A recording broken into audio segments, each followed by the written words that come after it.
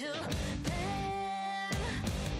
Lost to see you were the one to push me in, but the water's warm now. I'm bathing in karma and sin.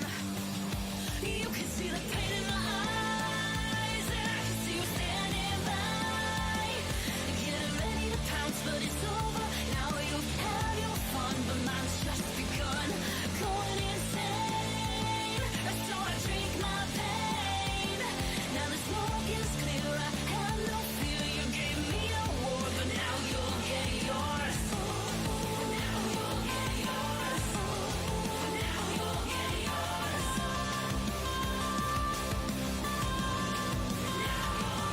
I wanna tear out my eyes from the things that you made me see. Confusion, rage, and regret consuming me. Sun's going down and I feel it getting cold. I step outside, but the chill is from your soul. You can see the pain in my eyes, and I can see you standing by, getting ready to pounce, but it's over now. You've had your fun, but mine's just begun. Going insane, so I drink my pain. Now the smoke is clear, I have no fear. You gave me a war, but now you'll get yours. Now you'll get yours. Now you'll get yours. Now you'll get yours. You let my worst and let my best, I'm a mess inside, but so well dressed. You sing to me so sweetly, running on glass, another level past. You're giving me a high, but it doesn't last. You sing to me so sweetly, and when you're gone, I'll be standing tall. Pull up a chair, sit and watch you fall. Then I'll sing to you so sweetly.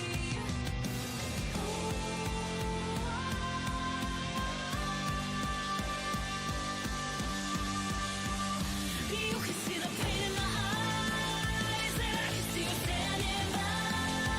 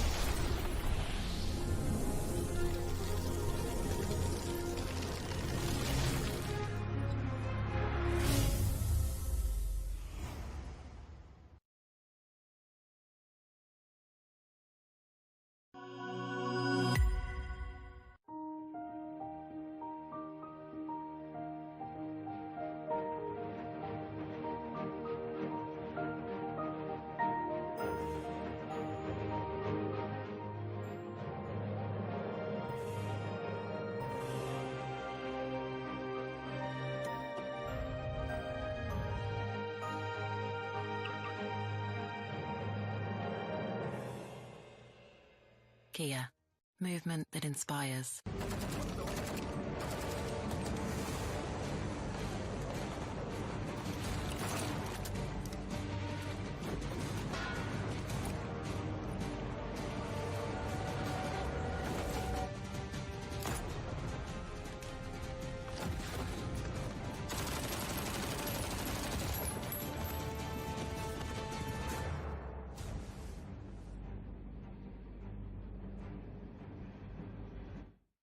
Scout भाई petrol भर दो ना। क्या भाई लोग रोंडो जाना है क्या? तो जानता नहीं मैं कौन हूँ? अबे तू बाहर में भर के तो बता। अबे रोंडो में रोंडो किसको बोला रे? रोंडो बोलता है हाँ? तू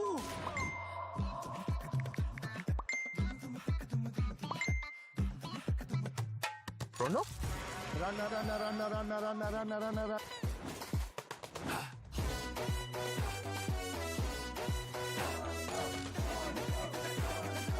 Nation wants to know कहाँ है ये रोंडो? रोंडो अभी बताओ मुझे रोंडो। अरे ओ कालिया कितने आदमी थे? रोंडो सरकार। रोंडो? कहाँ है? क्या है ये रोंडो? क्यों बेटा कन्फ्यूजन में? आओ कभी रोंडो में। रोंडो रोंडो रोंडो आगे। क्रेज चढ़ेगा सबको क्योंकि BGMI में आ गया है नया रोंडो map. Get new vehicles, explosive weapons, epic hot drop locations and more. Download BGMI now. भाई क्या करवा रहे हो तुम? कभी पेट्रोल वाला बना दिया, कभी टीचर बना दे रहे हो. अबे गेमर हूँ मैं, एक्टर थोड़ी हूँ. भाई download BGMI now. Sir watermelon juice. अबे छोड़ो. Delivery order ready.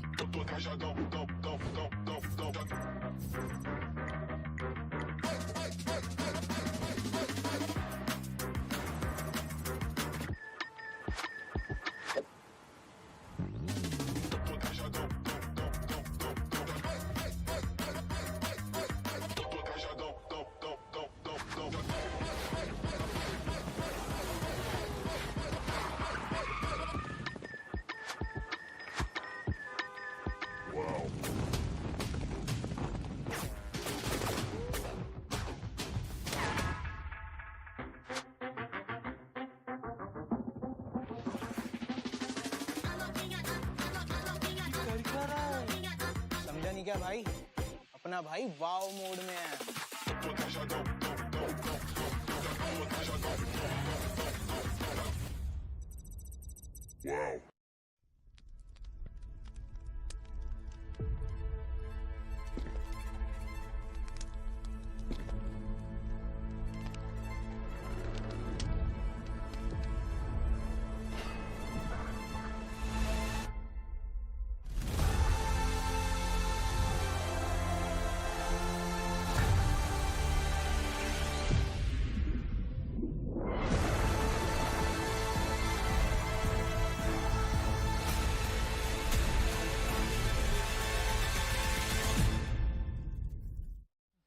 After watching a few known names get eliminated from the round 2, round 3 is now even more serious. Welcome to the realme BMPS 2025, where I'm going to be your host, Caster Necro. John alongside with me on the panel, it will be ICBaby12. And yes, I said it correctly. Now we're officially inside of the round 3, and yesterday we saw the final few games of the round 2 as well. 24 teams were eliminated from the round 2 itself, and now as we transition towards round 3, 24 will be eliminated from the round 3 as well, but at the end. Well, it is going to be very, very interesting as well because we are going to be switching the formats a little bit here from what you are usually used to, especially coming from round 1 as well as round 2. We're no longer going to be playing Erangel, Miramar, Sandhawk, Miramar, and then Erangel because now each respective groups that are going to be playing is going to be playing every single day. And each day, they're going to be playing 2 maps only. That's even more exciting. That means consistency is now going to be rewarded even more. In just the span of 2 games, you need to be as adaptive as possible and as quick as possible in scoring those points. The moment you miss your shot, that means pretty much 1 full day is going to be whiffed out for you, and that's not a great ending. It is going to be a little bit more of a sprint for all these teams as well because if you were talking about sprints and marathons is all about consistency throughout any kind of games. But when it comes to today's formats as well, each group playing 2 games, that means they have to come out guns blazing right from the get-go, or, well, if they don't have momentum or everything, people are going to get those resets the next day. So it does give more time for teams to make adjustments very, very easily. Once again, we started our journey all the way from the round 1 itself. 16 teams were eliminated, but the top 16 respectively moved on towards the higher class. For example, the top 8 teams moved on directly towards the semifinals week 1. The remaining 8 teams moved on towards the round 3 itself. And speaking of the round 1, as I mentioned, this is how teams were categorized. But as we move on towards the round 3 itself, we've got 3 groups duking it out. Of course, the 8 that qualified from the round 1 itself too.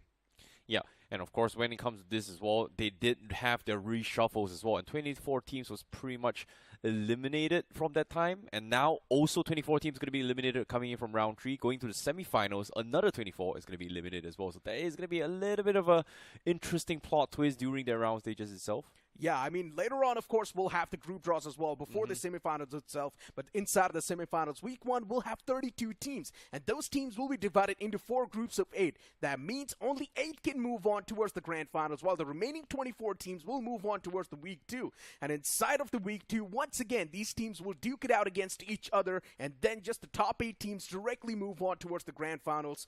And in the grand finals itself, we will have our top 16 battling it out to be the champion of the realme BMPS 2025. Well, it is going to be a very, very important one as well for those of you guys who have been following so far. But that format right here is a little bit too quick here, but let's break it down a little bit simpler here. Now, we are in round 3. What happens now? Inside of the round 3, we will have the teams once again divided into 3 groups of 16. These teams will duke it out over the span of 4 days. And then later on, 24 teams will be eliminated from the round 3 itself, while the remaining teams directly move on towards the semifinals week 1. In the semifinals week 1, we'll have 32 teams. And those teams will duke it out once again. Top 8 move on to the grand finals. Remaining move on towards the semifinals week 2. But we'll speak about that later, since we've got the prize pool off this realme BMPS 2025 on the screen. Champion team will be getting 75 lakhs, but once again, to let you guys know, there's a plus in front of the prize pool. That means more money will be added through the Discovery Island in-game. Exactly. So be sure to actually check it out as well, because these are the prizes that are going to be competed as well. But like you said, plus Discovery Island is in play. The more you play, the more you contribute to the tournament itself. But let's talk about the points distribution here. If you guys have not been following the scene so far, you get a single point by getting a single finish. So 1 finish, 1 point, and obviously getting chicken dinner gets 10 points. And then in terms of placement points, that is going to be the respective table itself. So again, let me refresh it a little bit more here. So you're saying that 24 teams is going to be eliminated from this stage, Exactly. correct? Yes. So that is almost more than half. Yeah, pretty much. That's a what lot it of is. people here Yes. going to be eliminated. Yes, exactly. And we'll have 32 teams in the week 1 of the semifinals. Exciting, right? Wow, that is very, very quick here for the BMPS itself. So basically all these 3 groups here, 24 teams will be eliminated, and they will be joining with the 8 teams that pretty much has been qualified from round 1 itself directly into the first week of semifinals. Exactly. And inside of the first week of the semifinals, top 8 directly moves on towards the grand finals. Remaining once again gets shifted towards the week 2. They once again duke it out against each other. And then top 8 from the week 2 as well moves on towards the grand finals. But something that's extremely important for you guys is also going to be the realme GT7 itself. Move on towards Amazon, search for the realme GT7. And once again, to let you guys know that stable 120 FPS is something that's going to help your gameplay improve quite a bit. So I'd recommend you guys to check it out. The sales are now live. But back towards the conversation once again. Yesterday we did see the groups on the social media as well, A, B, and C. And in my opinion, Group C definitely does seem a little bit of a chilled pill type of group. There is HeroXtreme Godlike in that group itself. But speaking of the groups, before let's have a focus on today's schedule. Group A is going to be playing the first 2 games. Then Group B is going to be chiming inside as well. They will play the remaining 2 games. And then Group C will be playing the final 2 games. Well, this is going to be very, very important as well here, because from the side of Group A, we have 8-bit God's Reign, Team Forever, Apecity, Rising Inferno Esports, Team H4K, Autobotz Esports, ZOTIC Signature, Los Hermanos, Mysterious 4, ZENIN Esports, Aerobotz Esports, Alibaba Raiders, Miracle Esports, MASTERMIND MAVERICKS, and also shadowblitz Esports. Ooh, a lot of stacked names inside of Group 1. I'm not going to lie. We've also got the BJ's champions in this group itself, right? 8-bit. I would love to see what sort of performance we're going to see from the side of 8-bit. Of course, in round 1, they were phenomenal. Nothing taken away from that. Just barely whiffing their spot in the grand finals, too. I mean, in the semifinals, because they had just less placement points, and that was the only reason why they were not able to topple themselves in the top 8. Yep. And of course, when we talk about this match as well here, I think I have to talk about a specific team that almost could not qualify. And that is actually shadowblitz Esports here, because they were very, very close to not qualifying because of the fact that they were tied with multiple teams, and they only won because they had higher position points for the rest of the team here. So given a second chance here for shadowblitz Esports, I don't know, are they going to be able to bounce back? What do you think? I generally do think so. They have the caliber. We have seen a bit of that glimpse as well in the round 1 itself, right? So I generally do think shadowblitz is quite a solid lineup. I don't exactly know what happened to them inside of the round 2, but I hope now the recovery is going to be there in the round 3. That's all we can do and hope, man, straight up. Yep, I really do hope as well here, because right now we're going to be starting the day itself here. Group A, as we jump straight into game, and this is going to be the map of Aryan. As we head into the map itself, this is going to be a very, very interesting one, because as of yet, this is going to be the start of round 3 and the fight for the top itself, because 24 teams from this round itself is going to be eliminated and will not be able to proceed into the semifinals. It is going to be a long journey, and let's see how it goes, because as of yet, the flight path is going to be starting from the southwest corner of military base and then ending towards the north side of Lipovka. So a pretty southeastern flight path from this regards. If the teams do want to move in towards Georgia Pole shooting range, Severny, now that's going to be an extremely tough stretch. They will need to go for a pit stop, get their hands on vehicles, and then get their hands on the basic weaponry, then probably move in towards their main drop location. But so far, speaking of shadowblitz, right, as I mentioned, round 2 performance has been extremely shaky, but round 1 performance was on point. So I generally do think shadowblitz, they might just have something cooking up at this point. They should be someone who does bounce back in quite a great fashion. Let's not forget, we've also got a few names like H4K, Autobotz Esports, who just dominated their individual groups. Yeah, this is going to be a little bit interesting as well to see how things are going to go with them as well. But God's Reign going to be going to his military base, uncontested for them. XOTIC Signature actually conceding military base, considering that during the entire round 2 stages, they were playing in that vicinity. They were clashing with BO7S, I believe. So BO7S actually went for Novo. XOTIC actually took God's Reign, but this time God's Reign's around, they actually switch up to Novo. Yeah, interesting, right? And even the zone is going to be shifting all the way down south. God's Reign. This might just be a bit of a lucky platter for these guys, or even Team Forever can find themselves on the lucky side. I think this is very, very difficult to actually gauge this zone, just because it is kind of centered towards Military Island itself, but it is also centered towards Ferry Pier and also Primor. So this Stage 1 zone feels like a Stage 2 zone now, and a lot of teams are going to be scrambling to find spots because at least more than 50% of the circle is not playable, and everybody's going to be coming from the northeast, or maybe even from the southeast corner of the map. So it's going to be a one-directional warfare rather than multi-directional. So it is all about gatekeeping here. Whoever is going to be the closest to the next phase of zone most likely will have a lot of heat in sense of a lot of teams going to be looking to attack them. It's going to be a tough one to convert. Nothing taken away from that. And you know what? Speaking of domination itself, let's talk about Apecity. This team managed to secure 50 points in the span of 2 games, which was insane. In one game, they managed to acquire 20 finish points, and of course, since they got the chicken dinner as well, they got those 10 placement points. Those were 30 points right there. And in the span of 2 games, getting 50 points was an absolute statement that rival Apecity made. And now my hopes have been amped up even more from that team. Yeah. Speaking of Team Forever, though, Team Forever, a team that during the round 1 stages here, a team that no one kind of expected them to actually achieve greatness, but surprised us by leaping into the top 8 initially. Unfortunately, could not secure enough points to qualify directly to semifinals, which got them into round 3 itself, but it was still an impressive debut coming from Team Forever, considering that they were the old 8-bit roster. So it is going to be a little bit of a, how do I put this in a sticky situation?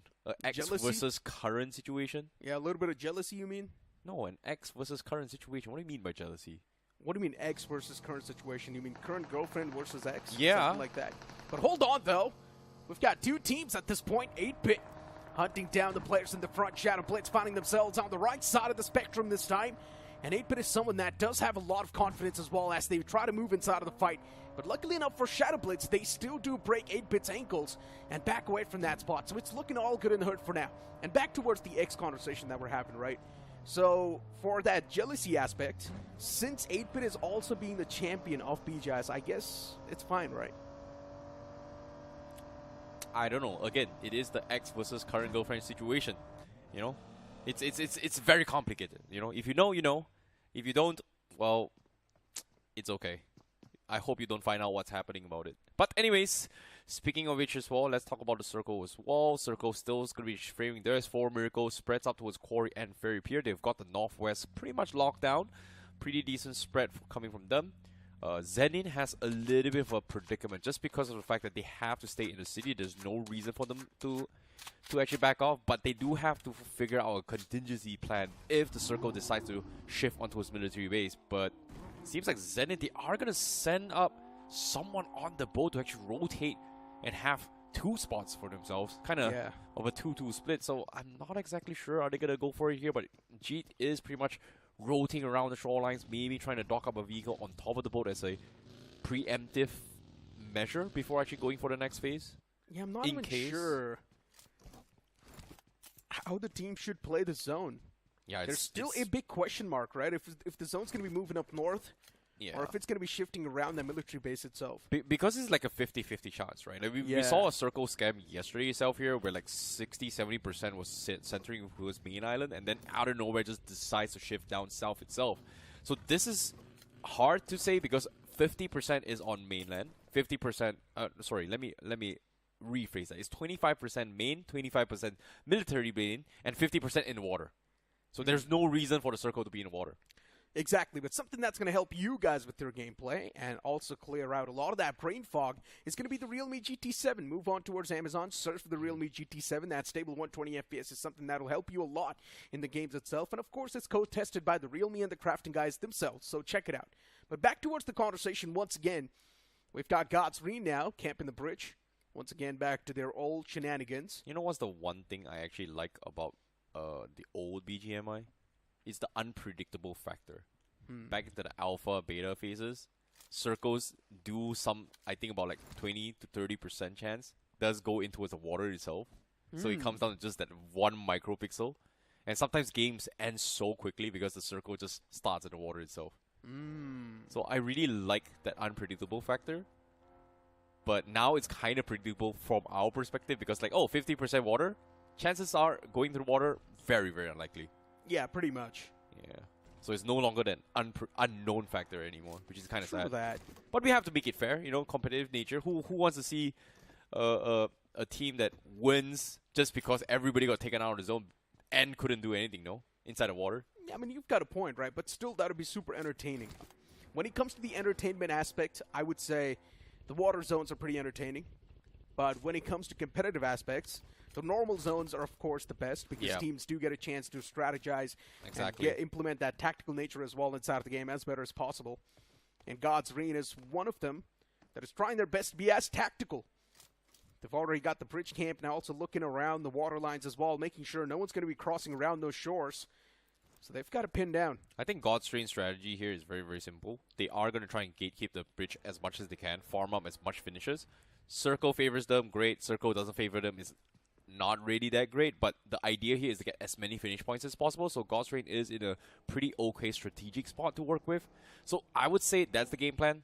They're not going to be aiming for chicken dinners just because of the fact that because of this zone, it can go either way. So they are definitely prepared for it, and 8-bit is also having the exact same idea as well. So they're going to be setting up onto the north side of the bridge, just hoping to get anyone who crashes by, just take them out as much as they can. And once again, since you're only playing 2 games a day, right, there's also a bit of that leeway you get with that. Since you're not really going to be playing continuous games, that means just after 2 games, you can once again go back to the drawing board, come back tomorrow with a complete fresh mindset. So that can help you quite a bit to maintain that good performance and a good average. I like what Team Forever ZENIN is actually doing right now here. Just because you don't know where it is, just go for the direct center point of the circle. And coincidentally, the direct center point is in Military Island on the edge itself, but the next circle zone shifts. Guess what? It's still both parts. Nobody knows where it's gonna be. Still a little bit more off that military base, though, you can't say. No, it might be a bridge final ending, to be honest. Would be fun, or maybe it can just be around the edges of the military base, right next to the bridge. It could be, but it really feels like a bridge ending right now. Yeah, it definitely does. Would be super fun, though. I'd love to see a bridge ending. It's been a while. It's quite fun to watch teams suffocate in the end. We've got ZENIN, though, eyeing out the players of Team Forever, spotting them out in the shorelines. Sky. He had the players in the line of sight, too. But hey, I just want to let you guys know about something interesting and something quite important as well. And also, huge thanks to our sponsor, the Kia Soros. Let's speak about some of the safety features this car comes with. 5-star BNCAP rating for your peace of mind, 6 airbags as standard, 360-degree camera, front and rear parking sensors, and also smart dash cam with dual camera, and also comes in with a mobile app. What else do you want? This is probably one of the best safety features I've heard. Yes, be sure to check it out right now. But speaking of which, on screen, Team Forever Mafia spotted out a couple of stragglers out in the open. He's going to go for a couple shots in. That's going to be ZENIN that actually gets spotted out, as they are going to be hugging around the edges of the military island itself. Shorelines, ZENIN had a rough idea as well, so everybody's going to be trying to play a little bit more passive just because they don't know where the zone is going to be shifting as well. But as of yet, they're hoping teams that is going to be running out and open for them. Hopefully get a couple finishes themselves. Los Hermanos, they are going to be taking the outskirts of, I believe, Fairy Pier. Oh, but Mysterious 4 in a big world of trouble. One man's already knocked out. It's Autobotz Esports, a team that's looking in red-hot form. And at this point, for Mysterious Esports, they can also dismantle the likes of Autobotz, and that's what they're exactly doing. It's a 2-for-2 trade at this moment. Mysterious 4 is well down to a 2-man squad for Autobotz Esports. The They've only got that one man in the back lines as well, and Reeves now starting to do a lot of damage, and he single-handedly takes down the entirety of the players of Mysterious 4. It's a rough ending, but now Mastermind Mavericks, even they collapse around this compound. Joyish, a major mistake made by the man. Oh, wow. To Mastermind Mavericks, they tried to go for the top party, but Autobotz, they managed to defend this. And there was a little bit of mistake here. Survey was actually needed out when he was knocked, but still a win is still a win. Autobotz still gets themselves 5 finishes, but they're still outside the zone. Meanwhile, Team Mastermind Mavericks, they are going to try and capitalize and punish them for this, because right now, Stage 3 is about to begin. So that means Mets is on an all-time low. They are hoping to go for a late entry point for the next phase of zone. Team Mastermind Mavericks here. Seems like they might have regretted the decision for this pit stop. Maxper is going to force the back up because the zone is going to shift down south. And this is not good for both Autobotz as well as Team Mastermind Mavericks. Yeah, you think of that, but then you look at Reckoning Esports' position as well, and then you wonder, how are they going to be crossing down south? Rival Leap City is well on towards that northern side. 8-2, the champions of PGI, is still on that northern side. A lot of teams are messed up, and there's probably going to be a grinder of elimination points around that vicinity. Yeah, this is going to be a very, very fast one as well, because everybody is going to be forced to go fight after fights here. Oh my god. No way out, but Autobotz, they go in for the rush, and they find Mastermind Mavericks. What is this confidence? 7 finishes from Autobotz, and they're still not inside the zone. What a crash coming in from Autobotz Esports. This Autobotz Esports is absolutely monstrous.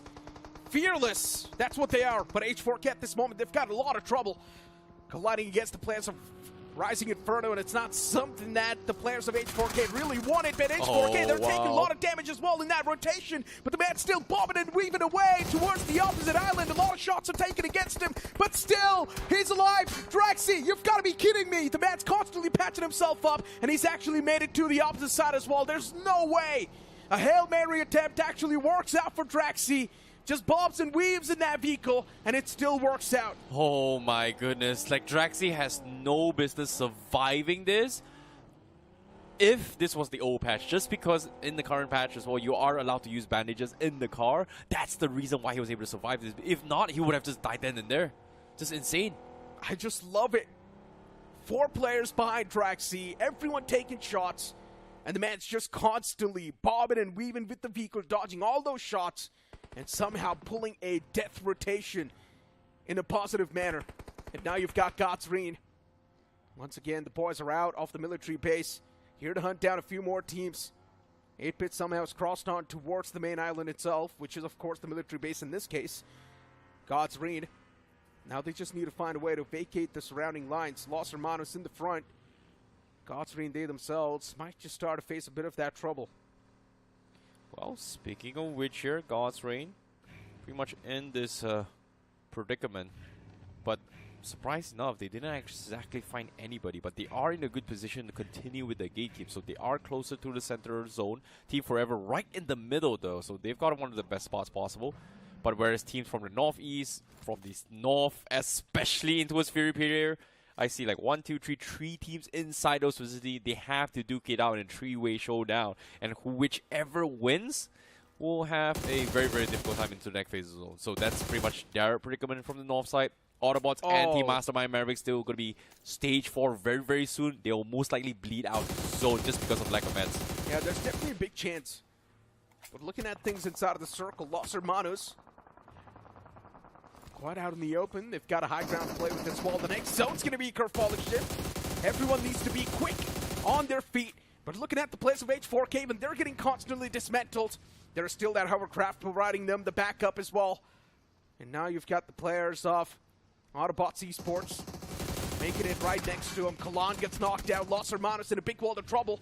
Not something they saw coming, but now they need to deal with this situation no matter what. Aerobotz is not someone that's going to let the players of Los Hermanos just go away like that. Yeah, they are going to continue with their push as well. Shadow trying to look for an off angle here. Finally jumps up. Nice prone there, but the shotties come through. He's going to bait his shot, and Shadow with the off angle picks him off. Nicely done. Complete shutdown as Los Hermanos is able to take 3 finishes in the back. Now, can they get a reset here for Spy? Because as of yet, the circle is about to move in 4 seconds. Fortunately for them, it is stage 4. They do have a little bit more time, but Spy says, you know what? This is not a good spot to actually reset here. They need to back off. But meanwhile, on screen here, Tintin able to fend for himself. The Solo Warrior wins from the very pure vicinity. And it's up to him versus shadowblitz with Phoenix. Last 1 versus 1. 4Miracle or completely dipped out of Fear Pier. So from the north side, it's only between these two Solo Warriors. Apecity. As you mentioned, Tintin the only man standing for Apecity. Shadowblitz. Even that man is just going to be backing away, respecting Tintin at this point. He's got a pump shotgun to work with. This nade needs to be on the money, but no, instead the man just backed away in the nick of time. Tintin finally finding some time to reload. He's got a full magazine on that DBS. 7 bullets still. This flash play might just work out. The flash seems perfect. The man in the front might just be blinded, but still, Tintin gets outplayed. Phoenix does not care about anything in the world. Straight up just jumps in front of him and guns him down. Nice Hail Mary coming from Phoenix as well, because that was a necessary win coming from shadowblitz. Meanwhile, with the circle coming in, he just might not be able to survive this, but a random stray bullets coming from 4Miracles actually taps it. He might not be able to swim into the zone this fight. But on screen here, H4K getting rushed down by Los Hermanos. What is going on? Los Hermanos is going absolutely crazy in his zone. As H4K has to make a little bit of run for it as well. Sujao just with that action as well. He's got a pop tire on his buggy. What? In the wrong direction. No choice but to just take the reverse side. 2 tires down. He's pretty much docked off out in the open. I'm not even sure how the man's alive. He's out in the open in the middle of the field too. And no one spotted Sujal yet. They probably do know the man's in that generic vicinity, but do not know the pinpoint position. 4Miracle Esports losing out on Reaper. The revive's going to be there too, so it's no issues. You've also got Dragon OP right there on the screen. Godsreen at this point now starting to make that pounce. Beautiful play. Catching the player of Godsreen off guard. That's going to be a knock. But the confirmation still losing out. Now you've got Delta pushing up close and personal, but even he's getting taken down real low. Delta, though, he still flips the odds and eliminate the man in the front. And now for Godsreen, they've got the man advantage inside of the fight, as Reaper's going to be the only man standing for 4Miracles. Yeah, Godsreen, they're still not exactly safe as well, because the next zone is about to shift once more. But the zone shifts directly on towards the corner of the island as well. So Godsreen, their journey doesn't end right here. They need to keep pushing through, but they did hear someone in the belows, as they are going to try and clean out Reaper, who's pretty much stranded in this vicinity. Where is his teammate, though? He's all the way in the water.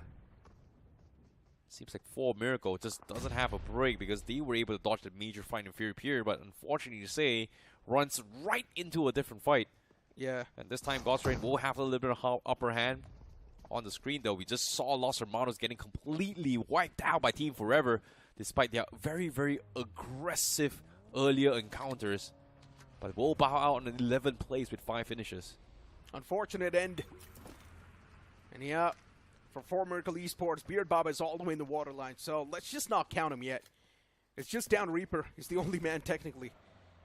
Forever, since they have managed to get a decent bit of elimination points and also a decent spot to play with inside of the zone, they can definitely afford a lot of risky plays and also gatekeep teams like Godsreen on the opposite side.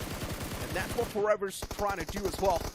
Spotting out the players of Godsreen, make that rotate. A lot of shots are taken against those vehicles too, but no connection found just yet. Another man of Godsreen spotted around that ridge. The remaining players, they do push up close and personal. Team Forever, though, still successfully maintaining that distance. Util's now tossed against him. That nade was extremely close. Almost blew up Thunder. Team Forever still with a 3-man squad, looking extremely strong. While for Godsreen, these 4 players, it's going to be a tough one for them. An uphill battle. Yeah, speaking of a battle as well, it all comes down to just the defense as well. Cheyenne just needs the opening knock. He's still got 3 grenades. Seems to be trying to scare off Godsreen a little bit, but it is slowly wasting the nades. But the nades does clap onto his Neo just by a little bit. Another nade comes through. And Thunder, he's just walks right into the nade. Wasn't expecting to bounce it back from that off angle. Very, very nice nade from Neo. And because of this knock, Team Forever, Cheyenne, has got his backs against the wall. His health is a little bit low as well. Godsreen has done wonders in this situation. And another nade for Neo. 2 nades.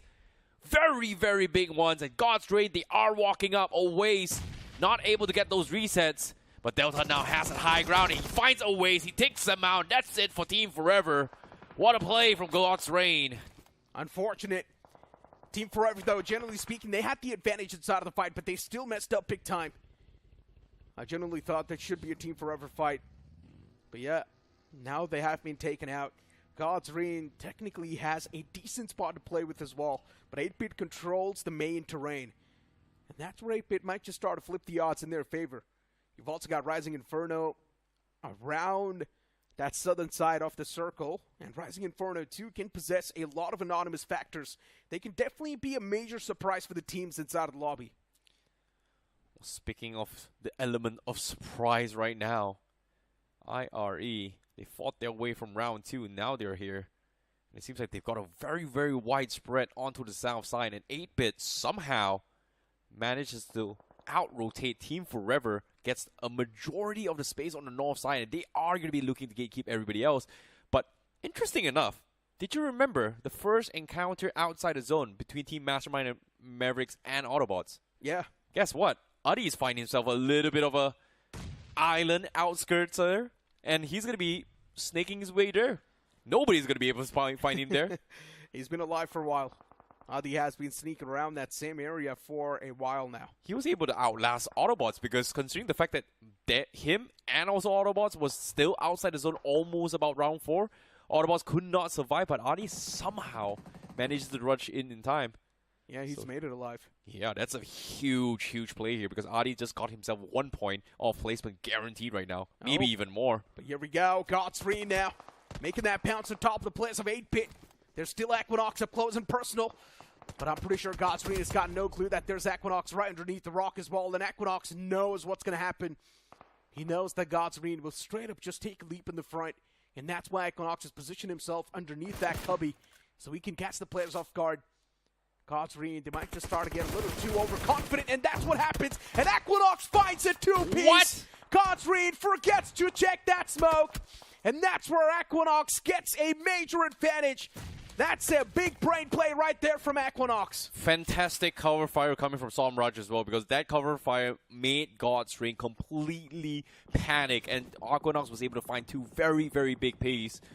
Just like that, God's Rain, they have to continue with the defense as well. 2 very, very important loots here for Equinox. He needs to stock up a little bit more on mats as well. As the nades comes through, Neo and Delta needs to push their way in. And they know for a fact that the moment they jump down, cover fire is going to come through. So they are going to try to smoke it out of the way to try and bait out Somraj and the rest to commit to this fight. It seems like the isolation comes through, but again, he gets shot from afar. Raiden! Raiden and Equinox, the cover fire comes through. They could not survive this. Equinox lives to tell the tale. Single-handedly eliminates 3 players, and then Raiden from the back assists him. Beautiful stuff. Oh my god. What? Equinox. This man is an absolute destructive force, a freak of nature. But now Atlantis spotted. Zen into the big wall of trouble, and just like that, the shotgun shot to the face is going to seal the deal. Alibaba Raiders still inside of the game. Fragger is the only glimmer of hope still standing. There's his teammate on the left, but I'm not exactly sure how much can he do in this scenario. And he's also knocked out, so he's pretty much out of the commission. Justin facing the man in the front. Rising Inferno still can pull things back in their court. If Fragger's nade finds a beautiful connection, that's going to be it for Rising Inferno. Wow. And that's what exactly happens. What a nade that was. Cooked to perfection. Alibaba Raiders pretty much making it so difficult for IRE, but he himself, the solo warrior, needs to get those confirmations, and he will get it. And that means Inferno Rising is going to have, or in this case, Rising Inferno Esports is going to have a very, very difficult time to challenge 8-Bit, because right now, the only one that is very, very healthy throughout the entire game here is going to be 8-Bit, with 4 men alive throughout this entire ordeal of a struggle to get to in this final zone. And only 4 teams remaining, and RD, well done to him. He's survived all the way to top 4. Yeah, but now survival is going to be even tougher. The zone's moved away a bit from that island. So Adi now needs to expose himself, and look at Somraj. Even he's got the line of sight. He's got the AWM too.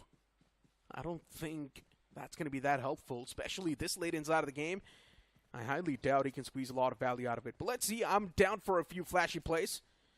Well, considering the fact that there is so little people, one headshot, your helmet is done for. It doesn't matter it's level 3 or not. Back then, well, in this case, still now, K9 and M24, you can block one shot in the head, but AWM just completely penetrates that. And if your health is like below 75, 80%, chest, or the chest is pretty much damaged, it's still almost one shot. Yeah. That means Rising Inferno will be one shot. Yeah, they might just get one shot at here if Somrush finds the there we knock. go. But Equinox gets the knock first, so no flashy plays. But Somrush is looking to try and secure this, though. Yeah. No connection yet. See the man just trying to give that valiant effort, and you've also got Fragger moving in from the back now.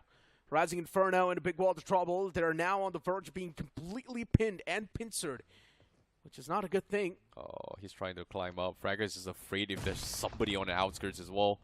But he definitely heard all those footsteps as well from Rising Inferno. Gonna be making a move here, and 8-Bit is kind of confused whether or not how many players are still alive, because technically there's 8, so that means they noticed 4. Is this a full man team, or is this a couple of stragglers? Now the rush comes through. They are gonna play the numbers here. The nade comes through. PMWI gets picked up, but needs to get himself up and is healthy. But the nade from Gamla takes him out, and here comes the rush. Raider gets taken now, but somehow Goten is able to hold down and fend for himself. 8-Bit, they might have dropped the ball here. Yeah, it definitely does seem like it. But now it's taken down a 1-on-2. Rising in front of the backlines as well, not too secured. And Fragger finds another knock. 8-Bit, they've just messed things up by a mile. Oh, now it's taken down to just that one man. He's trying to squeeze in that revival. Is that really going to come through? Yes, one of the man is revived back up on his feet, but there's also a confirmation point gathered by Fragger. Oh my Another goodness. nade tossed in, and Goten's going to find that re-knock. 8-Bit in a big world of trouble. It's taken down to a 1v1v1. 8-Bit, still the man's trying to go for the revival. Now the DBS is up close and personal. He needs to stop that revival no matter what. No way! And Goten wins that duel. Even though he whiffed those shots, he also claimed that knock player, but still the man from 8-Bit did not find enough opportunity to take down Goten. And now for Goten, it's taken down to 1v1 against that man of Alibaba Raiders, and he does not have any meds. What a clutch coming in from Goten. A single-man defense coming through, just completely stopping 8-Bit in his track. I can't believe. We cannot believe this. 8-Bit, a 4-man army just completely shut down. Tag team by both Rising Inferno Esports and Alibaba Raiders. And Adi, the last man survivor coming from Mastermind Mavericks, somehow makes his way into the top 3. Does he have a shot at getting the chicken dinner?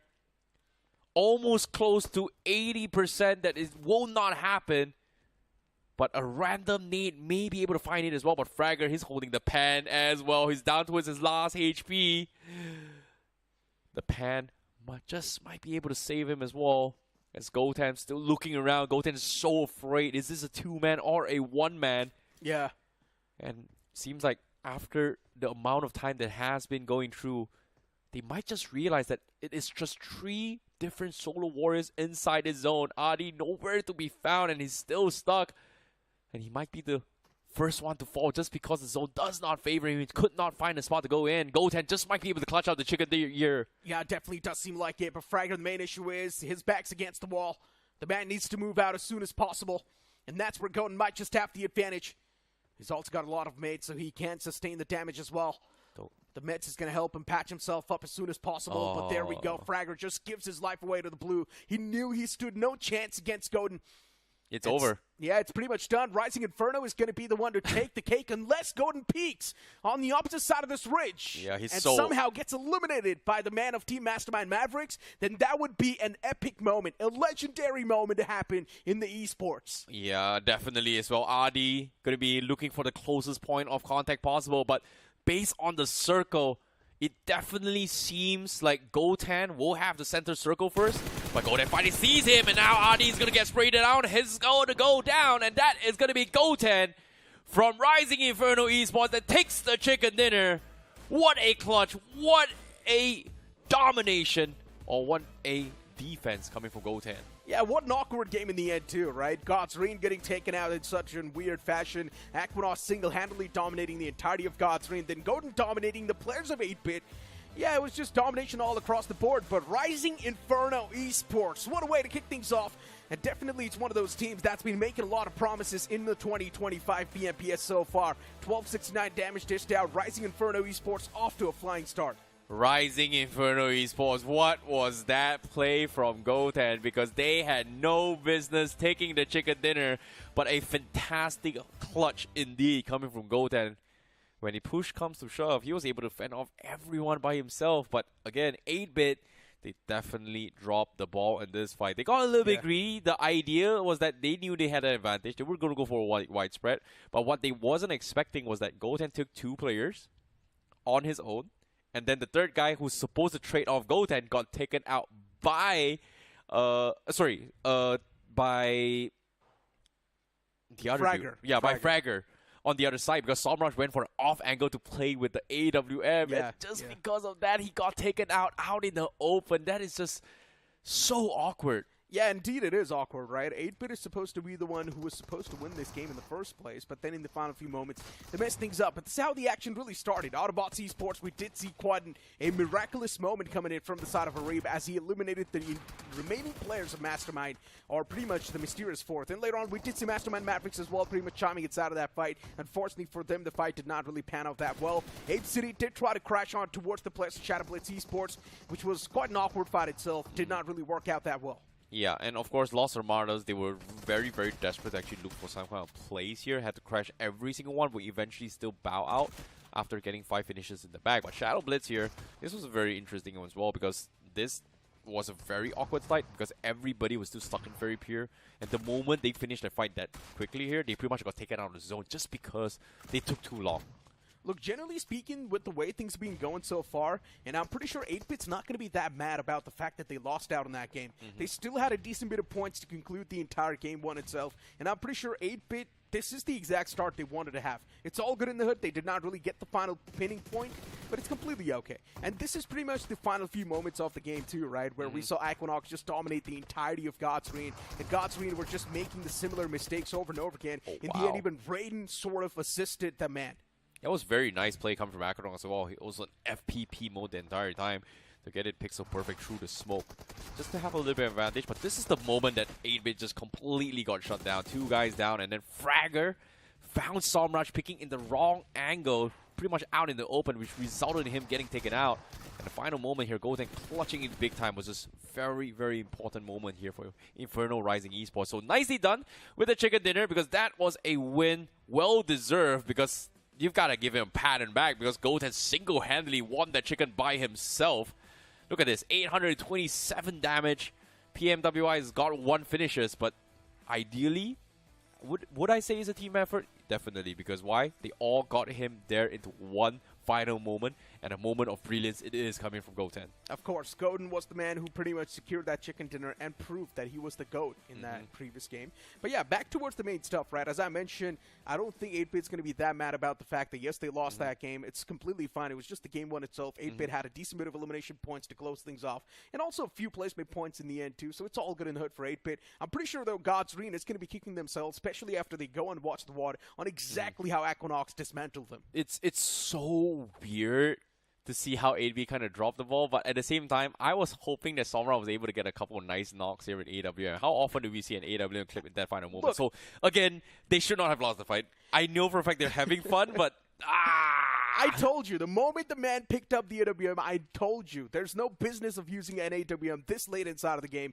So I pretty much knew that these guys are just trolling, having fun. They knew they were dominating the game anyways, and they were satisfied with their performance in the game one. We've got the MVP of the match, getting 6 finishes, 4 knockouts. It's going to be Fragger Nuff from Alibaba Raiders. We completely forgot to talk about this man. Even Alibaba Raiders did have quite a bit of those points for themselves. Yeah, definitely as well, because Alibaba Raiders, I think Fragger was one of the reasons why Somraj could not back up his teammates as well, because he technically had a very, very nice off angle. He just wasn't sure, was there a team out in the open? So based on our perspective, we know for a fact there's no one out in the open, but based on the terrain, because it's such an unfamiliar terrain, you don't really necessarily have experience predicting where enemies may or may not be. Most of them are going to be in the shoreline, which is great, but aside from that, nothing much. Hey, I mean, we've also got the top 5 players on the screen, right? You will also see Neo from the side of Godstream with 4 finishes. You've also got Equinox from 8-Bit getting 3, and Tintin from Apecity as well getting 3. So I guess Apecity around that northern side, they were able to squeeze in a few elimination points. Of course, no placement points since they got eliminated so early inside of the game too. And in general, the Circle was the main MVP, let's be honest. Yep. The Circle was taking so many curveball shifts, just shifting around the edge line. And off the rip, there was just not a lot of playing space. Teams were in 2 minds, if it's going to be shifting up north or if it's going to be going down south. But the moment it shifted down south, it was already too late for the teams up north to go down south. Yeah, and based on this zone as well here, this map itself, it was a pure test of fundamentals, adaptability, and handling any sort of situations. And I feel like Goten handled that really, really well in that situation here, because you're all by yourself. What can you do? What's the best outcome can I do? Focus on my fundamentals. What was it? I have a car in front of me that gives me a little bit of a cover. I'm just going to pick using that. And he was able to just completely shut down 8-Bit and come up with the chicken dinner. So, again, very, very nicely done coming from them. But, again, everybody else kind of struggled just because, number one, even if you played this game for 3 to 4 years, the number of times that the circle actually shifts in towards this vicinity is very, very limited. It might be like, even if you just play 1 year straight, the chances of you meeting this circle with so many teams, very, very rare. Even in scrims. And that's pretty much the fun part, right? It really tests these teams to actually go and make those strategies on the fly. And there's one of the main reasons why we say adaptability is something that you desperately need if you're someone who is an esports athlete, because these type of circles can definitely do pop up quite often. And it's probably someone that you haven't even faced inside the scrims too. So that's going to be catching you off guard in the main tournaments. And luckily enough, Golden, it did seem like the man was prepared. His mechanics at that instance were definitely better compared to the players of 8-Bit. And that's why he was the one to pretty much roll that final few moment. I'm really surprised to see Mastermind Mavericks as well in the top 2, though. Yeah, that was huge. Solo survivor able to squeeze in towards the top 2. He only had 1 finish point in the end, but it's still a decent spot, right? 7 points out of that game. What else do you need? Yeah, that's it's 6 points technically, but still, even 6 points with the finish, yeah, you're right. 7 points, I think it's still a big win. But for Team Mastermind Mavericks, they definitely have to be scratching their head a little bit, just because they should not have lose 3 players rather early, right from the get-go, forcing Adi to in that situation. So here's awkward the thing. here, a very, very awkward fight, especially with their engagement with Autobotz, because they were the ones that are third-partying Autobotz. Exactly. Here's the thing, right? There was no reason for them to pull back and go all the way back towards the blue and go for that third party. Just did not really make a lot of sense. Especially when you know that the circle's already shifted down south. You should be prioritizing rotation more than fights that were happening on towards the northern side. Okay, I disagree. So the sequence for what happened for them was literally, there was a third party. They just wrapped up. But the circle is about to close in about 15 seconds. They couldn't realize they shift down south. They stopped, took a fight, and then the moment the circle shift, they were half committed and just couldn't get out in time. Hey, but we've got the match rankings on the screen. Rising Inferno getting 15 points. Then we've also got Alibaba Raiders getting 15. 8-Bit as well getting 9 points. Godstream 2 getting 9 points. So pretty much the top 5, top 6 that found themselves in quite the comfort cushion. Yeah, I think that's a very, very acceptable run here, especially for teams at the top as well. Just because that 15, great. It should not happen. It could have won 50-50 for anyone team here. If it's given to us, great for all. Big plays coming from Goten. Let's not take away from his credit. It wasn't luck. It was all skill coming from Goten. Even Fragger, man. Yeah, even Fragger as well. But Adi, I would say that wasn't luck. That was also skill. Luckily enough, the man was constantly around that island, and even the circle was forming around that spot as well. Before now, it's time for us to toss to a short break. You guys know good way? We'll be right back.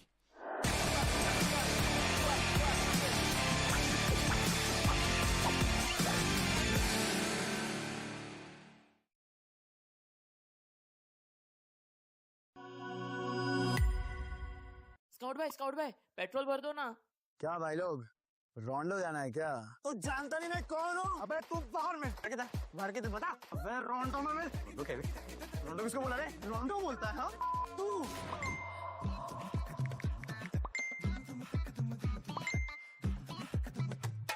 रोंडो? Run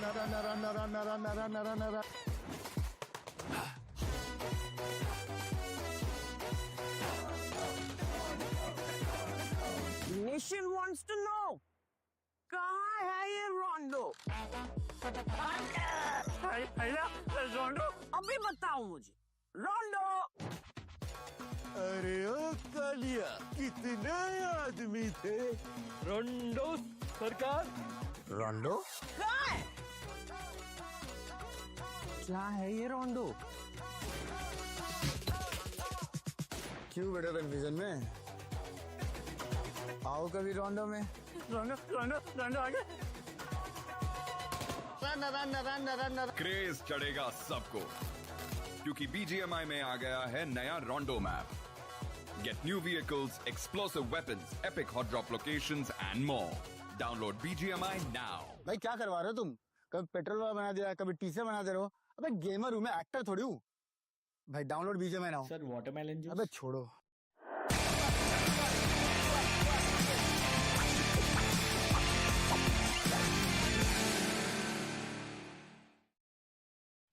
Welcome back after that short break. Now Johnny with me on the panel. And Johnny, after watching these solo individual survivors pulling off so many epic moments, I'm pretty sure now even you want to hop inside of the game and pull that same off. I mean, for sure, but I doubt if I have the skills required to do so. And of course the luck as well, because towards the end, especially down to the top 4, it felt like 8-bit was going to walk away with the chicken dinner and they were going to make it look like a walk in the park. I know, right? I mean, it was crazy. In the final 3, we had Adi, the only man surviving from Mastermind Mavericks. Then we had Fragger as well from Alibaba Raiders. Once again, the only man surviving. And Godin from Rising Inferno, the only man surviving too. So the top 3 were the individual survivors, and they somehow did get a decent bit of points for their team. But something that's extremely important for you guys is also going to be the Realme GT7. If you guys want to have the same performance as Adi, Fragger, and Godin, you guys should definitely check out this device itself, since it's got the iSense graphene rear cover, 6 degrees cooler, uninterrupted gameplay as well. And once again, move on towards Amazon, search for the Realme GT7. You might just get your hands onto it because the sale's now live. Back towards the conversation once again, as I mentioned, now my hopes are amped up even more for the upcoming game. Yeah, I mean, it is going to be exciting for sure, especially considering in the last one we saw Fig, a few big names sort of carry and sort of live up to the hype, especially 8-bit doing well for themselves. God's Reign did well for themselves, but I think you just want to say that it was because of the military circle, isn't it? I know, right? I mean, look, for God's Reign, they just got straight up played, Johnny. Like, I mean, they got finishes, though. Yeah, the way Aquanox just positioned himself around that cubby, he knew God's Reign's never going to check that spot. And the moment God's Reign took that leap, Aquanox was able to instantly get those 2 pumps, 2 knocks instantly, give his team the advantage, and just like that, the entirety of God's Reign just crumbled. But you know what? Without wasting any more time, we straight up move on towards the map of Miramar, as the plane's going to be in the skies once again. And this time around, the plane flat path is starting all the way from Montenuevo towards Puerto Paraiso. Yeah, this one leans heavily towards the southern half of the map, so it is definitely going to cause a lot of problems for all of the teams that like to play from the northeastern quadrant in particular. And for the last few months, at least, since the meta change has been implemented, the zone timings have been tweaked a little bit. We do see more and more teams try and start their game from that northeastern quadrant. Not just that, the extremities in general. Teams have been using Trailer Park a lot in this map of Miramar. But again, places that we witness most common drop clashes, Picado, San Martin, Los Leones in a flight path like this is something that my eyes are going to be pinned on. But right off the bat, we do see 8-bit taking an exit. They are going to be heading towards El Pozo, but it seems like shadowblitz has the same idea. Yeah, I mean, for shadowblitz, I don't even know what they've been doing so far. In the previous map, they collided against the players of Apecity. That's where things got a little bit awkward. Yeah. Neither was Apecity able to survive. Neither was shadowblitz able to survive. So yeah, for both the teams, the game was spoiled. But now as we move on towards Miramar, let's see if shadowblitz is going to be able to do something else. 8-bit is right underneath them towards El Pozo. So that's going to be a bit of that threat. Looking at Apecity this time around, dropping in and around that Montenuevo side, so it's all looking good in the hood. Aerobotz Esports as well towards Power Grid. For Miracle Esports moving on around San Martin. And the circle shifts right on top of Montenuevo, Ape City. We might just see another nuclear performance. I mean, it has to be, especially considering the momentum that they are bringing into this round 3 itself. Those 2 amazing chicken dinners on their opening day of round 2. Round 3 has been incredible. Round 3 transition so far, I think it is okay, but what is happening? XOTIC signature is spotting out the players of Mastermind Mavericks. I was just confused. All right, we do see a few bodies on the floor. Then there was one man who was still mid-glide, dropping down on his parachute. And XOTIC right now, I think, are kind of questioning whether they want to engage into a fight or just push away the players of Mastermind Mavericks and let them be. I mean, let's see, though. They're on foot. They'll never be able to catch up. I mean, get to the other side of the ridge. There is nothing there. Oh, chicken might just be fried. Kalan, be careful. Los Hermanos on the run. Luckily enough, Kalan got his hands on the Murado as well, so the man's going to be fine. But yeah, for Mastermind Mavericks, luckily enough, they did not see Kalan either. So, yeah, I mean, both of them looking fine for now, but Kalan could have been a free piece of candy. Isn't that Kalan, though? Kalan. That would be 1A. Yeah, I guess. We'll ask him Actually, what suits no, him. 3A still, but Kalan would have the A in the other place. I guess. We'll ask him himself. We'll ask him himself. Yeah, we'll ask someone drop him a DM, please. Yeah. But Kalan sounds nice, right? Don't you think? Kalan. Sounds It's like kind of you're like just- a clan, you know, Oh, Kalan. I thought you were just mispronouncing Cologne. No. No, just trying to make it sound cooler around clan, you know, Kalan. Cologne would also be nice. Smells nice. Yeah. But it won't smell nice when he's just taking down enemies. Oh man, Los Hermanos. You know, chicken flavored cologne. I mean, I've actually heard about it. That Really? exists. Yeah, that actually exists. No. There's also a drink. What have you been looking up on the internet that you found this out of everything? I don't know, man. I just, you know, sometimes I'm scrolling through reels and I just get some weird stuff. How do you There's run into- actually a drink that tastes like fried chicken. What? Yeah. Oh man, you are into eating weird stuff, huh? Not just eating, drinking as well. So. Experiencing in general, just food-related things. Yeah, I'm completely down to it. You know, like I like to explore, but as long as it's eatable, as long as it's edible. Or drinkable. Or drinkable. Wait, hold on. That actually sounds weird. You know what? We move on. Mastermind Mavericks is on the screen. All the 4 players looking nice and happy. And it does seem like they're also done with the loot. I They don't do think- have decent bit of ammunition. Yeah, I don't think they have decent ammunition, but I don't think they're going to be completely happy because no armor, no helmet on almost Yeah. all of them. Even utilities lacking, so And they're all in the same car. pretty much. I'm pretty sure Mastermind Mavericks are still going to be scavenging for that loot, but something that you guys should scavenge for is the Realme GT7 itself. The sale's now live, so move on towards Amazon, surf the Realme GT7, and get your hands onto this device because that stable FPS up till 6 hours is really something that's going to help your gameplay improve. But as we move on towards the players of H4K, they're quite close towards the players of XOTIC Signature, and XOTIC Signature's on the move as well. Those Mini 14 taps are not going to be able to find any sort of connection. Unfortunately for Sujal, his teammate just drove in front of him, so those shots were blocked by his own teammates. Yeah, but XOTIC Signature still in trouble. The line of fire is still there for H4K. There's And there no it is. way. That's the opening knock. But as soon as they move in, H4K, they might be in trouble. More players from XOTIC Signature wait for them on the other side, but no. The team evades the fight. Signo, he's going to get finished off. That's the first finish of the game, and it feels like one more man from the side of it. In fact, all of them are getting hunted down. Man, this is such a horrible nightmare for XOTIC Signature. XOTIC Signature down to a 3-man squad. And now since the opponents know maybe they've got the not. man advantage as well, they could definitely be the one to dominate this fight. XOTIC Signature is trying their best to fight back tooth and nail. But since it's H4K and they've got a lot of confidence as well, they're not going to be someone who's going to back away like that. They're not scared of XOTIC Signature, and it's a stark statement they're making. Yeah, 2 players picked off, 2 knocked out from the side of H4K. Knight is making sure that he keeps an eye on the open position, but there's one more man, I believe, on the other side of the hill that can be... That can actually cause trouble for the side of XOTIC Signature, maybe. Or are they down to the last man? I think they are down to the last man. Yeah, there is a man knocked out next to him, so there we go. Now they're just down to a last man. Nexus. And he's all the way in the far fray. And I highly doubt he's going to be engaging inside of the fight either, so... True. Yeah, it's done for XOTIC Signature. Just with this one man, now try and get as many points as you can. It's an unfortunate start. Not just to this game, but to their run in round 3 in general. The previous game as well, not really the best of the performances we've seen from the side of XOTIC Signature. But this was something else, man. Start of the game, we thought they would try and pick a fight against Mastermind Mavericks, but now on the verge of elimination. Nexus, he's getting pushed. And here they come, the players from H4K. Shots fired, looking for a knock, gives away his information and his position. Compromised, surrounded, and Nexus... There's nowhere left to go after this. Gets finished off. That's the first squad wipe happening within the first 7 minutes of the game. Yeah. And it is Hades H4K wiping out XOTIC Signature. It's quite unfortunate. The man also had only 6 bullets in the shotgun, so he Yeah. would not have been able to stand up for too long against H4K no matter what. So it was H4K to come out on top, vice versa anyway. So it's all good in the hood.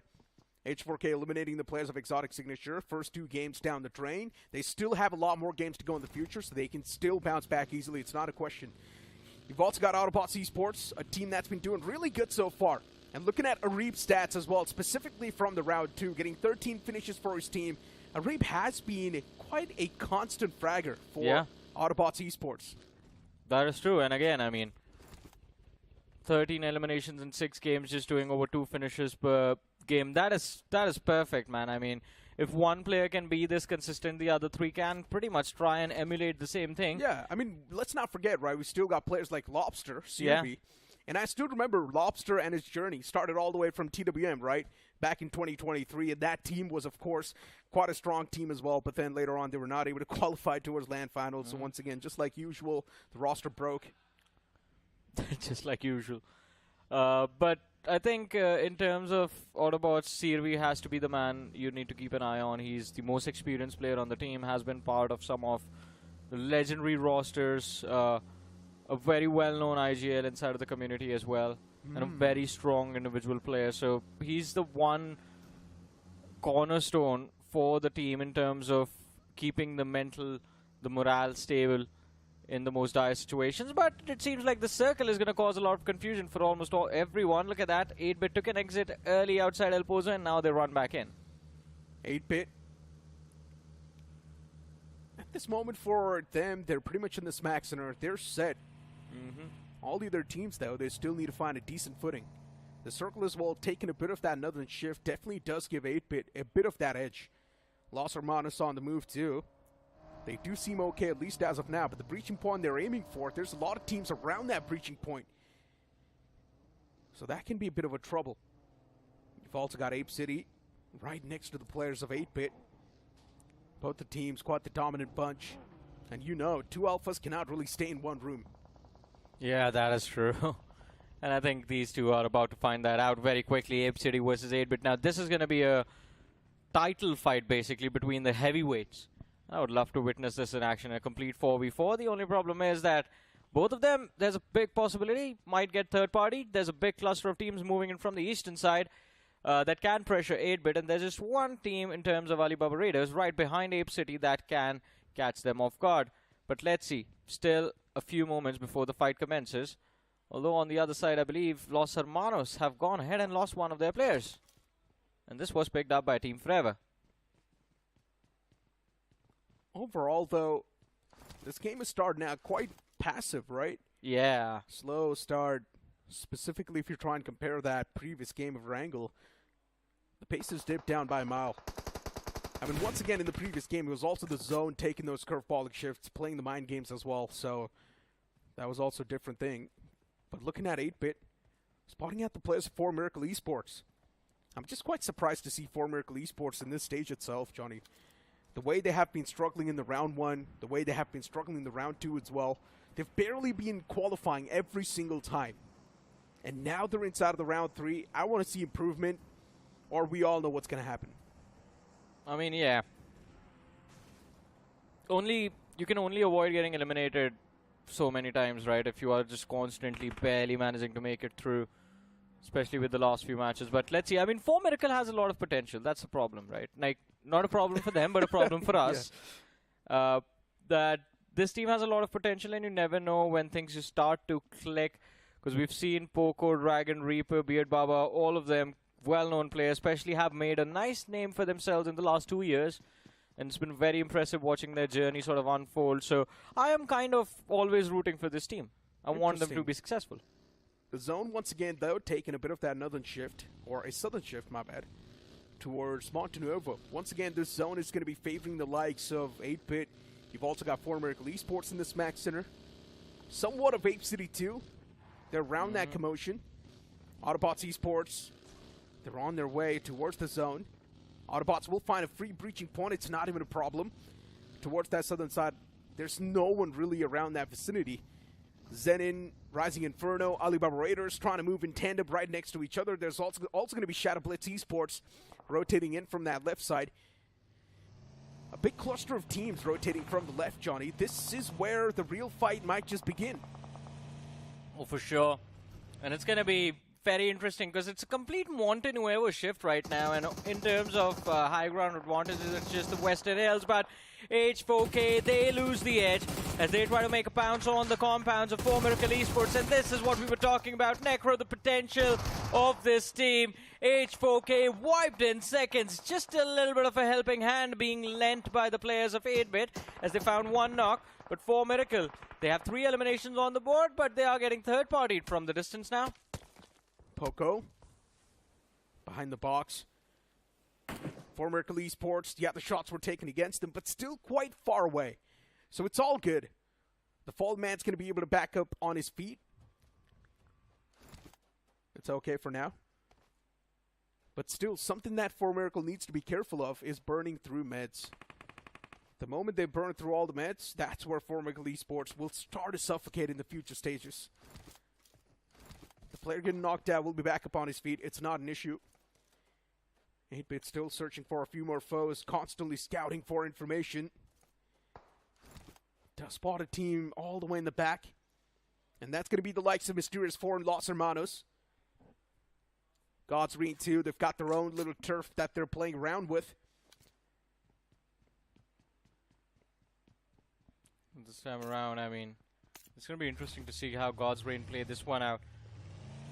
Ideally, their game plan revolves around dropping them out around Impala and then moving inside of the game as slow as possible. But one place where you have to move, ladies and gentlemen, it's the Discovery Island. Go into BGMI, check out the Discovery Island, and as soon as you keep completing the milestones while grinding in your classic matches, you make a contribution to the prize pool of the realme BMPS 2025. And of course, in doing so, you also get a few skins for yourself. Yeah, 3 in-game cosmetics. What else do you want? And all of that you're doing absolutely for free, without spending a single UC. But hold on to that thought. Aerobotz Esports spotting out the players of Mastermind Mavericks all the way in the far fray. Those shots were taken. The spray was there. Mastermind Mavericks still does seem quite safe. 4 players next to each other. Mastermind Mavericks, they've got a bit of that 2-2 split going on. While Aerobotz Esports, at this point, this stalemate is not something Aerobotz Esports really wanted, but it is something now they need to deal with. And since the southern side is completely overtaken by the players of Autobotz Esports, both Aerobotz Esports and Mastermind Mavericks, they need to be quick with this fight if they do end up fighting. Shadowblitz in a big world of trouble as they collide against the players of Rising Inferno, and one single nade from Goten's going to find a 2-piece. This man's finding himself in a top-notch form today, Johnny. Yeah, Shadowblitz kind of done for already. Goten, as you mentioned, playing exceptionally well. 2 finishes on the board already. Looking for the third, knows exactly where the last man is. The Molotov goes in to flush him out, and it works like a charm. The plan executed to perfection. One more finish in the bags for Inferno Esports, Rising Inferno. And the last man as well, can't really do much, but Goten, he's taking shots from the flank, needs to be careful. The backline's exposed, but it doesn't change the demise of Shadowblitz. They still get eliminated from the game. 4 eliminations on the board for Rising Inferno. Shadowblitz Esports, 2 games back-to-back, an absolute blunder. Both the games down to drain. Aerobotz Esports now up against the players of Autobotz Esports. And for Aerobotz, this is not going to be a good fight at all. Another man falls down. Aerobotz now taken down to a 2-man squad, and both those 2 players, they move up close and personal. Autobotz Esports, they're slowly and steadily starting to clench their fists, but as I say so, Aerobotz Esports, they make a bounce back inside of the fight. 2 of the players knocked out from Autobotz, and both of them instantly confirmed too. Beast is going to go for that revival, and it might just come through as well. Toxic, all he needs to do is toss another nade around that same vicinity, and it should find the confirmation as well, but the second nade missed the mark. And that allows the opportunity for Aerobotz to go for a reset. Oh, but no! Just the last pixel of that damage radius, and he gets put on his knees again. Toxic is going to be so happy with that, and also happy with the elimination of Aerobotz. Another nade. No, it was It was just a spray. Yeah, it was Sirvi who actually got him. A stray bullet catching them off guard, and they get eliminated. But doesn't change the fact that Autobots still get 3 eliminations, and that escape as well, because Mastermind Mavericks showed up looking at all of that commotion, who was making all that noise, but Autobots do manage to evade any conflict initiation against Mastermind Mavericks. Yeah, but they're down to a 2-man squad, so that's even worse. As long as from here they do manage to gain a few extra placement points, I think it should be good. I think Autobotz Esports, the previous game wasn't extremely bad. They had somewhere around 4 to 5 points. It's better than getting 1 or 2, right? So 4 to 5 points still in one game, that's a decent average to have. In this game as well, in this game they're going to need like 10 points, I guess. Because half the... So what happens when you get 5 points per game? Do you still qualify? No. I don't think so. What do you think is the cutoff? Right now, there is no cutoff, but... No, estimate. Like I have no idea. I mean, we're going to have to see how the groups are averaging. Right now, you can't calculate. There is no way of doing that. Okay, well... No, like, literally there is no way of calculating what the cutoff is not going to be, or what the cutoff is going to be, unless everyone has played a few matches. Let's just say maybe you need 7 points per game. I think that should be enough. If you think about it, I genuinely do think 7 points per game, no matter what sort of a scenario you're put in, should be enough for you to qualify. I don't know. I don't think the maths is going to check out on that. Okay. Right now, that's just a guess. But what is that man doing? Is he sitting in a vehicle upside down? Yeah, and that vehicle's also moving, so interesting. The vehicle's jamming. It's twitching. It wants to be the right side up. I think there's those Herman Kardon 8 speakers inside of the vehicle, and they're having a party. Having a party? Yeah, he's having an evil party. It looks like a still from a movie. There's 2 black vehicles just guarding that one guy who's having his own issues. Who's having his own issues. We all do, man. We're all dealing with stuff. It's okay, evil. Well, but Mastermind Mavericks, they're here to deal with them, so... And not in the right way, though. Yeah, so for Los Hermanos, maybe this time it's time to stop the party. As the nade's being tossed around that vicinity, and this time around, the repositioning needs to be there. The nade was able to clip a decent bit of damage before Miracle Esports. Even they started taking shots against the players of Mastermind Mavericks. Man knocked out. Rix and IGL not in good form. Los Hermanos still around that same space, but now Evil finally ejects. But he won't be able to get back inside of that same vehicle anymore. The nade from Colin is able to find the knock. Mastermind Mavericks, it's quite unfortunate for them. They're constantly getting knocked out. They're constantly losing on the man number as well. Another nade tossed out. That's going to be the confirmation. But Los Hermanos, they're taking too much damage from 4 Miracle Esports. They tried to cross on, but they stopped in midway. And that's why they were eliminated.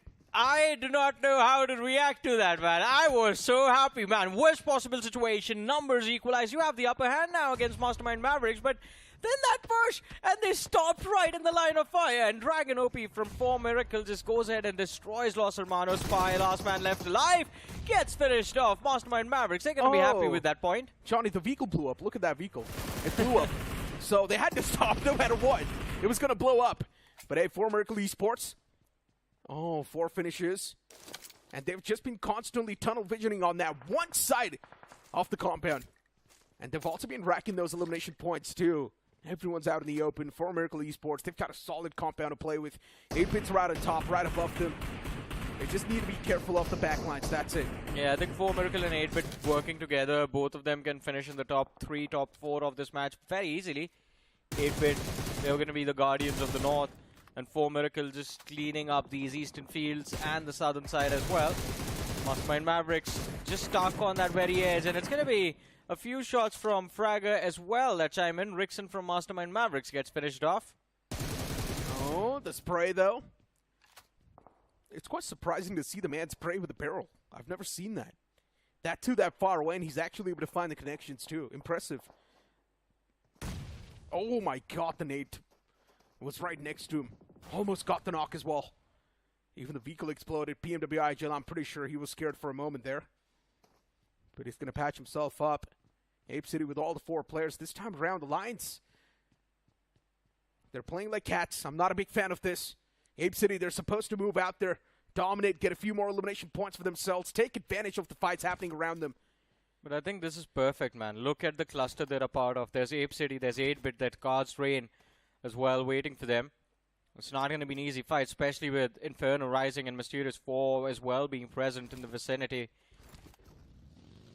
One thing is for sure, though, whenever a fight breaks out between these 3 giants, it is going to be a massacre.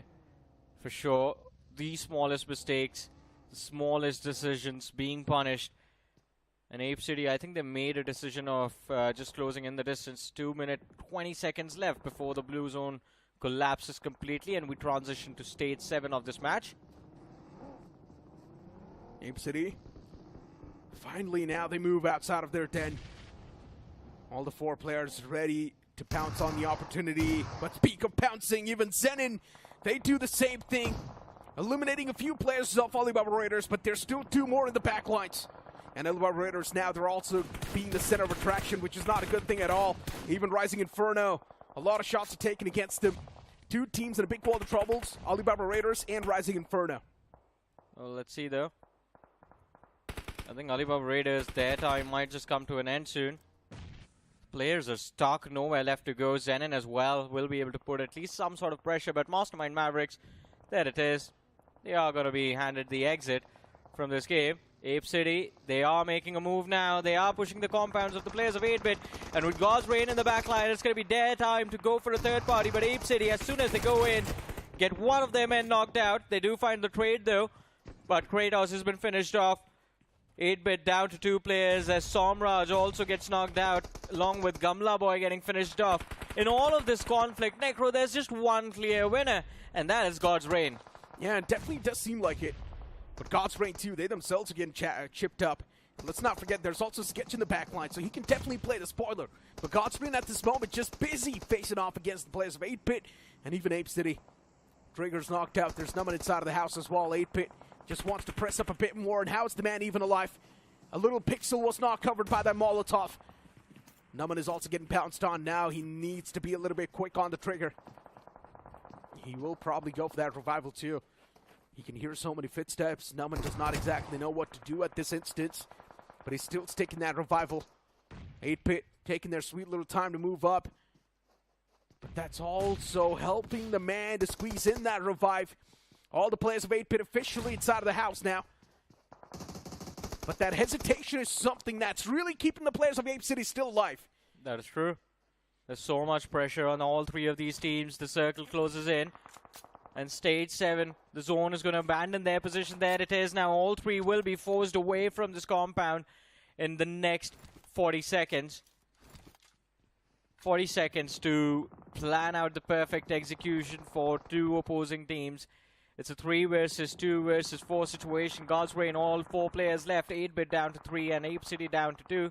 But God's Rain, their problem out of everything has turned out to be Mysterious 4, man. Mysterious 4 has denied God's Rain the opportunity to push the ridge this entire time. Otherwise, this team would have just gone in, finished off a beaten up 8-bit and finished off a beaten up Apecity, and then moved forward in the game with the complete control of the northern edge. Yeah, Mysterious 4. Man's knocked out. Now it's time for God's Rain to refocus on the different players. Oh, that nade around Destro does chip him up a little bit too low. Mysterious 4 is still down to a 3-man squad. And these 3 players can definitely be a constant threat for God's Rain. Delta, he was not able to find a return knock. He was not able to find another knock against the players of Mysterious 4. But now it seems like another man of Mysterious 4 is also taking too much damage. Jackson is knocked out, but the same thing can be said for Delta as well. And now it's even Steven on the board. A 3v3. Mysterious 4 with 3 players. God's Rain as well with 3 players. Make that a 2v3 now as God's Rain. They've got the advantage. They were able to find that impressive knock. But even Justin gets knocked out. Sketch, what about watching? He's able to squeeze in 2 important knocks, and now it's taken down to 1v2. And he clutches it. Sketch single-handedly takes down 3 players. Mysterious 4, impressive stuff. What a play coming in from Mysterious 4, but the game is not over. We're down to the top 5 teams of this match, and 8-bit looking quite strong, but Trigger, love that confidence, runs out but loses a big chunk of his HP, now fighting for his life, and he fails. 8-bit, they do manage to survive the fiasco between God's Rain, 8-bit, and the side of Apecity, and they're the only survivors left from that trifecta, with 3 players as well, breaking into the top 4 of this game. Now, there's ZENIN with 4 players, 4 Miracles with 4, Mysterious 4 with 4, and 8-bit with 3. And the circle, as of now, Necro, belongs to 4 Miracle and ZENIN. Yeah, 4 Miracle, they've got so much proactive control, it's insane. They've got so much land coverage. ZENIN too, pretty much the same thing can be said for them. But still, 4 Miracle Esports, they've got a better edge, if you talk about it. 4 Miracle Esports, They can try and disrupt the flow for the players of Mysterious 4, but looking at Mysterious 4 and their men number, it definitely does seem like Mysterious 4 as well can be one of the stronger fours. But since the zone has shifted right around the players of 4 Miracle and ZENIN, that's where Mysterious 4 is now going to be in a big world of trouble. 8-Bit, 3-man squad. All 8-Bit can do is just wait patiently while the other teams are just busy duking it out against each other. Oh, but Mysterious 4 losing players one after the other in a blink. Already on the verge of getting wiped out. Sketch with a nade, looking to see if he can find a trade, but his teammates are getting finished off. Fragger knocked out, Hero finished off, down to Jax and Sketch. And now the pressure from the blue is going to be upon them, but he still finds a knock. 4 Miracle caught off guard, but Mysterious 4 eliminated from the game. And this is the potential. I mean, Necro, at the start of the game, you were very critical about 4 Miracles, and I said, this team has a lot of potential, and you never know when things just start to happen. And this is it, man. 10 eliminations as they break into the top 3. Yeah, but 4 Miracle Esports, the circle as well, just constantly favoring them. But they were able to take the advantage of that zone. They got the elimination points due to back it up. 4 Miracle Esports now looking extremely unstoppable. Constantly hammering down the lobby. 8-Bit as well, getting hammered themselves by ZENIN. Aquanox, Somraj, the last 2 glimmers of hope standing as well. But as soon as I say so, Somraj falls down, and that's going to be confirmation as well. Now just one last man standing for 8-Bit, and this nade might just confirm it. And yes, it does. Atlantis, the only man alive in ZENIN. While actually ZENIN's got 2 players standing. There's one more all the way in the back lines, which is Sky. Atlantis and Sky, they need to work in tandem. They're also taking a lot of shots against 4 Miracle Esports. But 4 Miracle Esports, they've got a massive man advantage. All the 4 players on the table. ZENIN, for them to win this game, the odds are extremely low. Yeah, numbers stacked against them. The terrain is against them as well. And 4 Miracle, they've taken the high ground away from the players of ZENIN. Sky and Atlantis. It seems like with how the shots are coming in, even Sky's position is compromised, so that just reduces the odds even further. And ZENIN, it seems like Necro, they're denying points now. They do not want to give any points away to the competition. Definitely did seem like it. Atlantis now knows he's done for. He's also getting wrapped up by the players in the end, and just like that, the final nail will be in the coffin as 4 Miracle Esports, they sweep the ground and mop the floor with the dead bodies of the opponents. 4 Miracle Esports, a nuclear performance. And generally speaking, Johnny, yeah, I was critical, but now this performance has definitely shut me up. Yeah, but this is what we wanted as well. Yeah. This is exactly what we were talking about when we said that 4 Miracle has potential, and what we have seen from them in round 2 and round 1. It wasn't enough. It wasn't like it wasn't enough. It wasn't what they were capable of. Yeah, they are of course doing much more better now. Yeah. And since this performance is also going to be amping up the expectations even more. Now, as 4 Miracle Esports, it does feel like they finally found themselves in that top-notch form. And I would just love to see them pretty much move on with the same form in the future stages as well. And also in the future games. But as of now, they've managed to acquire 23 points. Which is, of course, quite a lot of points. Just in the span of 2 games, Yeah. 4 Miracle Esports, they did more than enough. Yeah, this is kind of a decent start to day number 1, especially everyone's just playing 2 matches a day. So 4 Miracle, I think, yeah, they're going to be happy with their performance tomorrow. But one more team that should be happy has to be 8-Bit, man. 8-Bit has been kind of consistent. Oh, yeah, 8-Bit has consistently been there in the top 3, right? If I'm not wrong. Even the previous game of Wrangle, they were there in the top 3. Even now as well, they were there in the top 3. ZENIN, though, was a wildcard entry and never saw that coming. ZENIN were there in the top 2 as well, so that's quite impressive from them. Yeah, ZENIN was actually the team that kind of got graced by the circle the most. Specifically after 8-Bit, because 8-Bit controlled the same hill that ZENIN was on towards the end from the start of the game. But then 8-Bit, for some reason, just fell back a little bit towards El Pozo, and then they got stuck because they were surrounded by teams, so they couldn't move it out. And then ZENIN took control of that hill. And since then, the circle just kept moving on top of their heads. I think they're going to be a little bit low in terms of the numbers of finishes they were able to secure in this game, but overall still a decent run. Yeah, but pretty much. You've only got 2 games, right? Even if you do manage to get around 15 points in the 2 games, that's still quite a good performance, in my opinion. 2 games, 15 points, that's pretty good. But looking at Aerobotz Esports, first game of Wrangle was decent. Second game of Miramar, though, that's where things sort of fell apart. They were stuck in that major trifecta of death, right? Autobotz Esports, Aerobotz Esports, and there was also one team around that vicinity, and that's why none of them were able to survive in the end. We did see God's Ring 2 take a fight against the players of Mysterious 4, and Sketch pulling off an impressive clutch. That one nade finding a 2-piece in the end as well, Sketch eliminating the last man. It was extremely impressive. Yeah, definitely. And today we are seeing a lot of those incredible individual moments of brilliance. I mean, not just from Sketch, but from a lot of different people.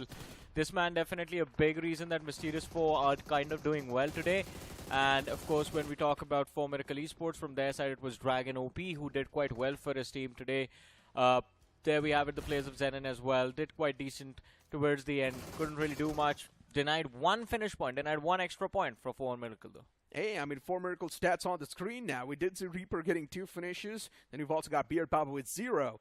We did see Poco getting 2 as well. But then comes the man himself. The IGL as well off the team, getting 9 finishes on the board and 7 knockouts. Now, this reminds me of Team Limra. And Dragon was supposed to be a main assaulter inside of Team Limra. Yeah. And he was, of course, the one who was always keeping the team on the board as well. He was getting those constant points flow. And now as well, since the IGL, once again, it feels like he's also getting those old glimmers, those old flashbacks back up. I mean, could be. I mean, I missed the Hesperos heal battles era from that particular Team Limra. If you remember that, I mean, just heal battle for days, man. Yeah, and they were actually able to qualify towards the LAN finals just doing the heal battles itself. Yeah. And they proved how broken that meta was.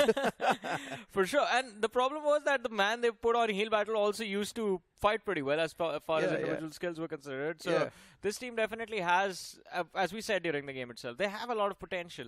I think sometimes things just go wrong and they panic and then they lose footing. Yeah. So adaptability inside of particular matches is kind of building up. It's not there compared to the top tier teams like 8-Bit, for example, but they're still doing quite well for themselves. We have the match ranking 23 points from this particular ZENIN game. 14. It's good. ZENIN actually got 14 points. That's impressive too. Then you've got 8-Bit once again being the consistent ones, getting 10 points out of this game. Mysterious 4 as well getting 9 points. Nice stuff. Rising Inferno getting 7 points. In the previous game they had 15, and now this game they have 7. So Rising Inferno as well, in the span of 2 games, they were pretty nice. Team Forever just getting 6 points out of this game. Definitely a bit of a sign of concern. You've also got Apecity, not that good of a performance. Expected a lot more. Overall standings pop up on the screen. 4 Miracles is going to be at the top. Then we've got Rising Inferno on the second, 8-Bit on the third, ZENIN on the fourth, which is weird. We've also got Alibaba Raiders with 16 points on the fifth. Well, let's see now. I mean, as we move forward, you have God's Reign, which is 12 point, Mastermind Mavericks with 10, Mysterious 4 with 10, Autobotz with 10.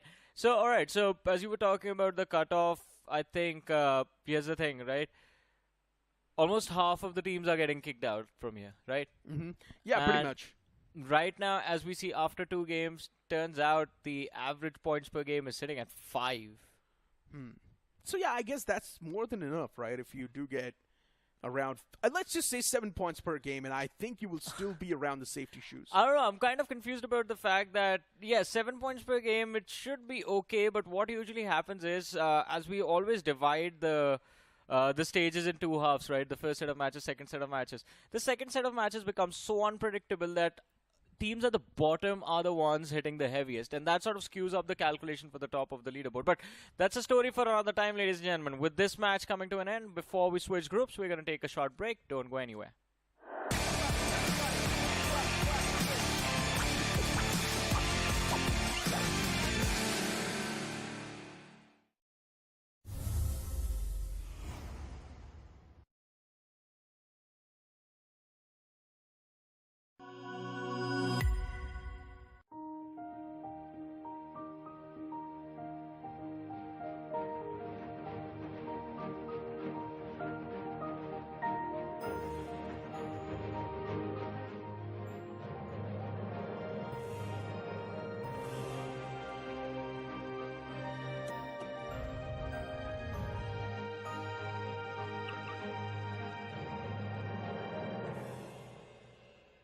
Kia, movement that inspires.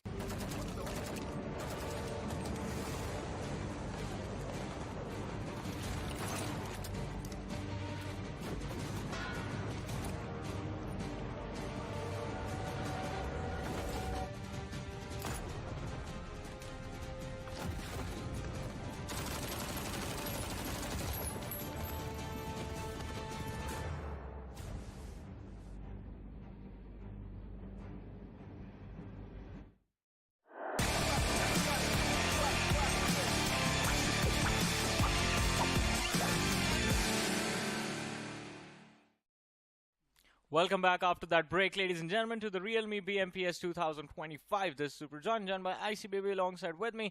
And of course, round 3 has begun already. We did see the action between the teams from Group A, and now it is time for us to move towards Group B. IC, now, round 3 itself, first of all, is very interesting. We get to see all the teams every day. Yeah, and not to mention as well, it's 2 matches per day. So that means it is going to be mini sprints every single day itself. Yeah. So whoever is going to be able to stand out here, I would just say, have a little bit of an early lead, especially for the first 2 days, is going to give it a little bit of advantage as well. So just now, ZENIN somehow sneaks in the top 4. I think it's a pretty good start for them. But yeah, I think on average here, based on the previous performance, the top 6, you know, it was 6 games, right? So divide by 6 to 8, I feel like the safe cutoff should be somewhere around 35-ish points, 36 points, somewhere around there. All right. I mean, it can be. Let's see how things turn out. But one thing, ladies and gentlemen, that gives you an advantage, it's going to be the Realme GT7. It is out and available on Amazon. Go on to Amazon and grab yourselves the Realme GT7. 120 FPS BGMI gaming for up to 6 hours, which has been co-tested by Crafton and Realme. And of course, 6 degrees cooler during those marathon gaming sessions as well. But coming down to the upcoming group, Group B, this is where the heat is beginning to rise, because you have a lot of big names here, teams that have done very well for themselves, but just barely failed to qualify for the semifinals. You have teams like Eggy, you have teams like Genesis, Cincinnati Kids. We have the schedule. Next 2 maps, Erangel Sanok. Yep, this is going to be a very, very important one here, especially coming from Group B. Personally, I feel that today itself, the biggest highlight match comes from Group B itself because of 2 particularly well-known teams. But before I get into that here, let's us introduce all of Group B. First, we have Aryan TMG Gaming, we have FS Esports, Cincinnati Kids, we have VASISTA Esports, Reckoning Esports, TEAM TAMILAS, 4TR Official, AEROxWBG Esports, Genesis Esports, Team Eggy, God's Omen, Jaguar Official, Team Shockwave, 2OP Official, Jux Esports, and SIGNIFY Esports. So, based on this introductions of all the 16 teams playing in this group, the 2 names, VASISTA Esports and Reckoning Esports. Ooh. Yeah, stuff has happened. Let's see if they take it out on each other in game. If you know, you know. Yeah. But all things considered here, this is definitely one of the biggest highlights so far because Reckoning and VASISTA, they do have a lot of experience in the game itself. Obviously, when it comes to competitive nature, there is a lot of things that is going to be happening around the scene here. We're not going to be, you know, taking sides, but I'm curious to see how things are going to go out because this is going to be the debut match. And of course, in round 3 itself, we're going to be jumping straight into the game for round 3 itself. And this is going to be their first match for Group B, and it all starts in Erangel. Yeah, I mean, it's going to be interesting for sure. As you mentioned, a lot of things happening outside of the game that can affect what happens inside of the game, but they aren't going to be the only ones. The Cincinnati Kids, FS is going to be the Team Tamilas, Shockwave, 2 OP officials, Jux in this lobby. So this is going to be a very stacked group, and ladies and gentlemen, let's head towards the map of Erangel and see how the story unfolds. Yep, and of course, for those of you guys watching at home, this is going to be the debut match for Group B itself here in round 3. And that means it is all about the sprint itself. Every single day, all 4 days for round 3 is going to be a sprint for each and every single group. But now, seeing how the flight path is, it is going to be coming in from the west side, ending towards the east side of the Povka. So a pretty centered, I would say, well-balanced flight path compared to the earlier Erangel for Group A. So will they have a strategic gameplay, or will they be forced to be very, very flexible and adaptable? Because Group A itself, both maps for them was extremely, extremely difficult to play based on the circle itself. That is true, but right now I'm just hoping to see an early fight. All right, I don't think we're going to get one except maybe Shockwave versus Genesis towards the Georgia Pole area. As we do see the players of VASISTA actually taking a very interesting drop. They are going for a 4-man split in the fields of Gatka. And Pachinki has been left to Team Tamilas. Has it? I mean, this is interesting. I would have expected someone to actually challenge Pachinki over there. But it's just Team Tamilas alone. Cincinnati Kids, they're going to take their sweet time to head towards the Cross River compounds from the military bridge. And then, alright, Yasna Poliana, that's where we have the first clash happening. I see it's 2OP official, and they are joined by someone over there. Yeah, it is going to be someone. But all things considered here, seems like Yasnaya, one of the favorites for a lot of teams, actually hold there as well. Yeah. Yasnaya is good enough for 2 teams, but seems like this is not good enough because they're too close together. It's going to be Aero going up against 2 OP officials side by side. And these are 2 teams that actually came in from round 2 itself. So what a way to start a match, because this is something that I don't think they were in the same group, if I'm not mistaken. They were actually in separate groups. So yeah. this is going to be a little bit of an interesting fight here, especially coming from the teams that is coming from round 2. TOP official going up against AEROxWBG Esports, formerly known as Wobble Gaming. But now Sparta, he actually gets spotted out.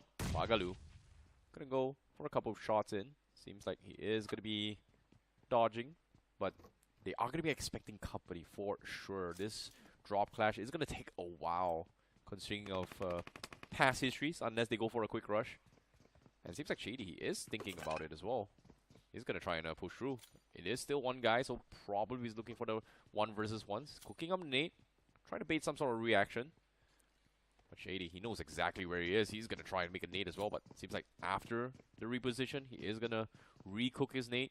And this is actually giving him unnecessary space here for Shady. Yeah, that's what I was. There's so much space. That is what I was about to say. Like, why are you letting him climb up the stairwell like that? Just letting him move in all the way he wants. But Shady now, wow, just barely runs back just few meters. And Sporta, he is trying his level best to find Shady out of position, but it's going to be a difficult job, especially with just a pump action shotgun. And he is outnumbered. It's 2 against 1. No utility onto Sporta. Just the shotgun to work with. Yeah, result remains inevitable. Sporta taken out of the way. 2 OP official, they find 2 finishes in this first fight of the match. But here's the thing. Developments happening around the city of Yasnaya Polyana. Esports finds themselves on the eastern edge of the city. This is going to be an easy knock secured by liability. And 1 more finish in the back for 2 OP official. But as I was saying, FS, there's a possibility that they can move in at any given time. But Gotham, 2 players knocked out. This could be the recovery that AEROxWBG wanted. But can he secure the finishes? He hasn't got a single point in his favor yet. And he's just dropping those HP bars of the players of 2OP, constantly chipping them away. Yep, he's got them completely surrounded as well. But here comes another cooked nade. They know they are in the stairs, looking for the knock. Almost clips him as well. Baglu comes in through, his shotties come through, he hits the reload, the drop shot comes through. Can he get the pump? Yes, he can. And now the return fire is there. 2OP official wants to survive this, but Shady, he does not have a lot to work with because Gotham now 5 shotties, but nope, he's gonna go down. That was a 3-man takedown. He almost got all 4 over there. Shady was the last survivor, man. And what a play coming in from Gotham. It was nice. Of course, if it got completed, if he got all 4, the clutch happened, it would have been incredible. But just putting that much pressure after 3 of your men got taken out, and 2 OP official. I don't know what this team was doing, man. Yeah. 3 of them could have just been finished off for no reason at all in a fight that they had pretty much already won. Exactly. You know, they had a very, very good start as well, considering the fact that they were using the pin sound of the grenade to kind of zone them off. And it actually worked out perfectly because Sporta is very aware of the pin, but Ragnar, on the other hand, was completely clueless to it. And that's the reason why he got taken down first. So, very, very interesting fight by 2OP official. Fortunately for them, they were able to get the reset. So, was it luck? Was it skill? I would say a little bit of both right now. But 2OP official, definitely the victors in that round itself. 4 points in the bag. Meanwhile, if you guys want to win games in your BGIM action, be sure to check out the Realme GT7, currently out in the market here, which gives you 6 degrees Celsius cooler for uninterrupted gaming for up to 120 FPS for 6 hours straight. It is currently out of market. Be sure to check it out on Amazon. Search Realme GT7. Well, right now on our screens, the players of FS. I was expecting FS to actually run into Yasnaya Polyana, hearing all that commotion, and try and pick a fight, or at least look for a few early frags for themselves. But we see them rotating, moving towards the northern shoreline, just east of Zarki. And as you can see on the radar, and we've started to spot out players around them as well, FS is surrounded. Towards the north, there's 40R. Along the hills, there's going to be God's Omen. And the northern edges of Erangel are quite exposed. There's Zarki, Severny, and then the few compounds along the roadways until you reach Kamishki. But apart from that, not a lot of cover to work with, not a lot of safe haven options to work with, and towards the north, those 3 team clusters, that is going to be an intense fight. They are going to be joined by a few extra bodies soon, but hey, we have the stats for Fury from VASISTA Esports. He's been an incredible player for this particular team, and of course, you also have Scary Jord and Viper backing him up along with Hector. But round 2, Fury, incredible performance. Well, it is indeed. Obviously, the guy you have to watch out as well, considering that he was the star in the round 2 stages, right? So, obviously, VASISTA, when we look at VASISTA, we always talk about Hector and also Scary Jord. But Fury really shined a lot during round 2. And the right term for Gen Z slang would be low-key doing a very good job, to be honest. Very under the radar. Yeah. I mean, he definitely was under the radar in round 1. And VASISTA kind of, as a team as well, were just, I guess, figuring things out. Yeah. But Team Tamilas now. Ooh, that is a very difficult spot to escape from. VASISTA, Eggy, you have Jaguar Official, Genesis, Shockwave waiting for you on the other side. And Team Tamilas just sits smack center of it all. Oh, and they are getting approached now by the players of, I believe that's Jaguar Official. Just passing them by. No conflict yet. Well, speaking of conflict here, the circle seems to be heading towards North George vicinity, so we might expect a little bit of urban warfare. But it's very rare we do see circles ending inside Georgia City itself, so it is going to be a little bit difficult to play just because there's just too many corners to actually check. So needs become a very important factor, and the circle actually shifts up north as well. So it might be out and open, but North George is definitely going to be in play for at least one more zone in this circle itself. Oh, for sure. I mean, there's still a lot of options available to play around from, as you mentioned, towards Northern Georgia Pole. And those apartments can turn out to be a safe haven for bare minimum, like 5 to 6 teams. Yeah. It's just a question of who actually gets to push through. Because 40 are already made a move trying to breach into the city from the northern side. Shockwave is already there. They found their buildings. They're not moving out soon. But they will have to regroup together because you can't really play the apartment's position 4-man widespread. You have to just give way to the other teams moving in. Otherwise, you will be forced to handle unnecessary pressure just in those isolated individual positions. But let's see. I mean, moving out is also going to be a problem if you are stuck there. But ladies and gentlemen, talk about moving, and if you do not want any problems moving around in the real world, well, check out the Kia Ceros. Comes with a lot of exciting features and also quite stylish as well. It has the cutting-edge technology, seamless connectivity, Trinity panoramic display, dual-pane panoramic sunroof. It comes with the Kia Connect, 80+ Kia Connect features, and of course, over-the-air software updates. When you talk about a car having over-the-air software updates, that sounds extremely cool. Well, it definitely does as well. Being able to update anywhere. I'm updating my car, man. That just sounds cool in, like, general. It is, you know. I do not know. I have never experienced saying that before. I need a Kia Ceros. Well, someday we will get one. I don't even update my phone. Fair enough. But all things considered, let's take a look at that how 2 OP officials are going to be able to fight this out, because they were the victors coming from Yasnaya. Now they've just pretty much docked their way coming from the northern side of the circle itself. Shooting range in play. Don't think the circle is going to be shifting up north as well, but it is also influence consideration, because in the northern side, especially into a shooting range in this vicinity, there's not a lot of cover to work with. So teams tentatively stray onto the shorelines, maybe even towards the hilltop itself. But even then, you are going to be expecting a lot of long-range battles rather than rushes. So this is going to be something that may or may not happen. But it seems that a majority of teams actually are expecting it to shift up north, out in the open, rather than the open fields or maybe even the urban areas of North George. Man, this is about to get intense. All the open spots north of Northern Georgia, as you mentioned, already occupied. The hills always going to have the highest priority, and 2 OP official actually found themselves a nice one to work with. Aryan, though, going a little too close, and Cyrex actually found an opener. Shady knocked out. Team Aryan with the upper hand in this fight now.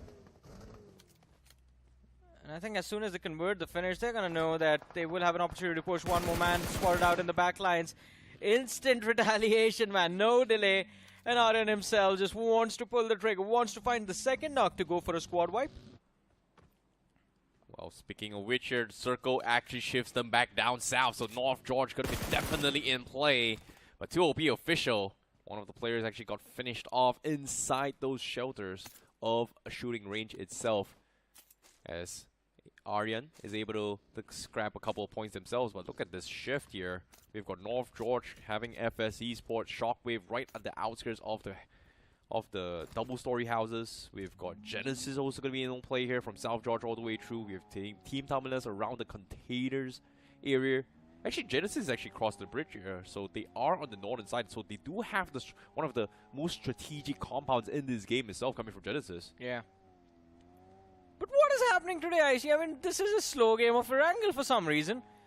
Every time there's a northern circle, I mean, you expect teams to just run into each other mid-rotation head first.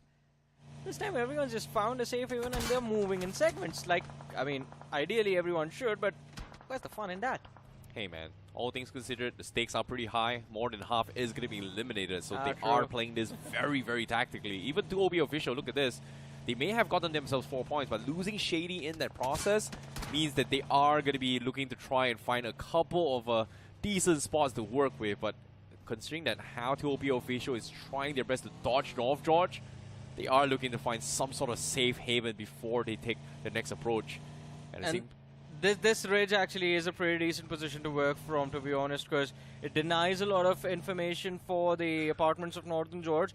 This house is there. The problem is going to be crossing the road, but yeah, a much viable option is using the vehicle to cover up the southern side and playing from the ridge where 2OP official was like 3 seconds ago. Yeah, it's a little bit tough, but considering that TOP official, they don't really have a lot of information to work with, so I guess that's the reason why they decide to play a little bit low-key and fight from the edges, just because they don't have the numbers to fend off a lot of off angles. But not a big fan of it, but hopefully it's going to work out here. Yeah. It is a last-minute contingency plan, considering that they lost a player. Yeah, it makes a lot of sense what you said, because as you said, they're down one player, and if their back is against the blue, that means they don't have to watch their back. The 3 players can focus on front and to either sides. And it's not even about engaging into fights, it's about how many eyes can you position in a single direction, how much information can you gather. With 3 players, you're just doing 3 directions at a time, and it's simultaneous information that's being passed through. Well, let's see how the circle helps us all, because if they were to push in one direction, you have to go through FS, they have to go through Aryan, they have to go through Shockwave, and fortunately for them, the circle kind of helps them. Guess what? They don't have to deal with the onslaught right from the get-go. Yeah. So all they have to do is just wait for the enemies to take each other out and then slowly pick them apart. So this is going to be a game of tending the herd, but again, North George in play all the way to stage 5. So that means a lot, and I mean a lot, of potential sneaky players all around the compound. You will hear a lot of gunfire from angles you would not thought possible. Yeah. It's going to be very, very awkward to decide where to pick a fight, where to peek from.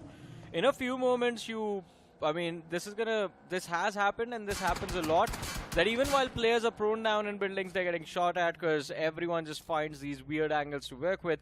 Jux Esports, that is very lucky, by the way, that right as they cross the Georgia Pool Bridge, there's no one eyeing them except 2OP official. And Suki survives, pushes through. They manage to get themselves inside of the edge of the circle, but Jux is also stuck on the edge. There is not a lot of movement space on this side of the road. You know what's really interesting out of all the bridges? North George Bridge, pushing into North George. Yeah. It's the only bridge that doesn't have a lot of angles that can actually shoot through the bridge. And a lot of cover that allows them to just dock there and wait for somebody to pass by and just spray them down. So it's the only most unique bridge in my opinion. But on screen here, we do see Aryan getting rushed in as Team Tamilas comes through. They get the first knock, and Aryan, they're getting completely dismantled in this fight. Yeah, and Team Tamilas looking very solid. Without breaking a sweat, in fact, wipe out Team Aryan. That's going to be the second squad wave of the game. And now the third party comes through. One of the players from the side of Team Tamilas got knocked out. God's Omen over here, taking a fight against SIGNIFY. Oh, and Reckoning, what is that third party, man? Goku did not know what hit him. It was a buggy out of everything, but 3 players from the side of God's Omen get finished off. And Reckoning Esports, they're going to go ahead and thank the players of SIGNIFY for kicking things off for them like that. Viper just single-handedly rushed in, dismantling everyone from God's Omen. And just like that, they find themselves a 3-piece, but they are not exactly safe from the zone as well. His teammates is guarding him and zoning them off. Very, very nice cover fire coming from Salme. Or in this case, covering with the dog fighting here. But Gravity, from afar, finds another team, and that's going to be 4TR. Gets the confirmation. That's points in the hands of Reckoning Esports once more.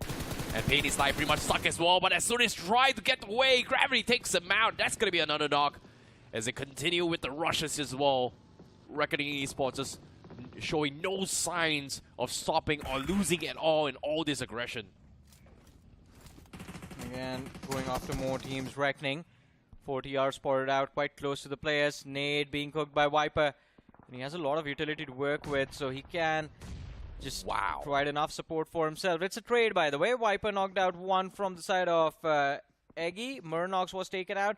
And then a nade coming in from the side of Team Eggy. Took down Viper. But Salme, perfect cover fire for his teammate, man. Does not allow the second nade to close through. And in fact, gets the finish conversion as well. Now, Reckoning Esports, they need to go for a revive before Murnox joins the fight again. Salme is a fantastic support in this game. Man, best teammate. Like, everything Viper has done, he is always there ahead to kind of provide some sort of resistance. Dog fighting, cover zoning, very nicely done. Viper needed loot. He's just driving around to scare enemy off in case of third parties. Viper got knocked. Guess what? I'm going to trade you. Make sure that they messed up. That's very nicely done. But the re-nade comes through, coming from Gravity. Eggy can't seem to get out here, as Reckoning Esports is just making sure they do not get out of this alive. Yeah. And it's just the hovercraft that has managed to save the players of 4TR for now. But Murnox, I believe, is going to get finished off. Gravity, he warns that extra point. 6 on the board till now for Reckoning. And again, this has to be one of the strongest teams in this group. This group, as we talk about it, is pretty stacked, but Reckoning Esports, with how they've played in the last few matches, are looking like a massive threat.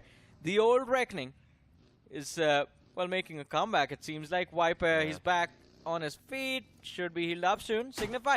Bandit, that was a very awkward peek. He's getting shot at from the flank, and why not? Because Reckoning has also sent 2 players inside of the circle now. Now, dog fighting coming in from SIGNIFY Esports. Looking to try and creep up on them, but doesn't want to try and fight this. Thinks that it's not exactly a great fight to begin with, and as soon as they heard him, guess what? Reckoning immediately dips out of there to try and regroup for this fight. So that small little timing, the SIGNIFY hesitated for the fight. Reckoning repositions, and now they are ready to fight back. Well, let's see though. SIGNIFY, this is going to be the first fight of the game. They have disengaged from every single conflict before this one. And now I think finally realize without fighting there is no zone control. But Salme kicks things off. A brilliant spray, and Bandit, God, hits the floor. And now it's going to be Gravity. A nade goes flying. One player running around from the flank. But will Reckoning find these points for themselves? They secure one. 3 versus 4. Reckoning with the upper hand. Wow. What did I just watch? What is going on? Reckoning Esports looks like they are back to their prime form in this game. It took them a while in round 1. But here in round 3, they're making a statement as the debut match. Reckoning Esports definitely showing us a masterclass on how to play BGM out at the top level right now in this game. Insane cover fire coming from Salme. Yeah, I mean, that was just incredible, man. Let's see how things turn out. The Reckoning, extremely frag-heavy performance this time. 8 finishes already secured, but now they are almost on the verge of breaking into the top 10. All 4 players still alive. Decent spot inside of the zone. Can they secure big chicken dinner to kick things off in their game 1 as well? Well, speaking of which, Reckoning Esports definitely left the mark in this game. We're down to 10 teams left, 33 players left alive. They themselves got 8 players. And VASISTA hasn't exactly made their mark yet. 0 finishes across the board. And Team Tamilas, they were in the skirmish early on. And guess what? They are pretty much down to the last 2 players themselves. Pretty much stuck out in open, but let's take a look at the zone shift. Oh, no. It is going to shift in towards the North Georgia Department. And guess what? FS Esports smack middle of everyone. And this time, FS, they will have to fend off every single team from every single angle, Johnny. But Reckoning, again, with the rush, they clean out Team Tamilas. after realizing there's only 2 players, goes for the rush, take them out, take their spot, and now they are going to be able to find themselves a small little ditch. But the problem is, they are getting shot from afar. And on screen here, Cincinnati kids goes for a rush, and they themselves get taken out. Jaguar official cleans them out. As now Flock going to be left all by himself out in the open there, and he also goes down in one fell swoop. Cincinnati kids started with 4 men, down to his last player there. I mean, so much trouble for all of these teams that were playing the edge.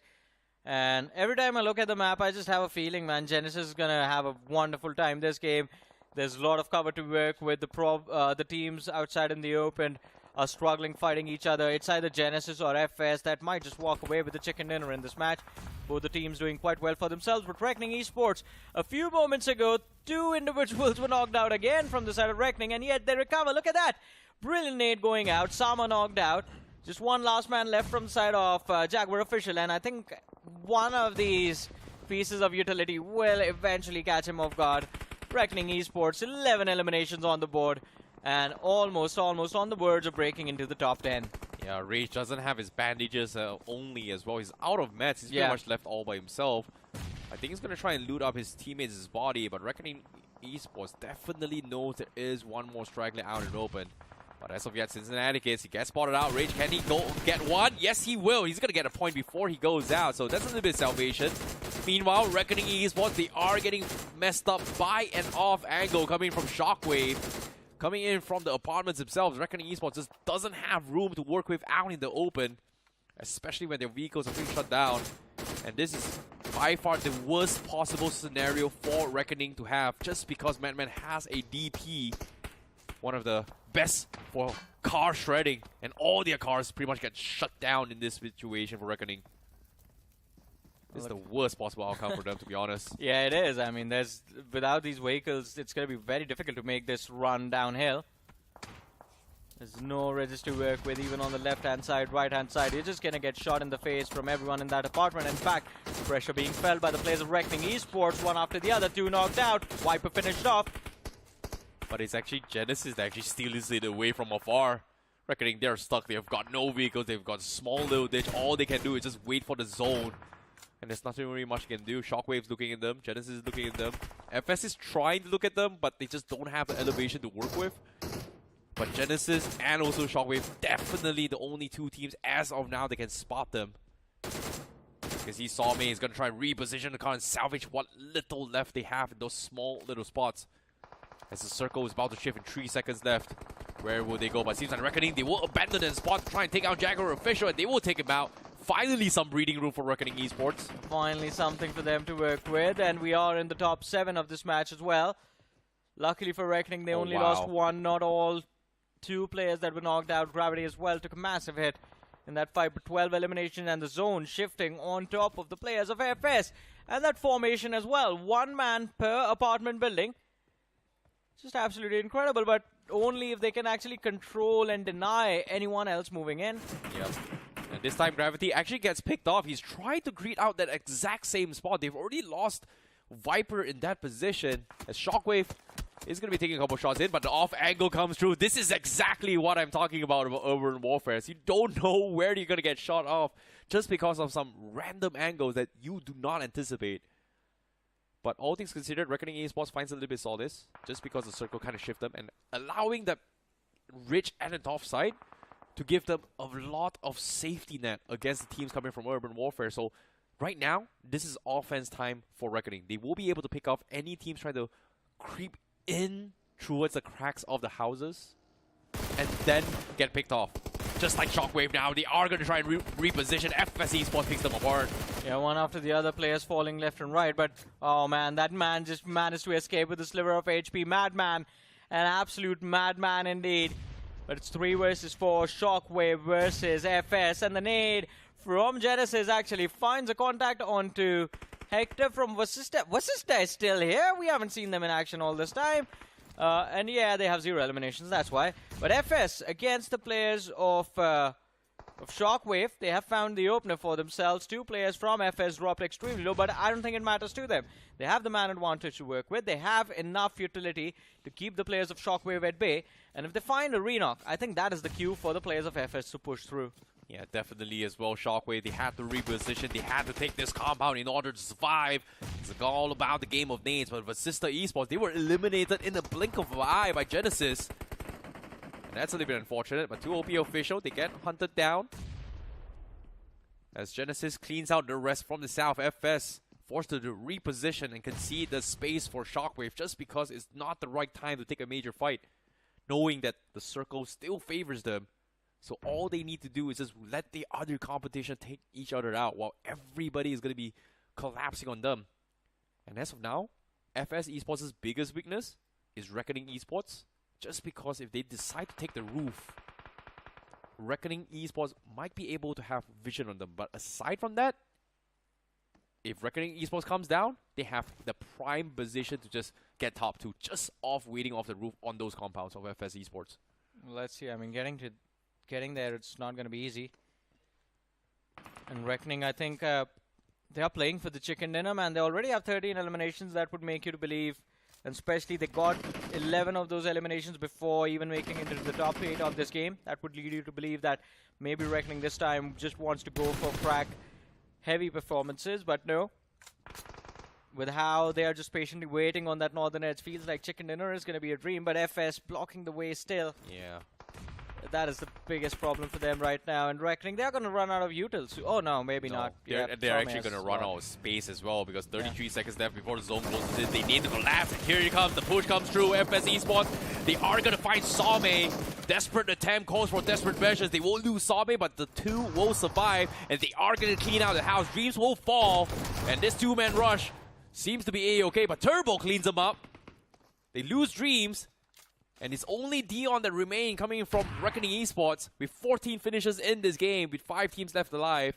And Dion somehow manages to survive, trying to get a little bit of space from FS, but FS knows they need to clean him out before the major fight begins because we are heading towards the final zone. Dion climbing on the outskirts as well, but the Molotovs actually clips him and Jux almost takes him out. And Dion, he still finds a small little crack, but the nade from outside will take him out. Unfortunate to say, that's the best he could have done, and Reckoning will just bow out on 5th place. I mean, that is an ovation-worthy performance from Reckoning Esports, though, man. 14 eliminations, and as you mentioned, top 5 finish. It was a masterclass from Reckoning Esports, but now it is time for FS to take on the players of Shockwave again. Round 2, baby. Here we go. FS has built up momentum, especially with the number of fights they've been in, but Shockwave, they've been waiting patiently all this while. And of course, let's not forget, there's the blue zone itself for all of these teams to worry about. But as the nades go out from Shockwave, they do end up securing the knocks from the side of FS. Crypto, the last man left alive, running for his life, does manage to dish out a little bit of damage to the players of Shockwave, but no knocks, nothing in return. On the other side of things, Jux against the players of Genesis. That's a fight on the other side of the road in which I was thinking Genesis was doing well, but I guess not, man. Genesis on the verge of getting wiped. Of course, now down towards the final 4 teams. Jux now actually getting kind of cleaned up themselves because Genesis was able to hold on. And only Jax remain. Zap versus Jax in this situation, and Shockwave, he's able to clean out FS Esports, but they're all out in the open. They need to cross the road, and Jux Esports, they realize that Jax, there's no reason for them to creep up, and they should shoot them as well, but with the smokes coming in, both Zap and Jax pretty much not shooting at all. But Jax finds one knock now, a 2 versus 1 versus 1. Madman trying to clean out the members of Jax, but Jax, look at this. He needs to win this fight. Shockwave getting tagged out pretty low, but he's still out in the open. He's going to look for finish points, and Jax from Jux Esports may be able to clean out the chicken dinner just because he is first in the zone. But Zap sees a little pixel, tries the connection, takes him out before he goes down. But Genesis Esports now in the 2v1. Unfortunately, runs in out in the open, gets shut down.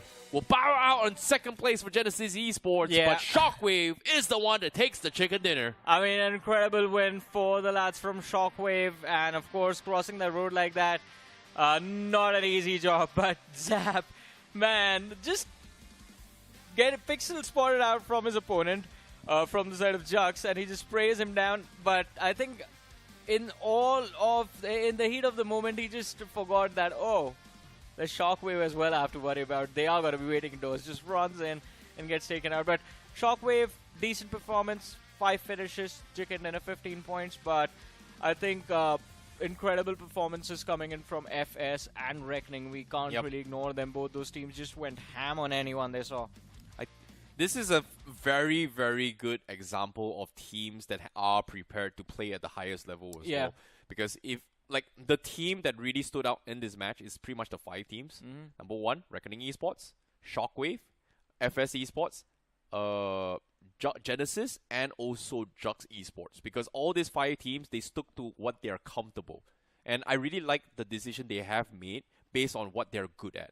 So this was a perfect example of game of habits. So what I mean by habits is that when you're training every single day, what are you good at and what are you bad at?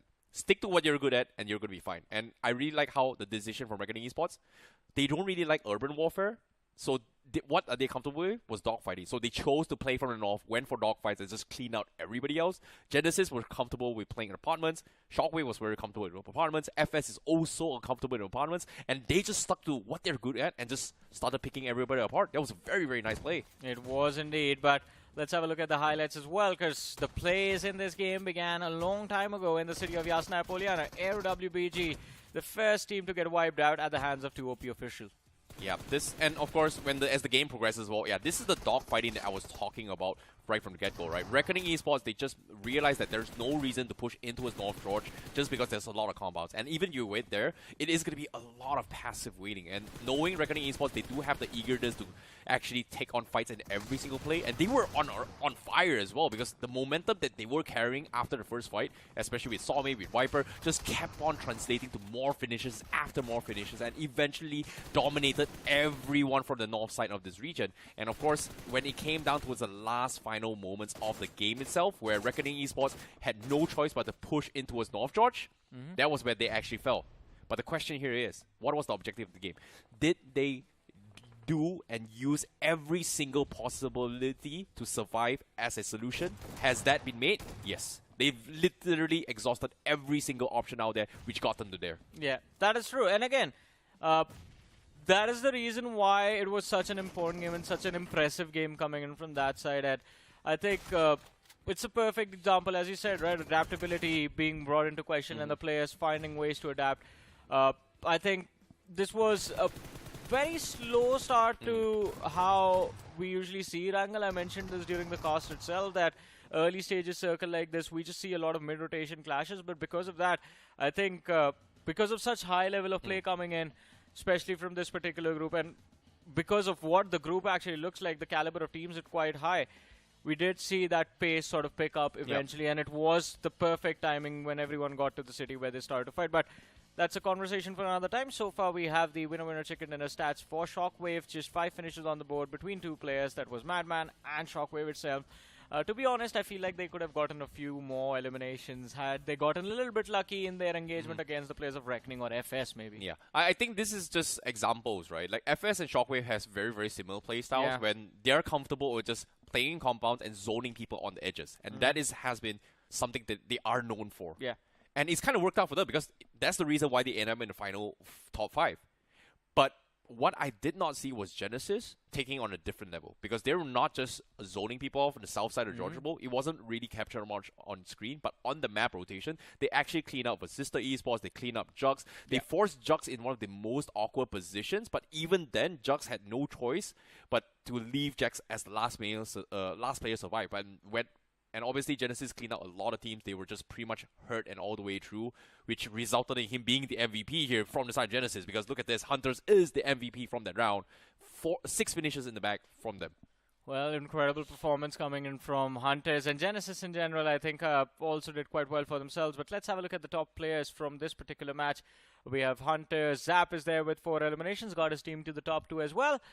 Insidious from the side of FS with 5 finishes to his name. Sawme from Reckoning with 4. And then you have Shockwave from Shockwave with 3 eliminations. So I think all of these teams overall had a pretty amazing performance. Yeah. Genesis had a good game, FS had a good game, Reckoning had a good game.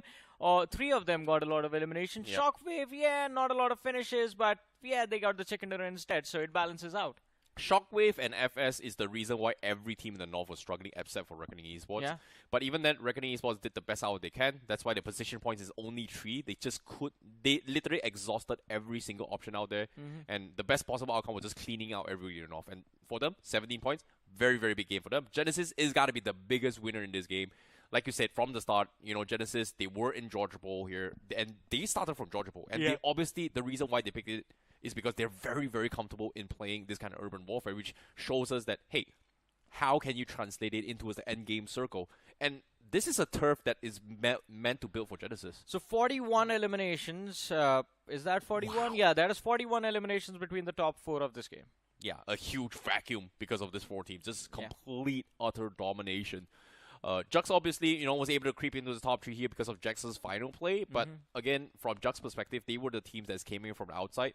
They played the furthest away from the south entry point of Georgia Bowl, which not many teams actually crossed the bridge. Yeah. And that's the reason why they took the least amount of heavy fire, surviving that far. So I think from Jux's perspective, what they're good at is not necessarily applicable in this scenario. And that's why they are struggling. But the best option was just survive to the end. We got some points. I think it's good enough. We got to go for something else. Yeah, keep it simple. Keep it as simple as possible. What are you here for? Points right now, and just focus on the points. Once you have enough points, then you are free to do or try and take a little bit more risk inside of the match itself. But hey, their matches, Group B, their matches are still not done. They still have one more map to go, but that, ladies and gentlemen, is going to happen after a very short break. Don't go anywhere. We'll be right back after this.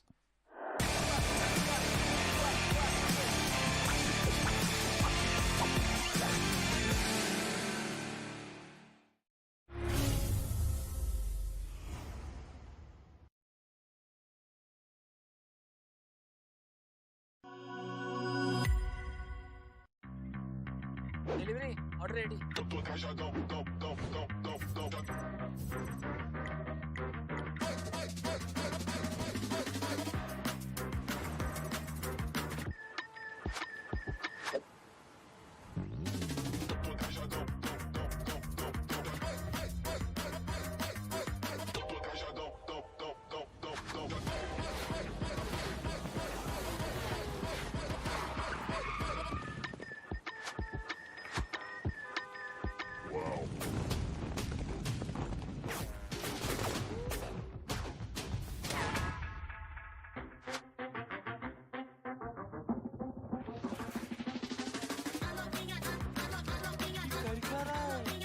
समझा नहीं क्या भाई?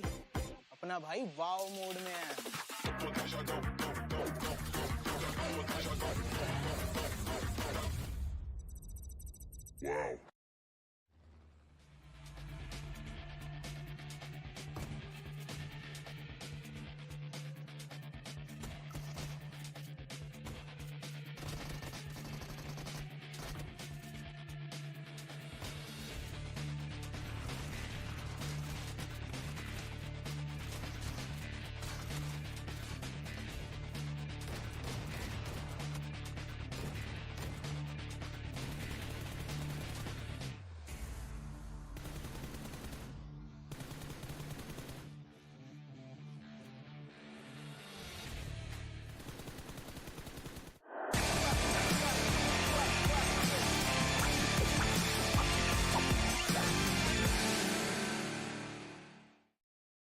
Hello everyone and welcome back to the realme BMPS Round 3 of 2025. My name is ICBaby12. Joining me is Necro as we take you through the English commentary for today.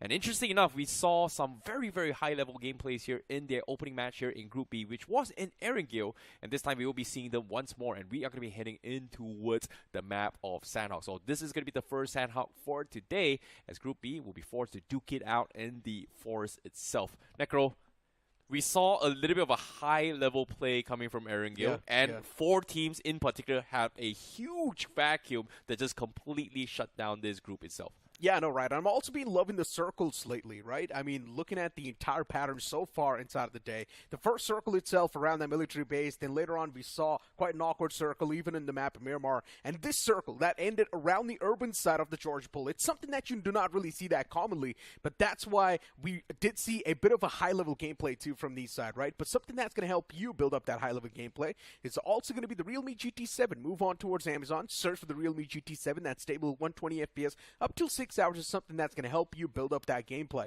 And since the sale's now live, so I would recommend you guys to get your hands onto it. Yes, be sure to check it out right now. It's out on Amazon. Just search it up, the Realme GT7, and get it now. 120 FPS is pretty stable as well. Of course. It's pretty good. It's stable for at least 6 hours, so be sure to check it out. But all things considered here, now it comes down to Sandhawk as well. We saw a very, very high-level tactical gameplay coming from 4 teams that stuck to their usual habits of a playstyle.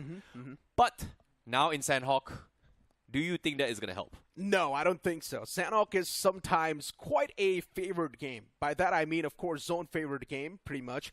And it's also quite dependent on the zone itself. And if the team does find themselves on the constant advantage around the zone, of course, that team is going to be the one to be the victorious, and they will be the one to seal the deal. We still have got a few names like TEAM TAMILAS, VASISTA Esports, Cincinnati Kids wanting to pop off. But that previous game from Genesis Esports, Jux, Reckoning Esports, and FS Esports, it was incredible. I just want to see a bit more of that inside of this game as well. Consistency is something they need now. Yep, obviously that is going to be something that is very there as well. And obviously when it comes to sprinting and also consistency, Sandhawk, the most unpredictable map itself, is going to put them at the test. But without further ado, we're going to be jumping straight into the game here. It is going to be Group B itself with match number 4 on the entire round stages of round 3 itself for BMPS. This is going to be the flag path. The flag is going to be starting from the east side of the map and then ending towards the outskirts of the northwest section itself. So a pretty northeastern shift, but when it comes to Sandhawk, you can pretty much fly towards anywhere if you want to. It just takes a little bit longer time. At this point, you can give props to the teams as well, but in my eyes, the zone's been the main MVP so far, straight up. Today's day, all the games, the zone's been taking those curveball shift, catching everyone off guard. And maybe that's one of the main reasons why we're seeing so many high-level gameplays, right? Teams need to adapt on the fly, need to come up with a strategy on the fly, and that's also challenging their brains to the maximum limits. Now, looking at this planned flat path, if the teams do want to move all the way down south towards Sami or even Camp Charlie, now that's going to be a bit of a tough stretch. We do see Jux Esports moving all the way towards Camp Charlie. Yeah, for them, they are in a bit of that drop clash against the players of Team Aryan, so this is going to be interesting. Yep. But now, speaking of which as well, Reckoning Esports did actually win their rounds in Sandhawk when the circle actually shifted towards Paradise itself, and they were able to just completely zone up everyone.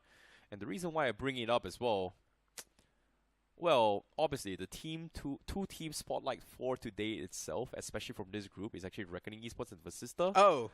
And unfortunately, this time the circle actually favors on towards VASISTA. You like that segue? Pretty nice, right? I mean, seems look, like the I circle see. kind of gave VASISTA a little bit shot. Oh, but on screen now, Shockwave having a little bit run in. SIGNIFY actually getting shot off. And he's going to go down because what was he doing? Rio just caught out in the open. Yeah, with absolutely no chance. The man did not have anything to defend himself, just a bit of that shank, and he could not even do anything since, of course, the opponent had weaponry, and he easily mowed him down. It's quite unfortunate for the man, but it is what it is. SIGNIFY Esports, now they need to start things off with a bit of that handicap. 3-man squad can still get those consistent points, so it's all good in the hood. Still, they can do better. We've got Reckoning Esports eyeing out the players of Team TAMILAS. Rico in quite the awkward spot. And Viper, he's got his number. He knows exactly where Rico is. Went for Rico to step out in the open. Team TAMILAS, they might just make a major mistake. Oh, no. I'm not a big fan of what's going on. Viper's just waiting for the right moment to strike. And just like his name, he's supposed to be Venomous Viper. Well, definitely as well. Considering that we saw moments of his brilliance from BGIS in their debut match just now. Round 1 was a little bit lackluster coming from him, but today seems like he is on fire. But can he continue to do so? Oh, no. A little bit too late. He does not have the scopes to work with, only on iron sights. So it looks like he's not going to be able to find any sort of connections. And on top of it all, he doesn't have a helmet to work with. So that's going to be a little bit of a problem here for Reckoning Esports, but they do need to get out from Paradise. Yeah. That's for sure. Once again, a bit of a stat from the past. VASISTA Esports, the previous Sandhawk, they have won it. So they pretty much do have the momentum if you speak about it from that round 2 itself. Because if you think about this, right, like VASISTA Esports, if you need to remember the match between VASISTA and Reckoning Esports, The circle favored onto its Paradise Esports. VASISTA needed to push into Reckoning Esports. But Yeah. this time, with the circle flipped in VASISTA's favor, Reckoning Esports needs to push into VASISTA Esports if, and only if, they make it in the top 2. That would be Yeah. an interesting storyline. But the storyline was also a bit different later on, right? Yeah. When they played their second Sanhok, VASISTA Esports was dominating around that Camp Alpha Island, if you remember. Correct. There was one of the teams who was all the way around that Camp Alpha Island. I think it was Moneymakers. Yes, it was Moneymakers. And VASISTA Esports pushed up and eliminated the entirety of Moneymakers and got that prime spot in their hands. Team Aryan, though, spotting out a few stragglers out in the open. Signify, a bad start to this game. Another man gets picked off. Now down to a 2-man squad. What are you supposed to do if you're Signify? I guess just accept your fate. Well, there's nothing much they can really do about it, considering that they just lost 2 players to 2 different teams. It's a little unfortunate, considering the fact that Shockwave was able to find one. Now, Aryan themselves picks them up as well. There's only so much they can do. Signify pretty much going to be out in the fight here, at least for today itself. He's not able to spot him. Yeah, well, he's pretty much knocked. Yeah, he is There's knocked, nothing much but he can do. He will eventually bleed out. I'm pretty sure Hitler wants to get the confirmation. VASISTA Esports, though, they've got a nice field trap set up. A few teams crossing on over around that vicinity. Shots were taken too, but no connection will be found just yet. There's also Jaguar officials in the surrounding lines. There's also Signify. You've also got Cincinnati Kids as well around that Pine End territory. So the surrounding lines are definitely not secure. At the moment VASISTA Esports engages inside of a fight, there's definitely going to be a third party. So VASISTA, they need to pick and choose their battles. Yeah, definitely. Everybody's going to be scrapping for fights as well. God's Omen going to be on the run as they try to rotate in, getting shot from afar. God's Omen somehow still survives. Still random stray bullets coming in through. The bandages give them a little bit of extension of the health, but even then, they were able to dodge at least 2 to 3 bullets here. This is insane from God's Omen. Somehow that Hail Mary attempt, that weird push worked out. And now all the 4 players, they've got a solid spot on top of the hill as well. And there's a big chance they might just own the entirety of Team Aryan TMG. Let's see, though. They're also eyeing out on the sidelines, too, looking around that Pine End territory. They do spot at the players, Cincinnati Kids, and even Signify around that vicinity. Well, speaking of the vicinity here, how did the zone play out? Because it seems like everybody is desperately rushing towards Charlie Island themselves. There's only a few entry points to work with. We saw a couple of scraps coming in, but no major setbacks yet for some of these teams.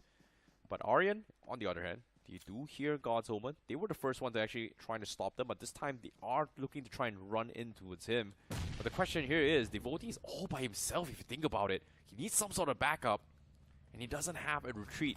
The rest of Aryan is coming in to try and potentially help him out from the sides, but with those suppressed shots, it is pretty much enough to scare him off. So that's a little bit of a saving grace here, because that shots coming in, those cover fires, is enough to buy Devotee to back off. Devotee is also a one-man army, though. You cannot ignore that. He knows how to position himself around these type of circumstances. He's been there, put in these type of situations, too. He's a man tested. Yeah. So, yeah, I'm pretty sure he's not going to make any rookie mistakes around this territory. It's looking all good in the hood, but he's only got 80 bullets in the spare. Yeah. Now, that's a bit of a concern.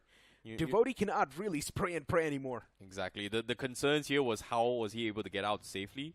And because of those suppressed fires, everyone from God's Omen actually backed off. So that's got to be a very, very lucky moment here coming from Devotee. But seeing how the circle shift is as well, Aryan still needs to reposition. They don't really have vehicles to work with. God's Omen does have a UAZ themselves. But the circle seems to be shifting onto his ruins once more. And this time, VASISTA is going to be playing all the way to the southeast corner. Pretty much on the Nakam Tambang area. But Nakam Tambang pretty much all empty. But, oh, looks like I did call it. And this circle seems to be shifting towards ruins. Bridge still in play.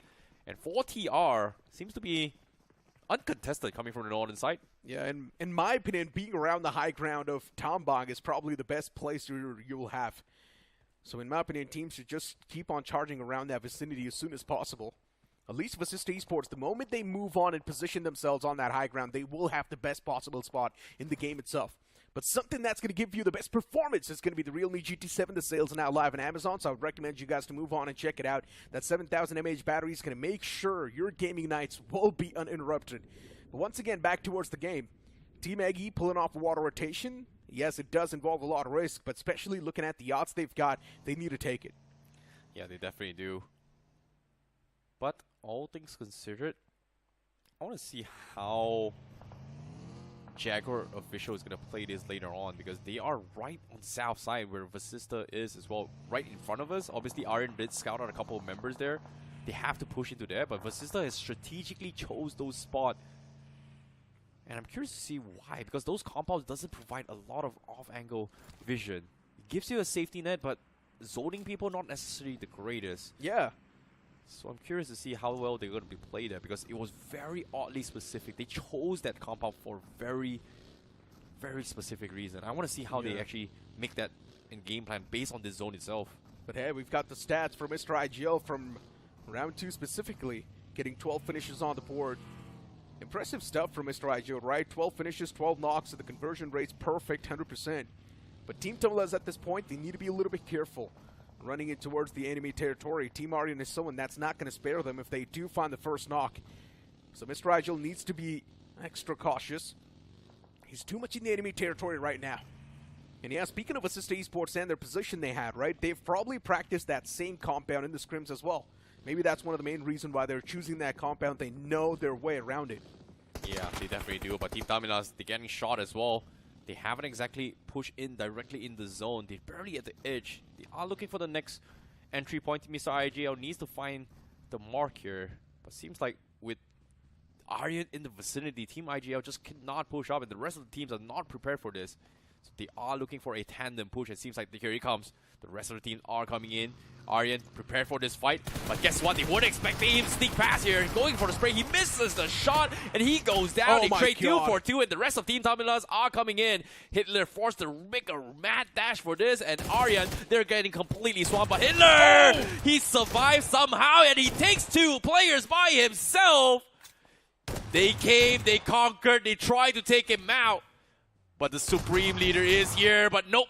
It is going to be Rico that shuts him down. Yeah, the man gets taken out in the end, but Team Tamilas, oh man, the way the odds were flipped against him. And yes, the nade as well will confirm Mr. IGL. It's quite sad.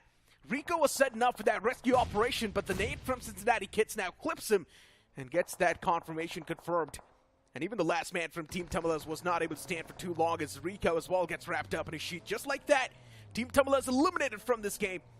But you got to feel bad, even for the likes of Team Aryan. They were definitely trying their best to stay alive in that scenario. And Hitler, what a play that was. Well, he tried his best. He really, really tried his best. But let's take a look at how things happen as well, because God's Omen, ooh, Reboot with the nades actually shuts him down. But, well, Suki actually walked into one as well. Seems like Jux Esports, they are going to be trading 1-for-1. Now, Reboot looking for a couple of sprays here. He's all by himself. Jax is nowhere to be found, but they do find another clip. Oh my Stone God. gets taken out. And Goku remains coming from God's Omen. He has to fend off the rest of Jux. And here he finds it. Oh, he Goku. finds both of them as well. Goku. What a awkward, scrappy fight, but Goku will be able to clutch things big time for God's Omen. God's Omen. The man just going absolutely Super Saiyan in that moment. Goku clutching things out for his team, especially when they needed him to step up. And he steps up huge. God's Omen still alive inside of the game with 4 finish points racked up. The future's looking bright. You've also got Eggy losing out on Eggy himself. The man's knocked out, taken away to his death. The man's now counting his days. Eggy, while the remaining team, I'm not exactly sure if they do want to go for the rescue operation or just back away and play for placement. And I'm pretty sure they will try to reposition themselves in a better spot. That's probably going to be their main goal. Oh boy. That was awkward between Jux and God's Omen. Mistakes were made. Jux may have a great opening in the previous round, but this time just bowing out with only 1 point. So Jux's journey pretty much ends right here for now. Yeah, tomorrow is going to be a new day. Jux had 8 or 9 points in that game. It's not that great. Yeah, so let's just say they've got 10 points in the span of 2 games, which is not extremely bad. It could have been worse, right? Yeah, it could have been worse.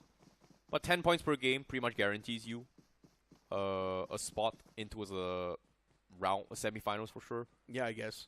Yeah, 8 matches, 10 points, 80 points. That's a lot of points. Hey, no, actually. sorry, wait. Not 10 points per match. 5 points per match. That's 40 points. I would say 7 points per match should give you that Guaranteed, constant yeah. average, and will also put you around that safety pin. But hey, looking at SIGNIFY Esports, Immortal, and his teammate right next to each other. Here's a lot of those footsteps as well. The TBS first pump wasn't able to find the knock. The second one does, but it's a little bit too late. And now Bandit God's position is also noticed, and just like that, he will be sprayed down too. Shockwave. No one's able to stand tall when there are those shockwaves in front of you. And now for God's Omen, once again, they start to breach in the enemy territory. They shoot around the rock, and his position's also compromised, and the opponents just straight up rush him and eliminate him. Superman, there's no kryptonite for this one.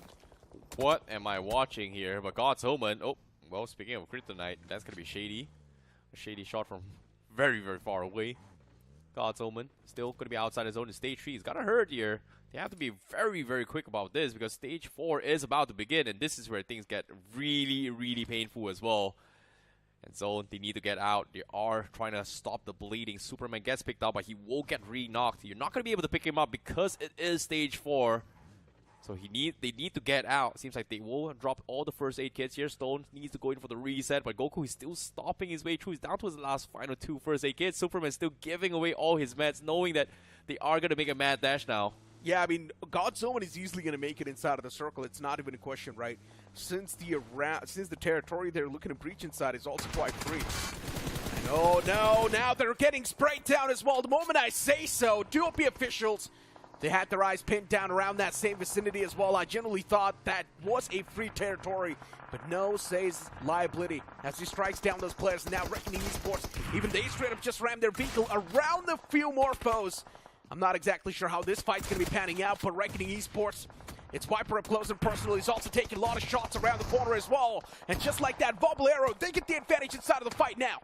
Reckoning stood no chance in this fight as well. They need to hard crash, and they were completely shut down. Off angles, third parties from Jaguar officials just completely shut them out. A very, very unfortunate blowout for Reckoning Esports as Aero Wobble going to be looking for the pitch here. Gravity will fall, and only, I think, from the side of Reckoning Esports, only Salmi is alive, I think. He's pretty much the last man standing, I believe. But hold that thought for now. Let's take a look at how VASISTA handles this, because Shockwave, they are trying to push in the zone. VASISTA has been holding here for the longest of time, and Fury is right in front of them. They've got no clue. Sees them, and here he comes. He goes for the big. He finds one. He finds two with a shotty. Looking for the third. Fury, an absolute madman. What is this? What are we watching? Fury is furious, and he's definitely on a Fury too. And now he's looking to claim the last man as well. Fury gets a quick 3-piece. And Hector got one out of that fight. Fury just manhandled the entirety of that team in the front. Shockwave, they get eliminated from this game with not a lot of points, but still, Fury, what a play that was. The man knew his position was uncompromised, and he played that to perfection. Even Cyrex from Team Aryan gets eliminated, so that's going to be another nail in the coffin. A big game coming in from VASISTA Esports. What was that kryptonite? Fury, they had no clue. Fury was just hiding there. Came in, popped everyone from the side of Shockwave. A massive game coming from VASISTA Esports. Hopefully it is going to be enough here.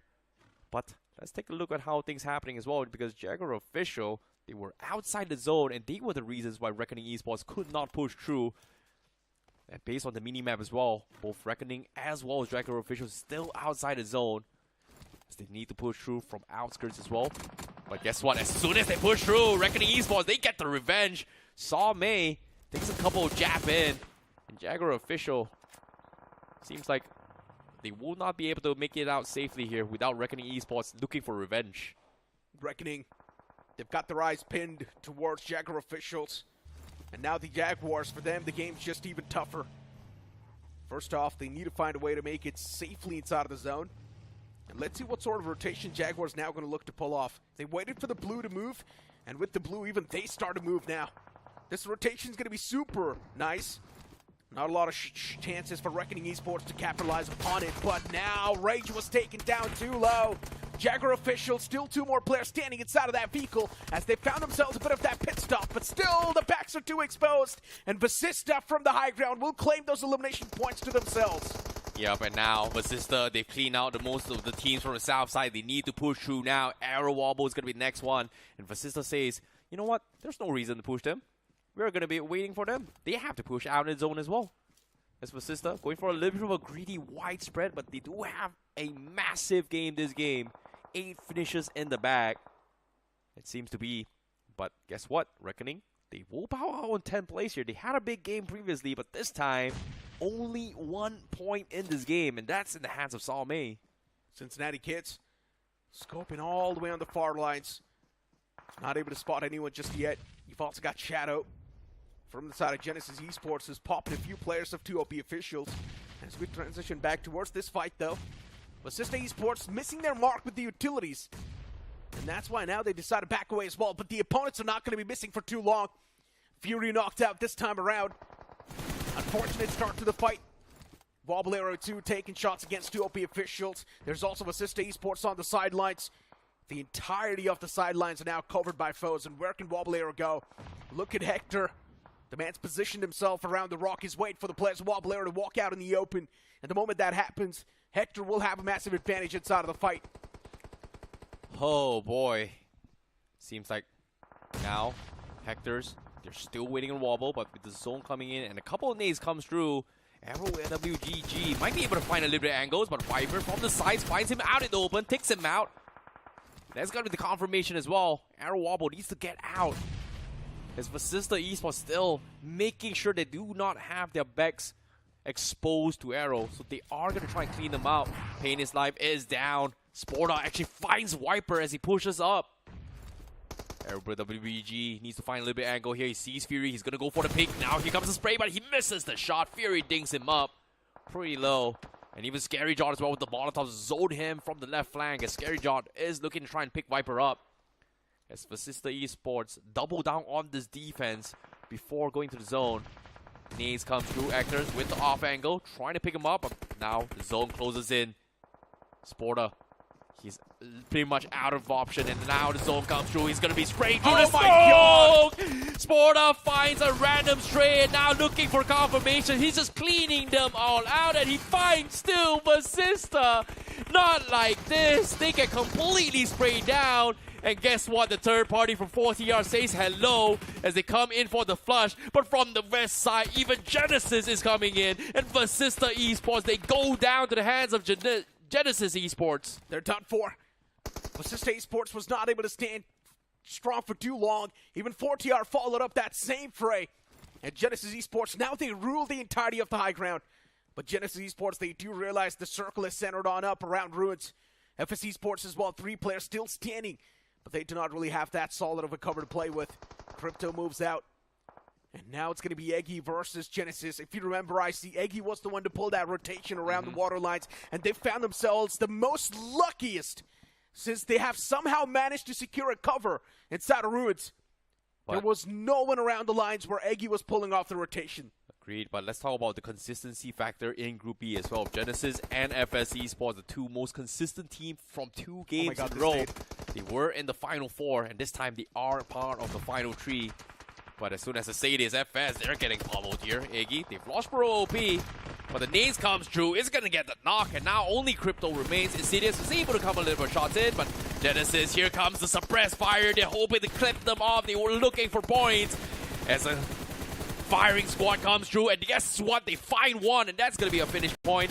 And Eggy is going to continue to pummel on towards FS. As there's no way out, they get completely shut down. Completely tag team by EG as well as Genesis. That's got to blow.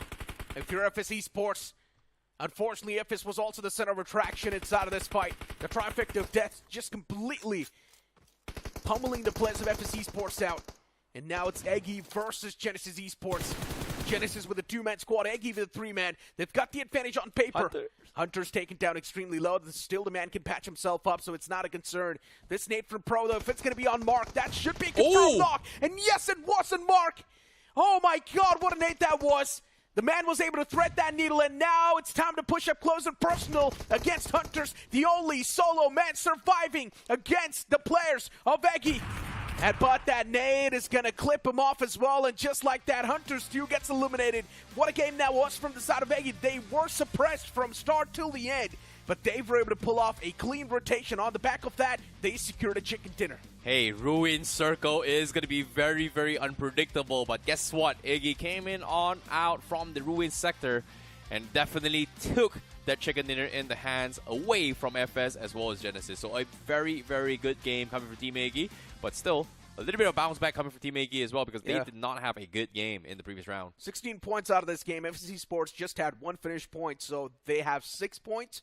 So still, if you try and look at it on paper, it's quite consistent game from FS Esports, Genesis Esports too. Same thing can be said for VASISTA. It's quite unfortunate for VASISTA, right? They were pinned between two teams. There was a team in the front. There was Genesis Esports 2 on the sidelines, and VASISTA just could not really do a lot. Yeah, Sporta just played one of the most disgusting play and just did VASISTA dirty, knowing for a fact that he was going to go down. Because there was a smoke, guess what? I'm just going to prone at the lowest point of the contact so that if they try to spray through the smoke, it's not going to hit me. Because normally people in those circumstances will be running out and open because the zone is coming in. I'm just going to tank zone, spray the floor, and then hope that somebody goes down. And he was able to get 1 point and knock over VASISTA Esports. So unfortunate to say, you know, even though he wasn't able to get 2 points, but it was a last-ditch effort. Yeah. Sporta spoiled it for VASISTA. Simple mindset, right? If I go down, you go down with me as well. And that's what Sporta did right there. Team Aryan Hitler, this man was able to flip the tide, flip the tables against Team TAMILAS. For a moment, we thought Team TAMILAS might just pull off a clinical move by taking the fight against Team Aryan, but they still messed up in the final few moments. And then we did see a quick one and two from Goki as well. He was able to get that quick 2-piece on the board. We did see liability 2 from 2OP officials, just dismantling anyone that tried to breach in. Yeah, definitely as well. Jaguar official, yeah, this was the moment where Reckoning Esports had a little bit of run-in, because when they tried to rotate inside the zone as well, the moment they were able to actually kind of outmaneuver a different team, it was Jaguar official that made them into a 2-player survival, which resulted in them just getting completely shut down. And of course, yeah, this was that exact moment I'm talking about as well. Sporta just, oh, we didn't actually see it, so a little bit unfortunate. But he was the reason why VASISTA lost 2 players. Yeah, and FS Esports, unfortunately, in the end, in that trifecta of death, they were also the center of attraction, so FS Esports could not really do a lot. And I'm pretty sure FS Esports themselves knew that they're not going to be able to squeeze a lot of points from here on out. So they tried their best, gave it everything they had. They pretty much tossed out every single piece of util they had to. And in the end, Eggy, just on the back of those utils, played a phenomenal game and got that chicken dinner. 6 finish points, that means they also got 16 points in total. As we look at Eggy's stats on the screen, Pro managed to get 4 finish points. JD Gaming got 1. We also have got Murdoch's getting 1 finish point, and then Eggy, too, getting 0. Team Eggy, as usual, they're known for their consistency, and they're off to a great start. Yeah, this is a fantastic bounce back coming from Team Eggy here as well. I really like what I'm seeing from this match, but I would say from Group B is pretty much a very interesting one just because of how the vacuum of points started at the start of Aaron game himself. So in 2 games, that pretty much concludes their journey for today itself. But the biggest winners is got to be Genesis and FS Esports for sure, because in terms of consistency, but Genesis definitely has one of the highest amount of finishes in both games. Without a doubt. Genesis Esports, I don't exactly know what just happened to them, but it feels like it's a complete flip of a switch. In round 1, Genesis Esports wasn't that strong. Round 2 as well, they did barely enough to qualify, and now it's out of the round 3. Genesis Esports, it feels like a completely different team. First game, an off-circle, Genesis Esports dominates that. Second game as well, an off-circle, Genesis Esports dominates this as well. We've got the top 5 players on the screen. Shadowblitz from Genesis getting the most amount of finishes. Then you've also got Fury with 4 elimination points, and then even Pro OP from the side of Eggy getting 4. You've also got Sporta from Wobbleero, the man you were speaking of, getting 3 elimination points, and Viper from VASISTA. Yep. Of course, when it comes to the fight as well, Fury was able to get a very, very interesting match against Shockwave as well. His Kryptonite out of a silent play definitely caught them off by surprise, which resulted in them getting taken out. But let's take a look at the match ranking for that match. Eggy going to be taking the chicken dinner with 6 finishes. Will get themselves 16 points. Genesis 15 points. 2 games in a row. They've got about 30 points-ish. So technically, after this match, Genesis should be in top of the leaderboard. Yeah. But VASISTA Esports, with a little bit of recovery in this match, game 1 didn't really do too well for them. I think they only got 1 point so far. So with this 13 points, it gives them a little bit of recovery to try and stay out of the bottom 24. If you think about it, now Genesis Esports just needs 20 points. And they will be around that 50-point marker. They might just be safe right off the bat like that. Yeah, that's Genesis a very Esports, good start for them. Yeah, that's a masterstroke right there. Now, as we move on towards the overall rankings, of course, we know Genesis Esports is going to be at the top. 4 Miracle, 2 on the second. We've got Rising Inferno on the third. FS Esports as well, solid performance. You've also got Shockwave with 19 points, 8-bit as well. Pretty much the top 8. They are in a good standing. But then if you look on the latter half of the board, Eggy has just managed to enter on that 9th spot. I would say the safety cutoff here, if you were to base off the previous cutoff, which is about 26 points. So 26 divided by 6 is somewhere around 4.5, around 5 points. So let's give and take 5 points each round for 6. So times 8 would be 40 points.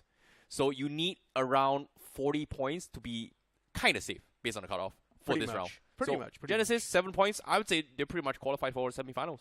Yeah, They definitely. just need 7 points. Yeah, definitely it does seem like it. Now, if you look at the latter half of the board, though, here you will see a few surprising names. Jux Esports, yeah, the first game was decent, but the second game, Jux Esports bow out quite early with just 1 point in their hand. And that's why Jux Esports has got 9 points in total. Team Forever 2 get 9 points. You have God's OMEN, Team Tamilas as well. As I mentioned, if Hitler did not really pop off in that instance, Team Tamilas could have done much better. Yeah, definitely as well. But, of course, when it comes to this match as well, Signify, Cincinnati kids, they did not have a good game at all. Even Aerobotz as well kind of struggled in their matches as well. So, hopefully, in the remaining 6 matches for them, they are going to be able to make themselves a little bit of a pick-up. But Apecity was a little bit of a surprise factor for me, considering that in round 2, they completely stormed the competition in their debut match. And now it's just a complete drop coming from Apecity. It seems like the fatigue is starting to kick in, especially when they have to play back-to-back games. I mean, it seems like it's the fatigue, but then you look at this format as well, and then you really think, have they really played a lot of games? Because they have been getting those frequent breaks too, right? They've just been playing 3 games per day, and now they're just playing 2 games a day. So in my opinion, fatigue should not be clicking in just yet. It's still a long way to go. If you're just playing 2 to 3 games per day, there's no reason for you to give an excuse saying that you're tired. No. It's not acceptable. You are a pro at the end of the day, and you're supposed to be trained for playing hours and hours. But for now, it's time for us to toss to a short break. We'll be right back after this one with a complete new group.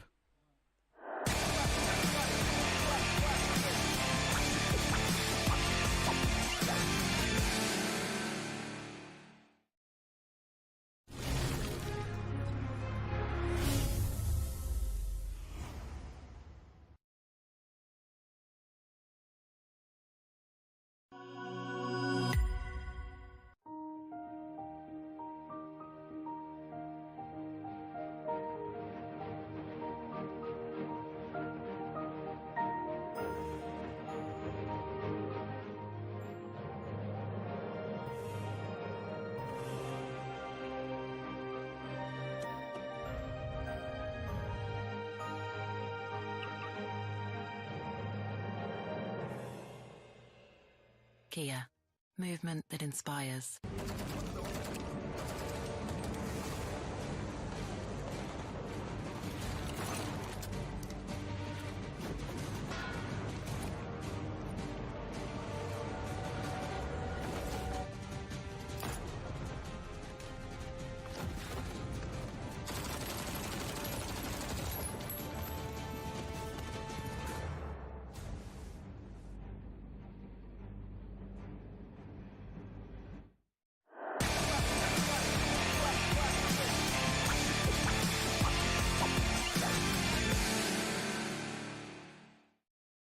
Welcome back after that short break, and now it's Johnny with me on the panel as we move on towards a completely new group now. Group C is going to be chiming inside of the action. We've got a few big names like Volcano Esports, Team Insane, Hero Xtreme, Godlike, Do or Die, Non-X as well, once again back inside of the fray. Let's not forget Metal Esports, BO7S as well. So all these names that I've taken so far, these guys have been popping off lately, especially Do or Die in round 2. Man, what a miraculous performance that was. It was definitely quite impressive. But, ladies and gentlemen, if you want to see impressive performances in your gameplay as well, check out the Realme GT7. It is out and available on Amazon right now. So you can go onto Amazon, search for the Realme GT7, and get yourself one of these amazing devices, which gives you 120 FPS of BGMI for 6 hours. And this fact has been co-tested by Krafton and Realme together. And 6 degrees cooler in those marathon gaming sessions. And, I mean, talk about a marathon. I heard you guys discussing that 2 matches is a marathon. I mean, no, that was Icy was saying that in 2 matches, maybe the players will be fatigued as well. I mean, he was saying that the fatigue is now probably setting in. But then if you really look at the format itself, I feel like it's well distributed, right? Players are just playing 3 games a day, and then even later on, there were freaking breaks too. So I don't think the players should be fatigued just yet. There should be no tiredness kicking in just yet. So for a few of them, maybe for the players that are playing a tournament like this for the first time, it Yeah, can get maybe. mentally exhausting. But majority of these players have been competing for a long time, a decent amount of time, at least a year or two at this point. So I think those lads have gotten a little comfortable with it. Newer players, of course, I mean, just being in that state of pressure, like, oh, elimination, elimination, elimination every day, that can get to you. But let's talk about this. 16 teams from Group C on our screens. And Necro, these also look pretty stacked. I mean, insane, godlike. There's Volcano, there's NON who did quite well in their journey. Do or Die making a bounce back in round 2. The performances were amazing. And then you have teams like Medal that have a lot of potential. BO7 went pretty ham in round 2 itself. Yeah. I mean, if you look at this particular group, right, there's a lot of new faces. Yes, I do understand Team Insane Esports have been there inside of the competitive circuit, but there's also been a major downfall. We did not see this team for the 2 years in the LAN finals. So even that's been something that you should count, right? Speaking of Dragon Esports, Volcano Esports, these guys haven't been there in the LAN finals for too long as well. So this group is packed up with a lot of new names. And then you look at HeroXtreme, Godlike, and Medal Esports. These are the only 2 known names that you've seen frequently in the LAN finals. Yeah, I mean, and it's going to be interesting to see how they end up performing. But ladies and gentlemen, let's see how this match is going to turn out for Group C. It's their opening game of the day, second last match for us, and it is going to be played on the map of Erangel. This will be exciting. Plane flat path starting all the way from Primorx towards the opposite side, which is going to be Milta Power. Now, this plane flat path, once again, extremely tilted all the way down south. If the teams do want to move up north, that's going to be quite a tough stretch. Yeah. But I would still love to see if we are going to see any sort of drop clashes or not, because this plane flat path is definitely inviting a few scuffles. It definitely is, and again, especially from the teams that like to play from the northwestern quadrant of the map. We talk about Hospital, Ruins, Georgiapol, Northern Georgiapol, and those locations are quite widely used. Options for vehicle spawns along that western highway that leads from Primorsk to Hospital, that's going to be an ideal spot for these teams to drop at.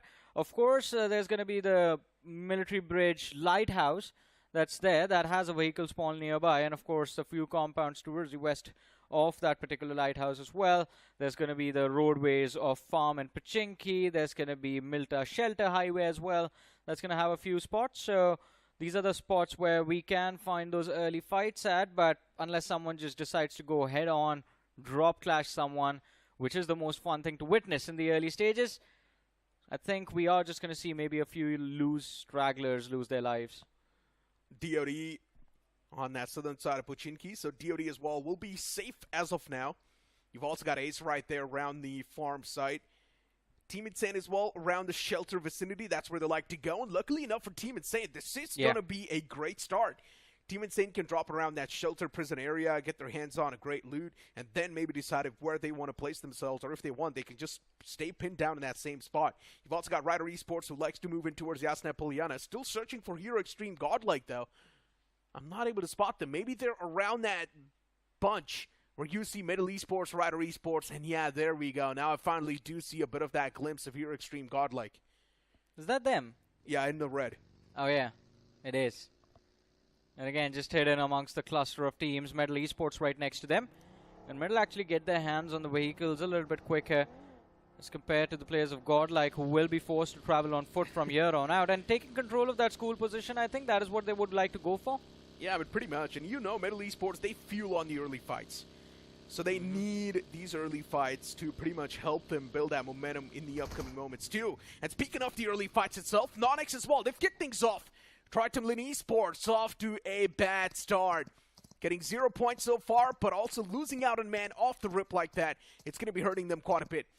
The only team you would not want to cross your path this early inside of the game is going to be Medal Esports, straight up, because they will hunt you down till the end. Yeah, and I think with how the flight path is, and of course looking at Medal and Ryder together in this lobby, I was expecting an early fight in Yasna Poliana if we had a flight path towards the northern side. But now I don't know if that 4v4 is actually going to happen, because one team moves into the city a little bit quicker, and the other one is just going to be very hesitant in trying to approach those compounds or in trying to take that fight. They are going to try and play a little bit off of that city of Yasnaya. And as of now, Medal Esports, they are the ones first to reach Yasnaya Poliana, and Rider Esports, because of that, are going to be pushed away. Yeah, I'm not even sure what the game plan is going to be for Rider Esports. But it does seem like they're sort of redirecting themselves all the way towards Severny, so they're not going to be moving towards Yasnaya Poliana. Coming up with a new drop on the fly. Let's hope it does work out for Rider Esports. And recently the players have been popping off as well, right? You speak of Exist, you speak of Fragger 2. These guys been making those solo plays. These guys have been getting those monstrous game as well for the team. Uh-oh. I mean, Godlike, they have to be a little bit cautious. They do find control of the school apartments, but NON moving towards Rozhok now. With how the flight path was and how these teams dropped, I don't think Godlike saw those parachutes or any inkling of information that someone was going to move in towards Rozhok.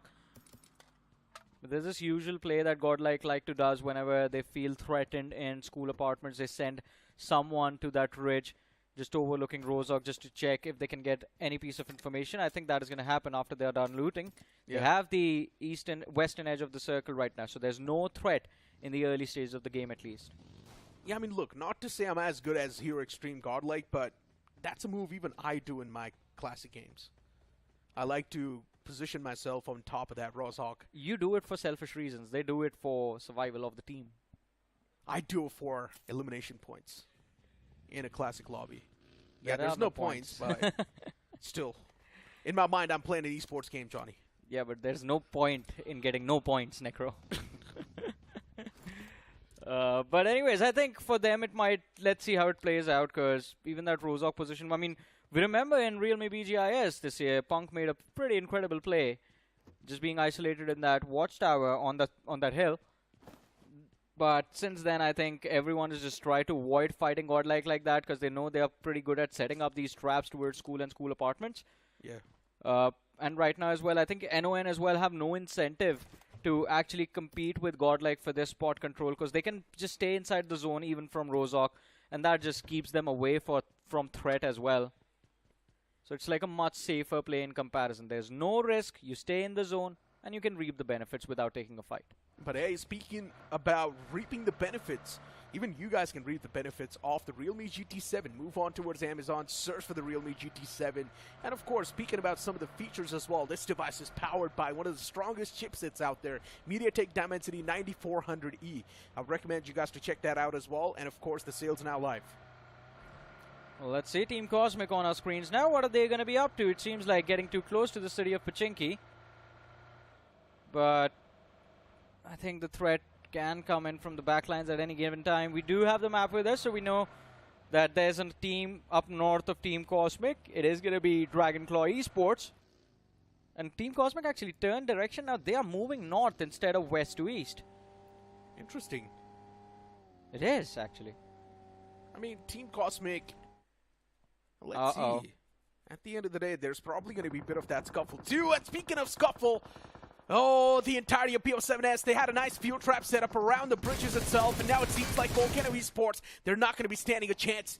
Ghostface and even Doroki working in tandem, taking those shots against Volcano, and still somehow one of the men from Volcano does actually cross all the way towards the opposite side. Another man is taken down extremely low, and Vegito is trying his best to fight against the players of BO7S, but BO7S, they just got the man number, and also the advantage inside of the fight. He's looking to find that connection, but still, the connection's missing. Doroki, who's only got one bullet in the magazine, did not really have enough time to go for that reload as well. BO7S, they will secure those elimination points. Yeah, 3 eliminations found by the players of BO7S, and incredibly done as well. A perfect trap and Volcano. Before they could erupt, they were simmered down, forced to simmer down, and BO7S, 3 eliminations. They're going to be very happy. That's a successful execution of that bridge trap of theirs. And there's the 3rd point on the board. And luckily, they don't even lose a single player. Yeah. Doroki almost could have been finished off over there, but the positioning of the players of BO7S was far superior compared to the side of Volcano. Pretty solid. But how do you play the rest of the game from here on out? Because you do get 3 points, but your rotation, your push towards an open circle is now delayed. You won't find a safe haven once you get there. Dragonclaw Esports, even they're now trying to make it inside of the circle. They're probably going to try to place themselves around the centric part. And Dragonclaw Esports, they will be safe. Nonyx around the school vicinity. I still want to figure out if they are going to go for a fight against Hero Extreme Godlike or not. Nonyx, Yeah. they've got a massive split though. I mean, it's going to be tricky now, even with Godlike moving out. And the circle as well taking another eastern shift. It's going to be a big problem for both the two sides if they end up fighting. TMG Esports on our screens, by the way. They are part of a cluster moving in from Mansion towards the prison area, but there is no opportunity for them to stop and take a breather and look at their surroundings. There's Dragonclaw pushing in from the rear, Metal up north. Towards the south, there's going to be Insane and Ace. So, TMG Esports, if they stop for a second, there's going to be a lot of trouble for them. In fact, look at this.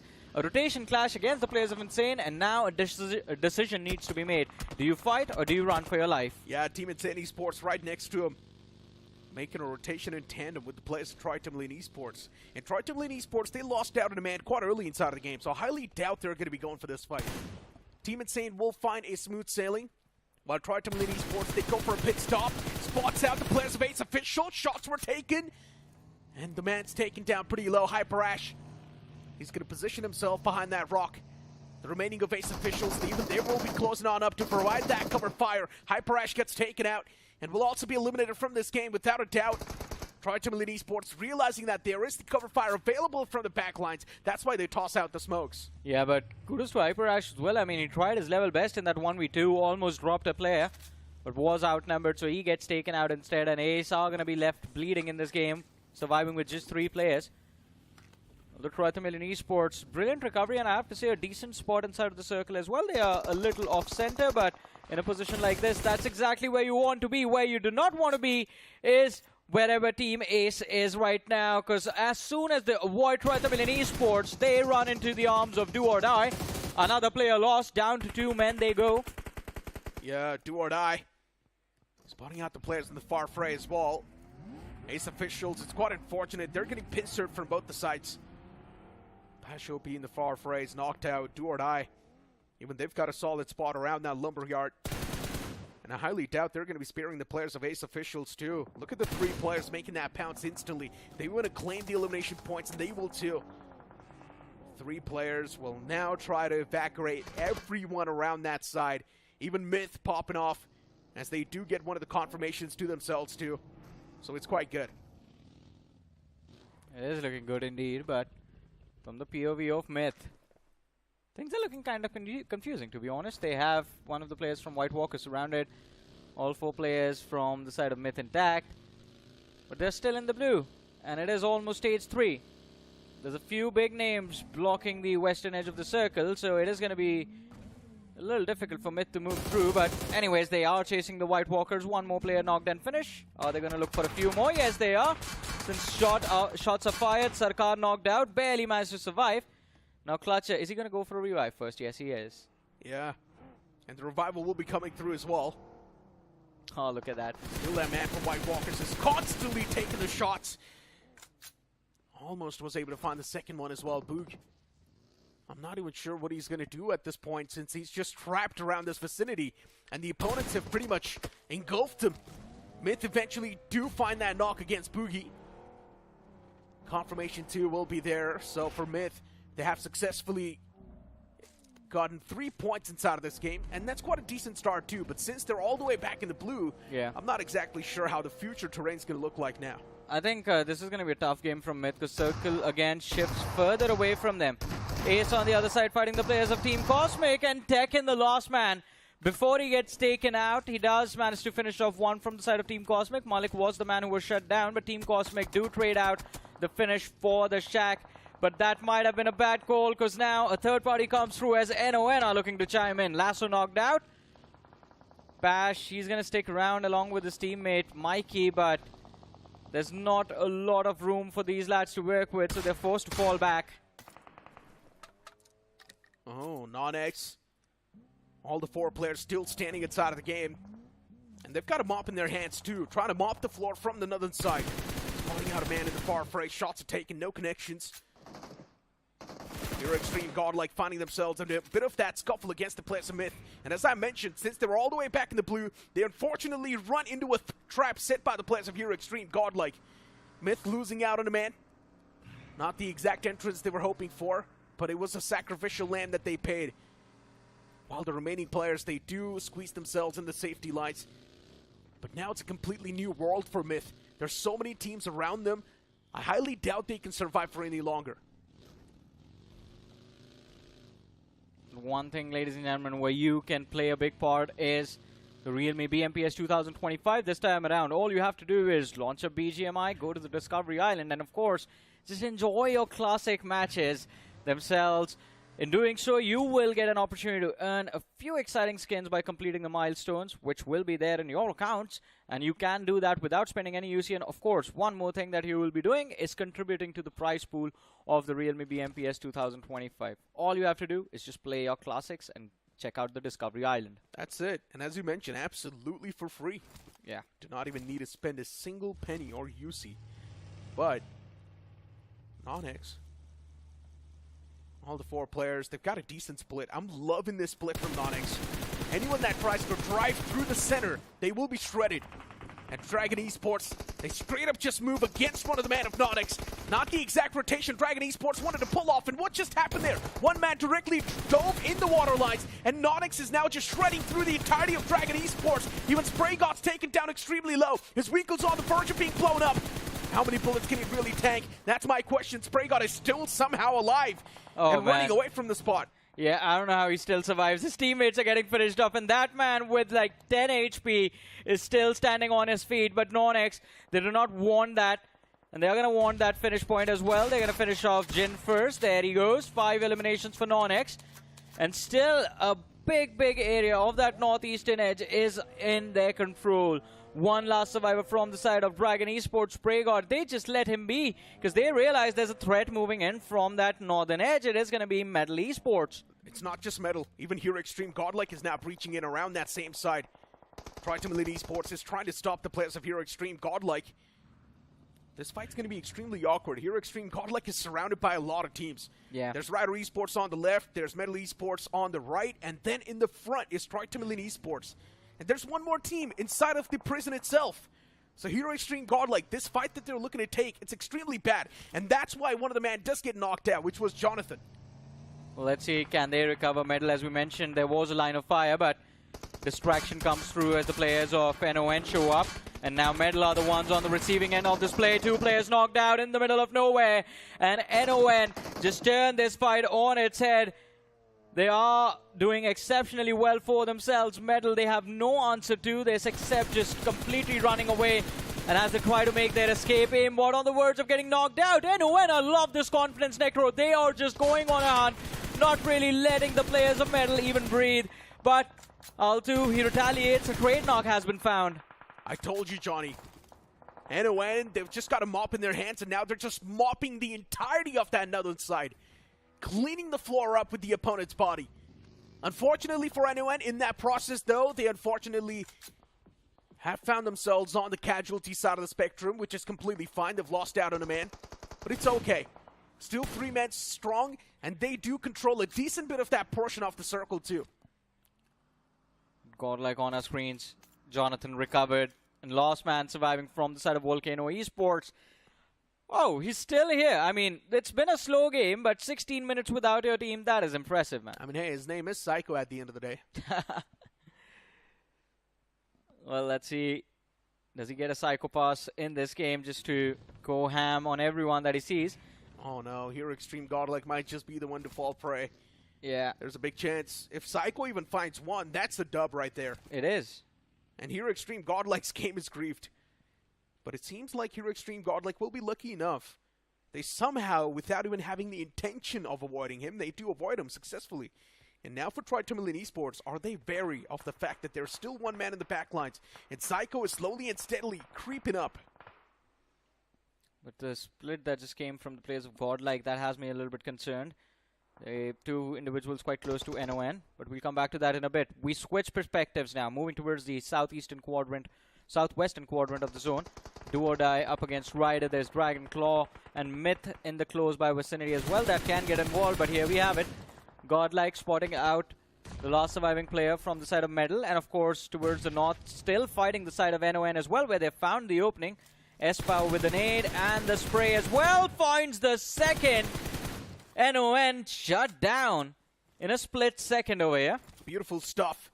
Here, Xtreme Godlike showcasing patience till the end, and now those patience starting to pay off. I do remember there was an instance where here Xtreme Godlike was in a major pickle. Metal Esports, Non-X were right next to him. Even TMG Esports was trying to trap him, but now look at him like 3 birds. They've broken through all the cages. They've broken through all the shackles. And now they're breaking their opponent slowly and steadily. Admino trying to hold off the players of TMG Esports, gather some intel. That's his only job. And here Xtreme Godlike, they just want to be the only ones around the northern part. This is going to be intense, especially from the POV of Godlike. We know a lot of fans have tuned in just to watch their favorite team dominate in this game one itself. It's going to be difficult though with Troy Tamilian on one side. And of course those loose stragglers, those are the wild cards that are going to have Godlike paranoid. But look at the finish feed. Necro Myth has just gone big, taking on the players of Do or Die. But wait, what? Myth is the one getting eliminated over there. And Do or Die, they survive. What just happened? Recovery. Do or Die, they do clutch it out in the final few moments. They've still got two strong men standing in that compound. But as we move on towards Rider Esports' fight against the players of Dragonclaw Esports, Dragonclaw, they've got a clear-cut advantage. And now for Rider Esports, Fragger's the only man standing. But Dragonclaw, even they're dropping numbers. It's quite unfortunate. TMG Esports, they third party. And Dragonclaw lose out on the man at the top. And now it's taken down on 1v1. Hirsch, he needs to clutch it out no matter what. The nade does clip him too low. Hirsch is taken down extremely low. He's got no other option than to pull out the gun, but TMG Esports, they spoil the party. They spoil the party and, of course, ruin the day for their opponents. But TMG Esports, this spread that they have going for themselves, it seems like they, the reference that you made, they have a mop and they're going to go for the cleanup. They have positioned themselves along the edges of the western side of the zone. And I think from there, they just want to clean up these open fields. But in a similar manner, we have these Guardians. Insane has been blocking that southern edge for a long time. Godlike has been the gatekeeper of the north. There's no one playing from the eastern edge though. There's just loose individuals there. Two players from Beyond 7, one man from Team Cosmic, one man from Dragonclaw still there. But Admino, what happened to Troy Tamilian? Man, a split second and all of them are gone. Yeah, I mean, here Xtreme Godlike somehow executing that edge-to-edge playstyle yeah, pretty well. You rarely see that happen in the new zone meta, but here Xtreme Godlike is doing it pretty well. At the moment I say so, as power falls down. Oh no, here Xtreme Godlike, this might just be the first one to their demise. Actually, no, because S-Power, before he got knocked out, he did something minor, but it was the one thing that saved his life. He positioned himself behind that tree as he got knocked out. Because of that, the Lad of Metal had no way of converting that finish, and Admino showed up at the right time, so they can get a revive going. Oh my god, Psycho. He can actually pull off a psychotic play. If he pushes himself over that ridge... Ridge. It's too far from Psycho, that ridge. He can't climb. He's Psycho, though. I mean... No, like, he is a Psycho, but he can't fly. That's what I'm trying to say. Come on, Psycho. Just make a psychotic play. Just run. Does he have time before the blue moves in? Because this circle just formed. Yeah. So Psycho needs to make a psychotic play no matter what. And here Xtreme Godlike, they've completely let loose too. They're not checking the northern side anymore because they think it's clear. Yeah, that's the one thing that will ruin their day for sure. Yeah, so I think here Xtreme Godlike can be backstabbed. Hey, Necro, we didn't notice them because they haven't made a lot of noise like always, but your favorite team is actually in this game and they've survived till the top 8. Golden Gliders are still here, man, with all 4 players left. That's how they like to play, man. 3 players. Gliders do not really make a lot of sound usually. And once again over here, Golden Glider Esports, they're known for their survival tactics. And when it matters the most, they once again survive somehow. Man, I wish this team could flex in competitive lobbies hard enough to just use gliders and no vehicles. No, that would I be mean, too much. if they get really good, eventually that might happen. But my prediction for the day was Team Insane. Your prediction for the day was Team Insane. Well, they're for still this here. particular Yeah, group, yeah, so they're still here. What was your prediction? Here Xtreme Godlike? No, I went with Metal. Okay. Look, Johnny, let me tell you a crack about Metal Esports, right? They never perform on day one. Yeah, they never do. Man, I always hope for the unorthodox moments. I always hope for those rare occurrences to happen while I am there, so I can be happy when I bring references to those moments. So now I'll pick Metal Esports tomorrow, because I know they will perform tomorrow. Yeah, I don't know what's going to happen to Metal tomorrow. Hold on, though. Team Insane Esports. Oh, the barrage of utilities is catching the players off Golden Glider. It's not looking good for Golden Glider Esports now, since they've got the lower side. And the higher ground is really supporting the players of Team Insane Esports, but here Xtreme Godlike, they're also overlooking the players of Team Insane. And they've got the best possible point they can ask for. But still the sideline's not secured, so here Xtreme Godlike needs to be cautious. One of the men gets picked off. It'd been a beautiful frag that was. Golden Glider Esports, maybe a chance for them to be back to life as well. You've still got Caesar alive, the main playmaker for this entire squad. I mean, it's just one isolated individual, and with how Godlike has been playing, I think they're just wiping out teams and leaving one man behind. Insane down to their last 2 players. But feeling the pressure and Admino moving towards the high ground is just going to make the situation even worse to deal with. I think Insane's plan here is to just clean up the backlines before they get taken out by Godlike eventually. They want those points before the cleanup happens. Hero Xtreme Godlike, they've completely forgotten the fact that there's Fragger on the back. They don't care, I think. Well, I hope they care. Do they know? He can spoil. No, they don't. Yeah, they don't. That's the main problem. And Fragger can spoil the day anytime. And the moment that happens, Team Insane will spring back to life. Or even Golden Glider Esports can. But Caesar's now the only man standing, and he will be mowed down. Yesh with that shock into the man's face will seal the deal. Oh, and by the way, Fragger from Raider Esports also gets finished off. So now there's no threat for Godlike. They're playing a 3-1 split. Punk finds himself inside of the next shift of the zone. And the 3 frontliners for the side of Godlike, 3 of the best assaulters BGMI has to offer, now turn their eyes towards the side of Insane. They just want to have a conversation. Yeah, and Team Insane still 2 men strong though. And Hero Xtreme Godlike realizing the fact that yes, they're not even inside of the circle, so let's just back away and play for safety now, because Team Insane needs to breach and move out in the open anyway, so this should be our game. This is Punk individually calling out the players, I guess, like, S-Power, you drop back here. Okay, maybe not this. And Admino just pushes through. Oh, he was just taking information. This is Buggy Bates, yeah. Yeah, he's a nice guy. He's going to follow the IGL. He will listen to what Punk has to say. Or maybe Punk has made the call. Guys, do whatever the hell you guys want to do. That also could be it. Because they're doing too well for themselves, right? 9 eliminations into the top 4. There's only solo individuals up in front of you. So you can take all of those fights without breaking a sweat. Yeah, call been made by the IGL, lads. This floor, this map is yours. It's yours for the taking. And do as you please now. Insane. Atom, he steps out into the open. One more shot, and there it is. Jonathan, he finds the knock. Finish conversions come through as well. 11 eliminations for Godlike, and now 3 more points left. There's a potential for them to walk away with 24 points in total from this game 1. This is such a smooth game. Yeah. I mean, we're just watching Hero Xtreme Godlike now, just waiting to get the chicken dinner. That's it. Yeah. That's how good they are.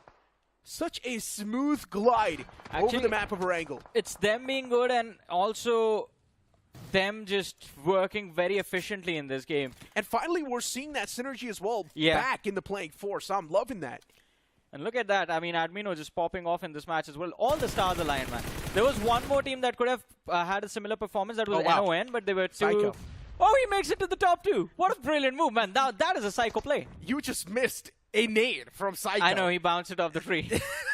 I don't know what he was trying to do. Hey, but denying the point, right? I mean, leave the opponents without the sense of satisfaction. They don't finish you. They don't get... Imagine, Necro, you do so well, you don't get the last finish of the game. That's the main problem, though. There were players standing right in front of him, and I'm pretty sure he wanted to toss that nade against him, but that nade just hit a little bit of that pixel of tree, and it just messed up. Oh, man. That is such a flex finish right there. Towards the end, S-Power just zooming with a buggy, switches seat, and as he drives past, Psycho shoots him in the face. Yeah, drive-by. Picture perfect. Picture perfect, self-executed drive-by. But hey, it brings us to the conclusion of the game. 24 points for Godlike, 14 for finishes, and 10 for placement. I don't know why I find it so funny, but Psycho's nade. I mean, he had everything in his favor, but he still messed up that nade. There's no way. I mean, especially when you think what can go wrong, and then you see that, and you just can't stop laughing. Do you really blame him, though? Because he was dealing with, as you talked about, right, with IC fatigue. He was dealing with the pressure of being the solo survivor for his team for the last 10 minutes, man. He just got tired. Brain fog. Oh, my God, dude. If he got tired, well, I don't know what to say, man. You still have to play one more game. Yeah. And I hope you're not tired to play that game. Because Volcano Esports in round 2, they were storming through the competition, right? And that was not a bad game if you think about it. Top 2 finish, still a decent bit of points. 0 placements, 6 points. Oh, 0 finishes, you mean? 0 finishes, yeah, just 6 points. I mean, still, though, 6 points could have been worse. They could have been eliminated on 0 points itself. So, yeah, 6 points is still something that's going to give you a decent bolster in the overall Some standings. recovery, actually, and as we have been talking about, it seems like the cutoff is going to fall about 5 to 6 points per game. That is what you need to average to survive. Yeah, I guess, right? And he did his job, in my opinion. Since his team just got eliminated so early inside of the game, Psycho definitely did quite good. He could have gotten a few elimination points too in the end, as I mentioned, if that nade did land on the man, but it's quite unfortunate that it just bounced off the tree. But here Xtreme Godlike, we just knew later on, especially the moment Metal Esports and even non-X got eliminated, we knew here Xtreme Godlike, now for them it's just going to be smooth glide. The way they were just taking over the territory without even being scared, which was pretty nice. Yeah, I think Metal was only a threat because of their position, but for Godlike, an actual threat could have been NON. And the moment, as you said, NON got taken out, Metal just went out a few moments before that. I think we knew that Godlike was going to have a lot of finishes this game. Chicken Dinner, you're not really always sure about the Chicken Dinner, but one thing was sure, they were going to walk away with double-digit points. Yeah, pretty much. And look at Spray God. So sad. He was inside of that wooden shack and an 8 just crawls in and Spray God just knows, yeah, I'm done for. Golden Glider Esports too, a decent bit of spot in my opinion, not doing extremely bad. As I mentioned, things could have been worse. As long as you're getting 6 points in this game as well, since it's just the game 1, you can have that leeway.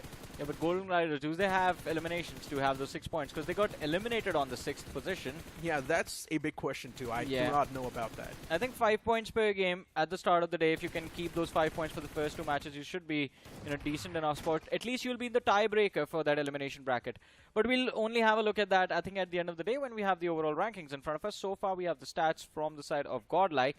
And of course, Admino is going to be the star of this match, man. 7 eliminations, 1100 damage dished out. Just put everyone on his back and ran towards the finish line. Yeah, I mean, that's a lot of elimination points coming in from the side of here, Xtreme Godlike. And since they've already got so many elimination points off the rip like that, even if they do mess up the upcoming game, it's completely fine. Here, Xtreme Godlike has earned them that leeway. So it's the best way to kick things off for here, Xtreme Godlike, and even for the fans, it's going to be major sigh of relief that now they're just a step closer towards the semifinals. Yeah, I mean, one step closer. And of course, with the kind of momentum they have going for themselves as well, that is going to be one more reason for the fans to celebrate. I mean, you talk about the incredible run they had in round 1. I mean, yeah, they did not qualify for semifinals week 1, but who cares? They did quite well. Barely missed out. In round 3 itself, off to a very great start, starting off with a chicken dinner. And now, I think one thing that all the fans want to see, and I want to see, is how long does this team hold on to this momentum? And as I mentioned, right, this lobby is also filled up with a lot of dark horses. Maybe that's helping Hero Xtreme Godlike just dominate the entire lobby as well, since Hero Xtreme Godlike is extremely good at adapting on the fly. And that sort of really is a good thing for Hero Xtreme Godlike. But as we move on towards the MVP of the match, Admino getting 7 finishes all by himself. And of course, the top 5 players too popping up. Roman getting 4. You've also got his power getting 4 too. Then you look at Ghostface too from the side of BO7S getting 3 elimination points. Gods as well getting 3 elimination points. And once again, back towards that Hero Xtreme Godlike conversation that we're having, right? The moment Hero Xtreme Godlike entered inside of the safety line from the northern side around that prison side, there were so many teams around them. There was Metal Esports, Non-X, there was TEAM Esports, and there was one more team inside of prison itself. I generally thought Hero Xtreme Godlike is done for because I did not think they would be able to survive, but the way they played it so patiently, knew exactly when they want to pounce on the opportunity, was perfect. Those calls at that minute detail was perfect. Yeah, it was perfect. The coordination, the level of communication this team has displayed, and I think... But to be honest, this should be the standard for a team that has been hailed as one of the best rosters in the country. This should be the standard. Anything less than this should be questioned. Pretty much. But match rankings, 24 points for Godlike. We have BO7S with 12 points. Team Insane with 10 points. NON with 9. Volcano with 6.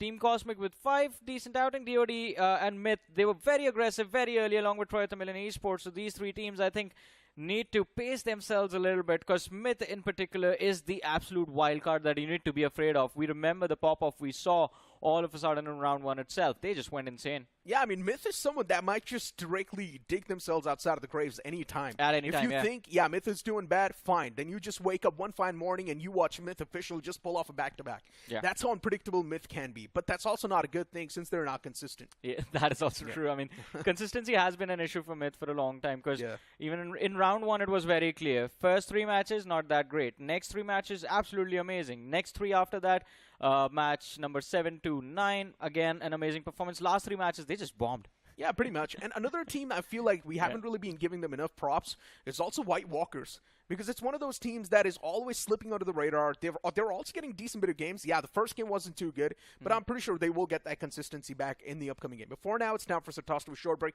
You guys are not going anywhere.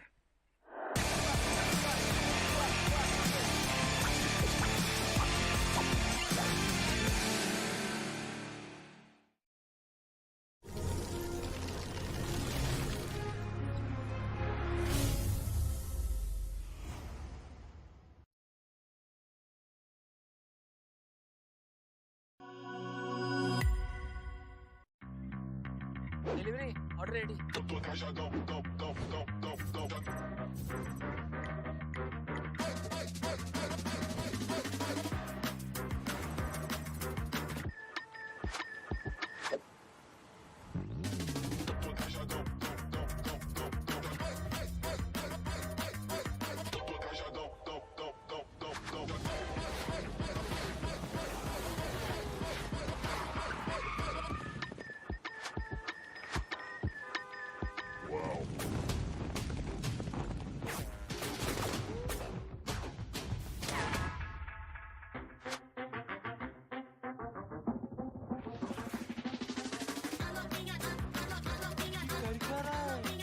समझा नहीं क्या भाई? अपना भाई वाव mode में है।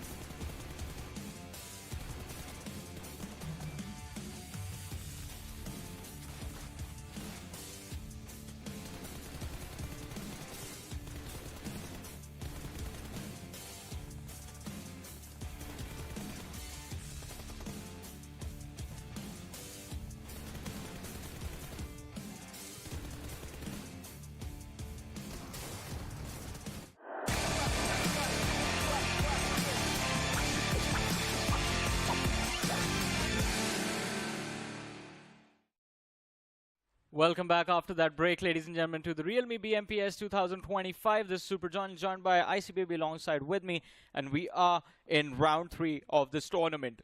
Teams from round 1 that directly made a qualification break for round 3 have joined us today, and of course, Group C left with one more map of the day. We're going to find out how that one turns out, but I see before that, a recap of that first game played by Group C, map of Erangel. Impressive start to the day for Godlike Esports. Well, definitely an impressive one as well, because teams that have a roster change so far coming from round 1 has kind of had a little bit of shaky performances, especially coming to round 3 as well. Every single team has definitely stepped up. Genesis, one of those teams that really stepped up. HeroXtreme, Godlike came out swinging and taking the chicken dinner as well. Yeah, definitely. And of course, I mean, a few big performances. NON doing very well for themselves. Got taken out early, but decent number of eliminations for them are going to keep them in check. Then we had a decent outing by a few other teams inside of this match as well. Insane, they did kind of decent controlling that southern edge, but let's see how the rest of the match is going to turn out. But if you want to have an insane performance in your classic games, check out the Realme GT7, ladies and gentlemen. It stays 6 degrees cooler compared to the rest of the devices in its segment when you're doing marathon gaming. And when we talk about marathon, well, why not? 120 FPS, up to 6 hours of BGMI. Tested by Crafton and the guys at Realme. So it has everything that you need to keep the grind going. So go on to Amazon, grab yourselves the Realme GT7. In the meanwhile, we're going to grab on again with the discussion of that first game. Who are the names that you felt like were a little bit let down, especially in match number 1, Map of Wrangle? I think BO7S kind of let me down a little bit here just because Alright, I have fair. some sort of expectation after seeing Doroki making a clutch here. Yes, they have been seen for quite some time as well. We saw them in BGIS, looked very, very shaky, just could not perform. They were bottom of the pack. But when this BMPS came up, they looked like a completely different new team because obviously we always look up to Ghostface. You know, he's the guy that, hey, it's the MVP for BO7S. But when Doroki had that clip against Bot Army Esports, I was like, hey, maybe, just maybe, BO7S is just not as bad as you think. But now coming this round, it feels like they had the right agendas and ideas, but execution-wise, seems to be a little bit shaky. Yeah, I mean, a little bit shaky. I just enjoy the fact that BO7S were the ones who took down 3 players of Volcano Esports first fight of the game, and then Psycho just ends up outlasting them. That has to be like a revenge story. Like, take this, you guys. Yeah. It's kind of like the Team Mastermind Mavericks versus Autobotz as well. RD was able to outlast everyone in the top 2 position. Yeah, I mean, it's the same thing, It's the actually. same thing. It's the same thing. First, you lose players at the start of the game, and then you end up making it to the top 2. So incredible. I have to say, recovery coming in from Volcano Esports. This could have been the worst possible start to their journey, but 6 points is more than enough. Well, as of yet, here on average, 6 points for all 8 games will pretty much gives you the safety net that you need to qualify directly into semifinals as well. So total, we are seeing all these teams going to be competing, and they are going to be competing, and only 24 teams will be eliminated. That is not good. That is very, very not good. Yeah, that is true. That is true. But let's see how the rest of the matches are going to turn out, because as far as round 3 is considered, there's still a long way to go. And I think, again, it's going to be very interesting to see how these matches turn out for these teams. Because, again, a reminder, you only play 2 games a day. Instead of, like, having 3 games, maybe letting go of 1 match and then recovering in the other 2. You can't do that anymore. You have to perform in both matches, or just have 1 game strong enough to have enough points for 2 matches, basically. Well, hopefully that is going to be the case as well here, because we saw a lot of recoveries here, especially for teams coming from round 2 itself.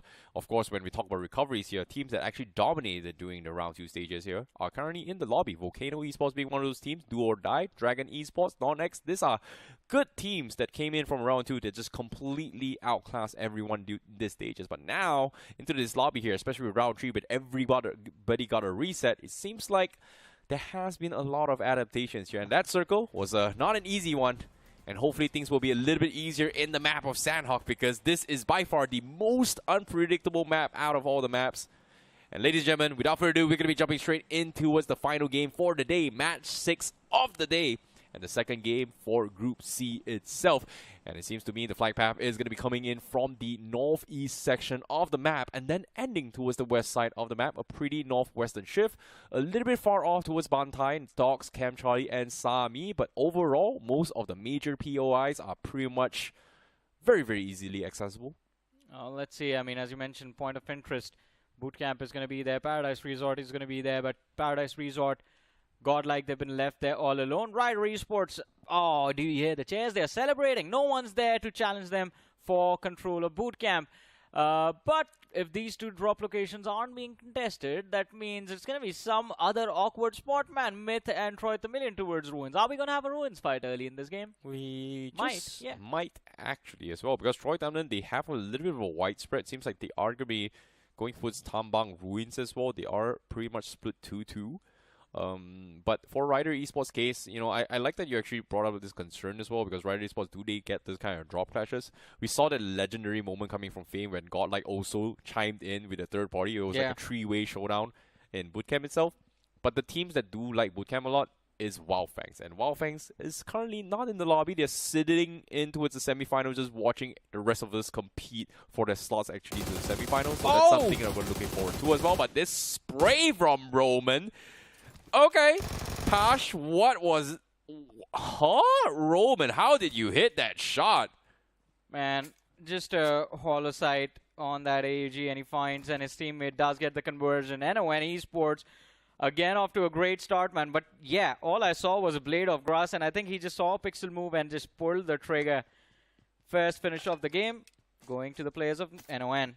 Hey, what happened to Non-X Esports? Well, this happened. They're back. They've gotten good. Yeah, they still have a decent amount of eliminations previous round, so Yeah. it's not that shabby for them. So non-XE Esports definitely making a little bit of bounce back. But based on the circle here, I believe the circle is going to be shifting somewhere on towards Alpha Island again. Hatin seems to be the center, direct center point of the circle itself. So a lot of teams may look to actually travel towards Camp Alpha a little bit earlier, just because, well, if you stay in the center, it means that when the next shift is, chances are, well, I would say 100% you are going to be inside the next phase as well. Yeah, Golden Gliders, I think this is the perfect opportunity. As we saw them on the map, they have the city of Hatin under their control. And they can definitely set up a tool booth over there on the bridge and just tax anyone who shows up looking to cross the bridge. And by tax, I mean just pick off one player, let the other three leave. Pick off whoever's the last man arriving, or go for the second last player. That way you can go after the entire team as well. But just go for those individual finishes and stack up those points. And Golden Gliders in a perfect opportunity to make that play right now. But Dragonclaw moving in might just deter them from this game plan. On the other side, TMG Esports on our screens. And in terms of the reference on the map, they have just crossed into Camp Alpha Island just now. Actually, I kind of disagree with what you say as well. For Golden Gliders? Yeah. I feel like Golden Gliders have no reason to just push out. All they do is just chill in Hatin. Just because, number one, they have a little bit more control. Number two, if anything happens, they still have an exit strategy in case we have a scam circle. Just because the circle might shift into its main island. And they do have a very, very easy access. Yes, the ocean is not exactly the safest points, but if it does happen, they have options.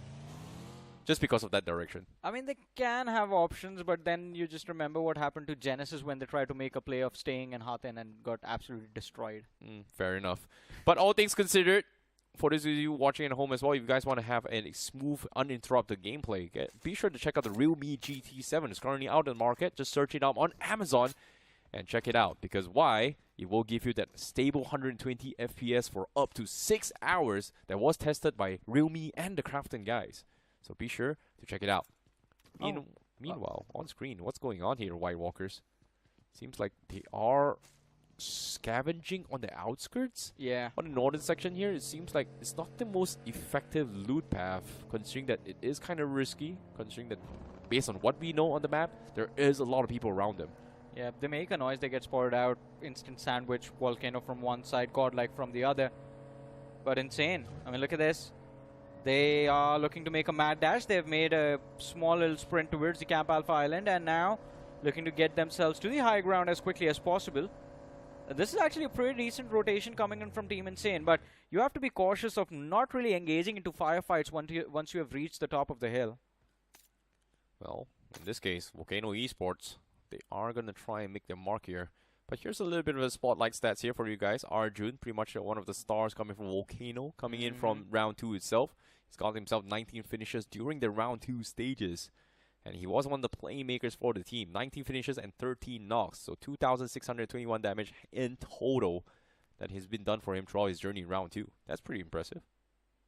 It is. It really is. And Volcano Esports as a whole, they've been quite impressive. I mean, you talk about Arjun getting those finishes. You talk about Psycho with his survival instinct in the previous game. Vegito and Flash as well do pop off every now and then. So this is a team that lives up to its name, man, I have to say. Because Volcano, you do not know when they're going to erupt, but when they do, there's a lot of destruction. And that is like the story of every single individual in that team. You never know when they're going to go big, but when they do, you feel the presence inside of the map. Exactly. Team Insane now going to be taking a little bit page of the old Soul roster. Going to be taking the high grounds on these mountains, hoping to try and shut people out. Aside from those vicinity, stay out of mountains.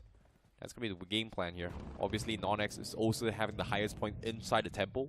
Obviously, the temple is the higher spot, but based on how the first circle is kind of shifted, it feels like the current spot where Insane is directly almost near center of the next phase of the zone. So, I would say they are the closest to the next phase of the rotation in case of whatever rotation that needs to be done here based on the next phase of the zone. Look at this, though. Myth is struggling. That vehicle is not meant for 4 people. Oh, man. Oh, man. That was absolutely hilarious, but what just happened? It is Myth after all. Man, I just saw 4 people on a Lamborghini. 2 sitting inside, 2 on the front hood. Wow. I'm going to suggest that to my friends if ever in the future I am able to buy a Lamborghini, or if one of my friends buys a Lamborghini, we're going to do that. Okay. If, a big if. Oh, look at that. There it is. We gotta ask Jonathan. And they're going pretty Oh. quick as well, by the way. They're sprinting. They're making a dash. Dropped one of the players. Are they just leaving him behind? Yeah. What?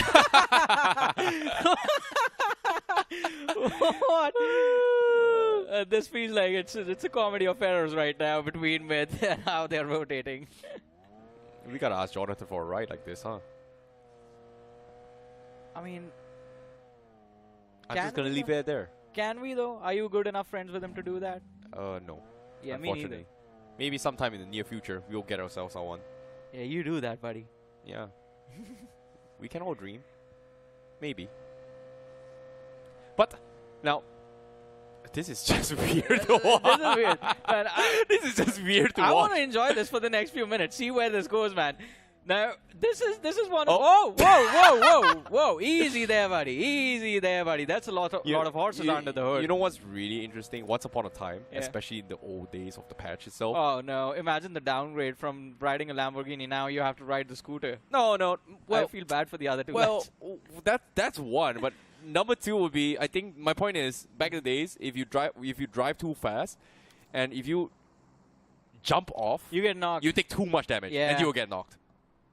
I mean, that happens when you're driving too fast and you're driving in an unsafe manner. But if safety is an issue, ladies and gentlemen, check out the Kia Ceros. 5-star safe, BNCAP rating, and of course, a lot of other amazing features in this vehicle. As we keep talking about smart cruise control with stop-and-go features, front collision warning and avoidance assist, lane keep assist as well. And of course, blind view monitors in the cluster itself. Enhanced control in the vehicle, and of course, as I mentioned, 5-star BNCAP rating. So go ahead and check out the Kia Ceros. I think we should have made that suggestion to Myth, because Kia Ceros you can definitely fit more than 2 people. Yeah, 100%. More than a Definitely. Lamborghini for sure. Carries more people Yeah, than a Lamborghini. Definitely. Right. It's about getting from point A to point B safely as well. Ceros True. a little bit bigger. True, definitely. I like the comfort as well. Yeah. I mean, you can't... If you're in BGMI and a Kia Ceros, I would not recommend using the Herman Garden 8-speaker system. It's going to be too loud. You're going to draw a lot of attention to yourself. Everyone's going to show up to a party. Okay. They're going to be like, we came to fight, but why is there a party happening? Well, we have the Herman Garden speakers, man. All right. Fair enough. But all things considered here, look at this. Volcano, they're going to be caught out in the open. Metal will be able to pick them apart. And that's going to be 2. 2 down from the side of Volcano. Seems like Metal Esports gets a little bit of revenge here from Volcano because they were the ones that actually denied them the chicken dinner during round 2. And Metal Esports got to be very happy about this. Now with 2 knock here, space is pretty much open. They are going to continue to push through. Looking for a couple of hunt here, but with the smokes being dropped, so they do know that there is potentially one more player lying around. They are going to go for the hunt, and now Psycho comes in. The pump comes through. That's going to be first knock, but he instantly gets traded off. Xerax takes him out. That was sad. I feel bad for Altu. The vehicle hit the wrong spot of the rock and just stopped, and he got shot in the face because of that. But as you mentioned, luckily Xerax was there for the trade. Otherwise, Altu was getting finished off, and Metal would have lost a player for absolutely no reason at all. No fault of their own. Just unlucky. True. But let's take a look at the circle here. The circle actually shifts onto the bridge itself here. Looks like you have a right call because Dragon Claw is going to be in those compounds. One of a very, very secured one to actually shut down teams from the south and the west side. Team Insane on top of those mountains is going to third party everyone and tag team for the teams in the south side. So that is going to be a complete cluster coming up very, very soon. Right now, I'm sorry to interrupt, but right now the strongest position in the game are held by 4 teams. Dragonclaw, Golden Gliders, Insane, and NON as well in the back hills. Yeah. But speaking of which here, on screen now, we do see Do or Die and BO7S. They are the furthest away from the next phase of the zone. They are caught in a little bit of skirmish, but guess what? What happened to Volcano? Because they just got eliminated out of nowhere. Yeah, can't even blame them. Lost players early to the side of Metal, and then I think they were down to the last man. He just got finished off right now. So, yeah, Volcano reset. Yeah, Metal, they actually cleaned them out while getting third party by a different team. Very unfortunate for them. That's pretty much off the screen right now. Do or Die still trying to make entry point to push in the zone. BO7S was the team that is stopping them forces them to actually re-rotate here. Omega making the call here. They are going to find a different entry point. Unfortunately to say, they have to tank through the entire stage 3 of zone if they re-rotate for a different position. On screen though, Myth, Pegasus is actually getting caught out. Team Cosmic, they get the reset. And where is the rest of Myth as well? Myth is done. So that split that happened, 2 players pushed up front, 2 players were stopped for the scooter. They could never regroup. So Cluster and Pegasus in the front lines have been picked off. 1 more player in the back lines fell as they were surrounded by the side of Team Ace in one position, and then there was Cosmic on the other side. And now the last man from Myth as well gets picked off. An early elimination from Myth as they themselves turn into a Myth. Well, they had too much fun, I would say. Yeah, yeah.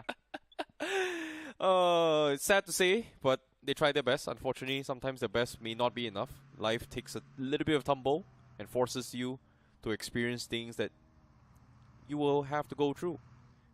Whether or not you learn from it or you soap about it, it's completely entirely on the player's decisions.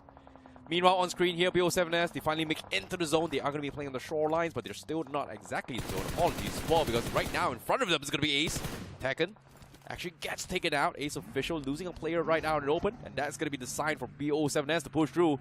And it looks like they are going to look for this confirmation, but little did they know, right beside them is going to be a team as well. Do they scout this out? Yes, they do. They see it, and they are going to take a hot pit stop, and then take him out.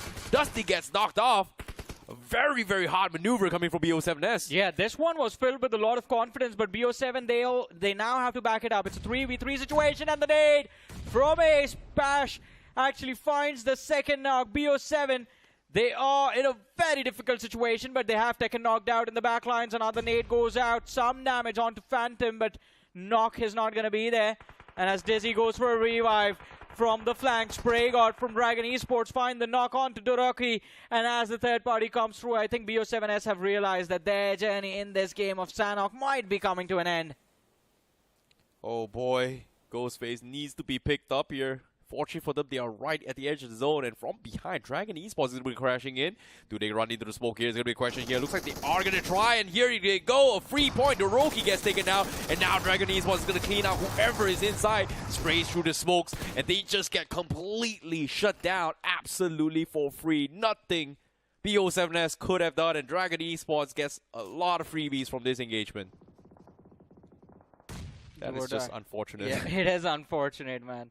But I feel happy for Dragon Esports. I mean, from their POV, they have kind of recovered something after the big debacle on Erangel. But do or die, it seems like looking to hunt down Golden Gliders. They've found one more. Caesar knocked out.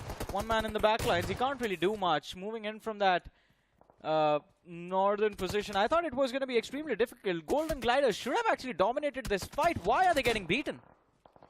Well, seems like times have changed, my friend. Times have changed. We learn, we adapt, we improve. And isn't it improvise, adapt, overcome? Well, it could be that, vice versa. no particular order. But Xtreme Godlike seems like Punk is able to find a little bit of pick off here. And interesting enough, what is going on?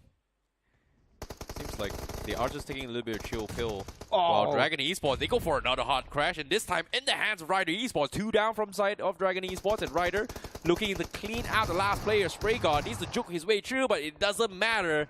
A very, very quick and clean defense coming from Ryder Esports. Yeah, and they were quite patient waiting for a fight like this for a long time. Zyro was knocked out, but should be an easy recovery for the players of Ryder Esports. Plus, winning that fight just now gives them complete control of the southern edge of the circle. But look at this, Medlin, such an awkward spot. They're stuck under that bridge. Godlike moving in from the rear, and the front lines are going to be blocked by Dragon Claw and the side of Golden Gliders. But before that medal, they want to at least get a few points for themselves. Do you know one of the man from White Walkers is there in the river? Yeah. Are they going to find this fish and feed themselves? They actually saw him drop down. Yeah. So I was curious as to why he was walking out. I think they spotted out Xtreme Godlike from afar. That's the reason why he wants to make a mad dash. But it seems like he is going to try and reposition just because there's just too many people. So let Meadow Esports fight with Godlike and then third party from afar. So positioning is going to be key here coming from Harry. But right now, as Power going for those sprays, Meadow, they are getting tapped really, really hard. But they are inside the zone while Xtreme Godlike needs to find an entry point. Well, I mean, it's going to be very difficult. That bridge cross is what I'm concerned about. especially with Dragonclaw Esports having the compounds that they have right now. You see them on the radar, just the shoreline compounds. That's going to cause a lot of trouble for teams like Godlike, for teams like Medal, anyone crossing over this late in the game. But we're down to top 9 teams of this particular match, and look at that, Jonathan still in the backlines while the rest of the Godlike players move towards the high ground to try and find an angle to at least clean up Medal, but Punk gets knocked out in doing so. And Jonathan, he needs to be the one finding that trade. Let's see if he succeeds. Yeah, right now Jonathan needs to open things up for Medal to actually creep through as well. The nades comes through, but Medal, they went back into hiding, and because of this, Godlike can't seem to find the opening, and they're just hesitating to push through. Could you really blame them? They can't really do too much. Exactly, no more moves left, no more openings available. In the next 50 seconds, the blue zone is going to be the one making the move for Godlike, as it will force them to push the players of Medal and take this fight head on. Yeah, they're going to take a little bit of pit stop here, hoping to find a knock before pushing through. Godmino actually looking for a huge flank, and he finds the opening. That's Zyrex getting taken out, and now here comes the rush. Medal Esports, they are forced to defend this. And as of yet, they're slowly creeping up. Zyrex getting picked off, but Punk manages to climb on top of the bridge itself. Aimbot has a clear line of sight, but he's not going to be able to take him out. But guess what? The Jux comes through, trying to find some sort of shots. Aimbot, they're going for a jiggle. HeroXtreme got like, how are they still not down yet? Jonathan about to bleed out the zone. He needs to get out, but he really does bleed out the zone. Punk gets picked off, and now Medal Esports, they get the full reset. While Godlike, 2 man alive, S-Power goes for a nade, goes for the slam.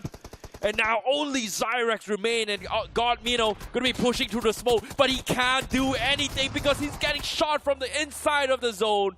And S-Power, the savior, can he do it? He's got superpower! Yes, he does! He survives and lifts the tale for HeroXtreme Godlike. What a play and what a move. The man does exactly what he was called to do, be the savior of the team. And well, I thought this was going to be a nightmare for Godlike, but at least now they have 5 points, and if S-Power survives, they get a few placement points as well. Although, dream for a chicken dinner. Realistically, that's not even going to be the case. Fraggle, what was that? And what is Dragonclaw doing? Did they have no idea that he was standing right next to the doorway? Pro, well, he was smoked off in the back lines, and now shots coming in right on the noggin as well.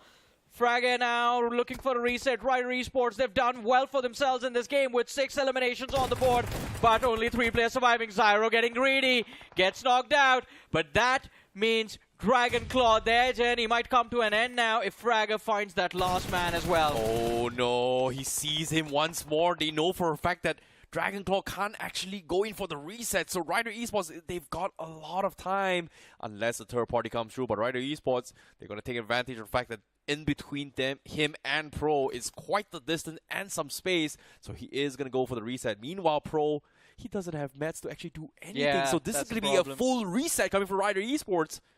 And out of all things, out of all teams, in fact, Team Insane, by the way, have all 4 players left, 9 eliminations, taking full advantage of the high ground that they had since the start of the game.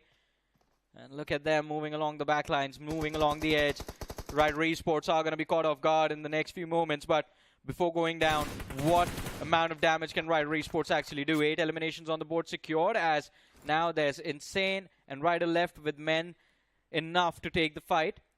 Dragonclaw is down to the last player, sliver of HP. Godlike down to the last player, half his HP, and then Cosmic is there with 2 players left. Exactly, but meanwhile on screen here, S-Power actually makes it on shore. He somehow survives, and guess what? He was able to take out that last solo warrior just now.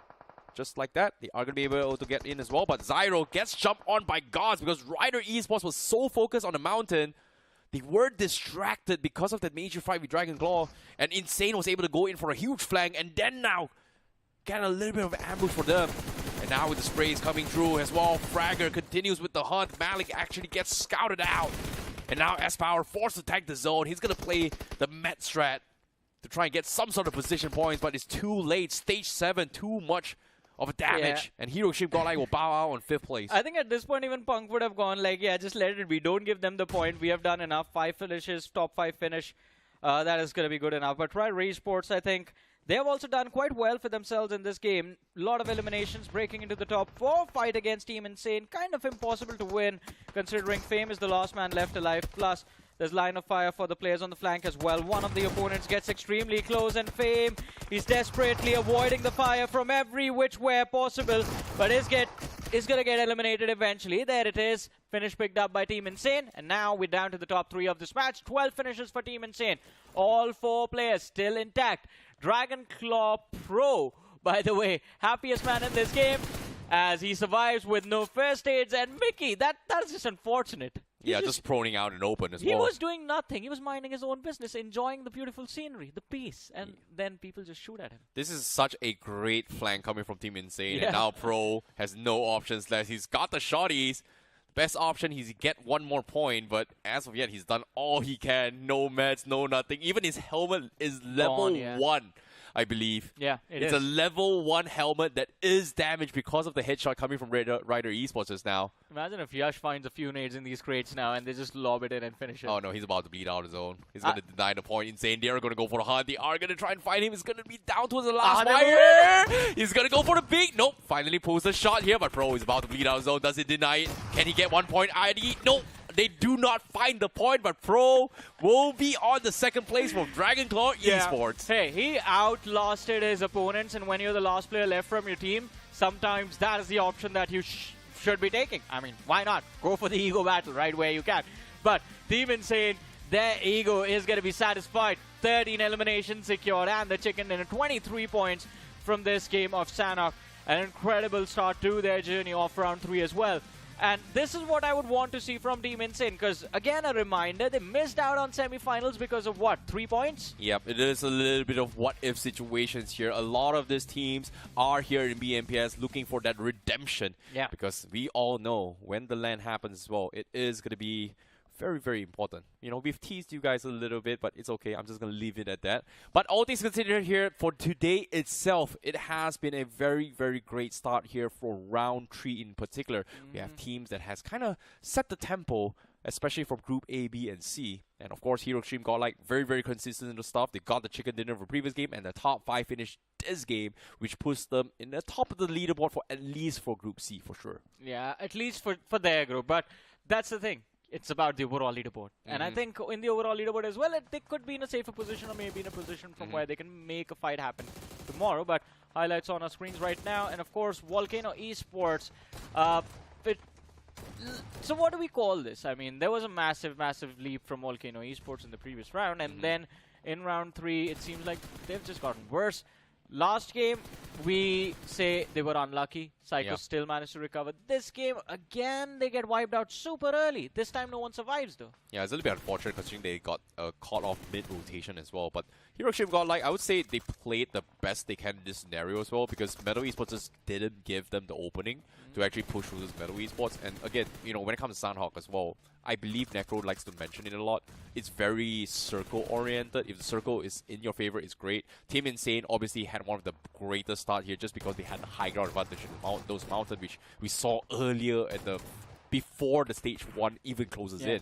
So they just held the ground, oversaw everything, and just started picking off everybody from the sides itself. So that was very, very nice. But I think I want to give mention towards Rider Esports because they played this really, really well. This was a very, very nice standout moment coming from Fragger before this fight, just because he was the reason why Pro was not able to regroup his teammates. Quite unfortunate, but Insane. I mean, that moment moving along the western edge, getting to the back lines of Rider Esports, absolutely incredible. And then Dragonclaw Pro, I think, again, that top 2 finish, decent outing. But let's see the numbers now. We have the stats of the winners of that previous game. Team Insane, 13 eliminations on 3 players from their team. Atom couldn't really do much in this game. But everyone else, Yash, Adi, and Gods, incredible, incredible performance. Yeah, the decision to get down from the mountain terrain as well was very, very smart. Especially the timing they brought in with Gods coming in was when Ryder and also Dragonclaw was having a massive fight, and because there was so much smokes around, they know for a fact the teams inside the smoke will not have vision outside, and they took that opportunity coming in for the flank. And when they got a pick on towards Fragger, just because Ryder was looking on top of the mountain, assuming that Team Insane would not give up control on top, was just brilliant. Yeah, that was brilliant indeed.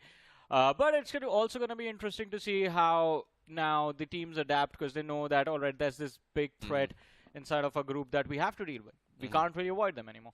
And you at least have a few more days left to try and figure out, all right, we spoke about it, right? 6 points per match. That is the mark you need to hit. But ladies and gentlemen, there it is. You guys see it on your screen right now. The big surprise of the day. We're going to have interviews happening, and this time we're going to be joined by Admino. Wow. Not us, though. I see you don't need, like, yeah, not for us. Why? I have no idea. We don't get... You just mentioned you were going to ask him if you could sit on top of his Lamborghini, or not even in it. That's Jonathan's Lamborghini. It's not it's the Admino's. same team, though. Don't you guys want to sit on a Lamborghini? You sit in a Lamborghini, not on top of it. That's highly unsafe. We saw what happened to that team. Myth got taken out super early. Okay, fair enough. And I'm curious, before we get into an interview here with Admino, let us talk about the MVP of the match from that games first here, because Gods is going to be the guy that is the MVP coming in from Team Insane Esports, and that is going to be very, very good.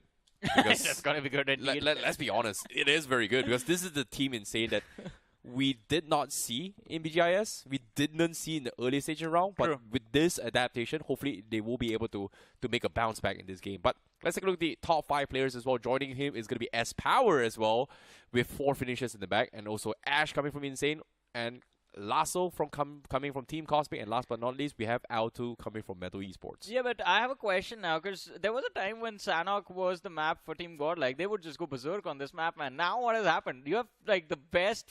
In terms of raw firepower, this is the creme de la creme, man. This is the top. These are the best 4 players you could put in a team if you just wanted raw firepower in your team. And yet, the map that is the most random is where they sort of try and avoid the fights. Oh, fair enough. But all things considered here, let's take a look at the match ranking for that match itself. Team Insane with 13 finishes gets themselves 23 points, and the Chicken Dinner. Rider Esports gets 12 points. Team Cosmic with 11 points. Godlike still has 9 points despite the ordeal that they had to go through. Metal also carrying it with 9 points. Dragon Claw 7 points. Dragon 6 points. Non-X Esports 3 points. So I wouldn't say it's a huge vacuum, but let's take a look at the overall standings out of all the games. And guess what? We have 3 teams tied up for number 1, but Team Insane still is number 1 due to a technicality, and that is the tiebreaker rule. Chicken Dinner first, position points, then finish points. And the reason why Team Insane is on top is because they have 1 position point higher than Hero Xtreme Godlike with his 13 points. Yeah, but I think while Team Insane and Godlike are the names that you would expect to be competing at the top, good job, Genesis Esports, man.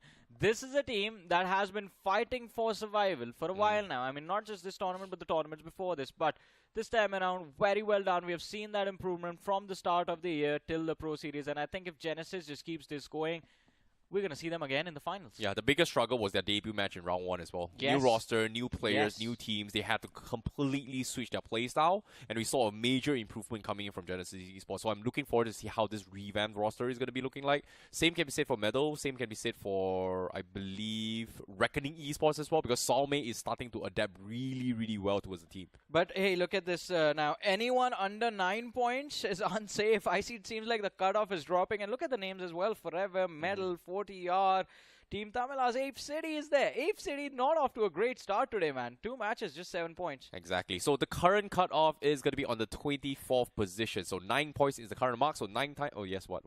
This is the same team that did 50 points in 2 games yesterday. That's Apecity, right? Yeah. Yeah, I don't know what happened, man. Different lobby. But, of course, when we talk about the bottom of the bottom, currently, these are the teams that are in the bottom as well. That is going to be the risk elimination here. SIGNIFY, pretty much the only team that's gotten 0 points in 2 games.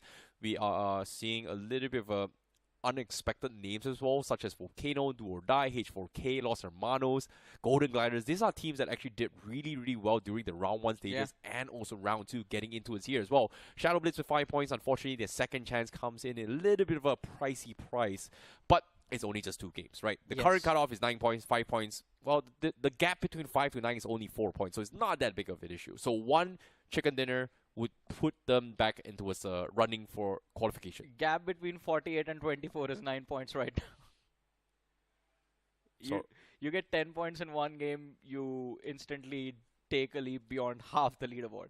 Fair enough. 24 points. You beat 24 points with 1 good game. Yeah, fair enough. You know, all things considered here, that's pretty much it for the teams at the bottom, especially with just 2 more games to go. So I would say this is going to be a very, very interesting time for all these people here. But guess what? I know you guys are excited for the interview here.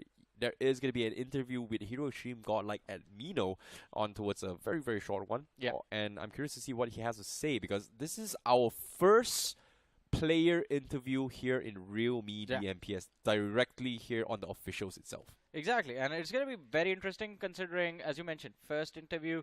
Last time we got to speak them, or I got to speak them, was at realme BGIS LAN finals, and that was an interview with their analyst and their coach at the time, Robinson. Yeah. And things were different back then. Things are different now. A new player has been added. We are seeing confidence in the players of Godlike just build up day by day by day, and the team is looking very solid.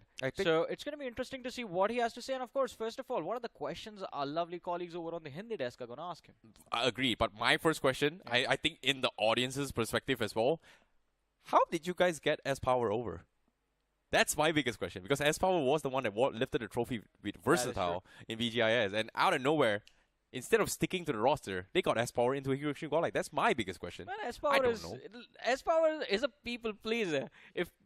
How do you know? Are you S-Power? Dude, you go and ask him to join your team. He's just going to say yes. Really? Can I have S-Power in my team when I compete? You got to have a team before that. Well, I'm too old to compete now. I'm way past my glorious days, to be honest.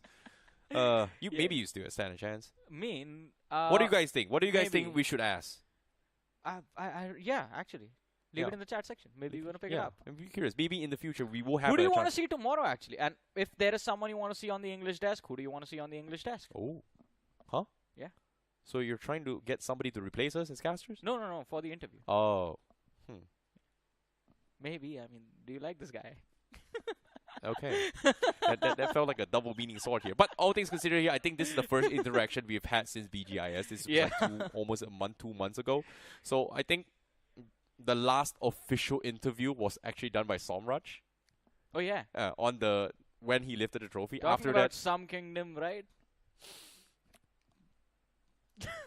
It's wonderful how the man does not understand Hindi, but still understands where beef is going on. See, this is interesting because my initial question was about Kingdoms. how they got S-Power over, but now that you brought it up, what are the chances our Hindi colleagues is going to ask him about the kingdom? Oh, I don't think so.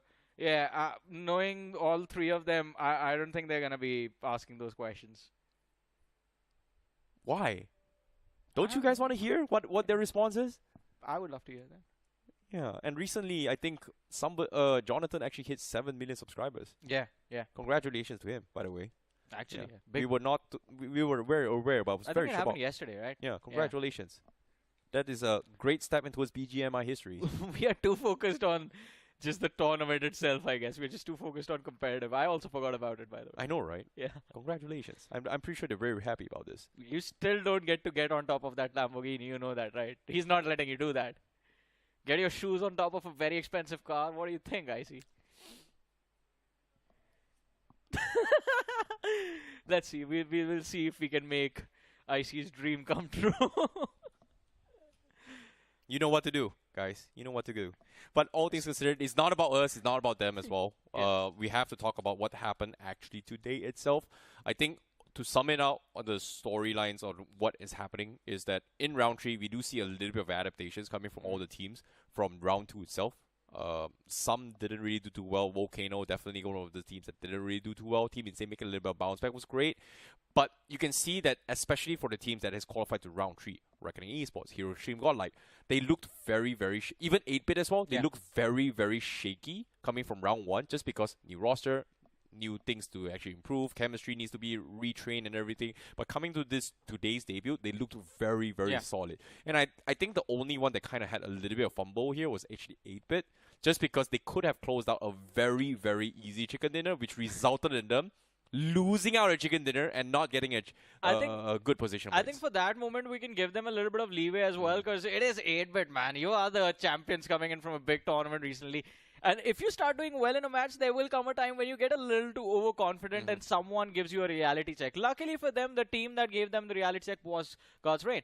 But, ladies and gentlemen, it is finally time for us to move forward and have a listen into that interview with Godlike Admino.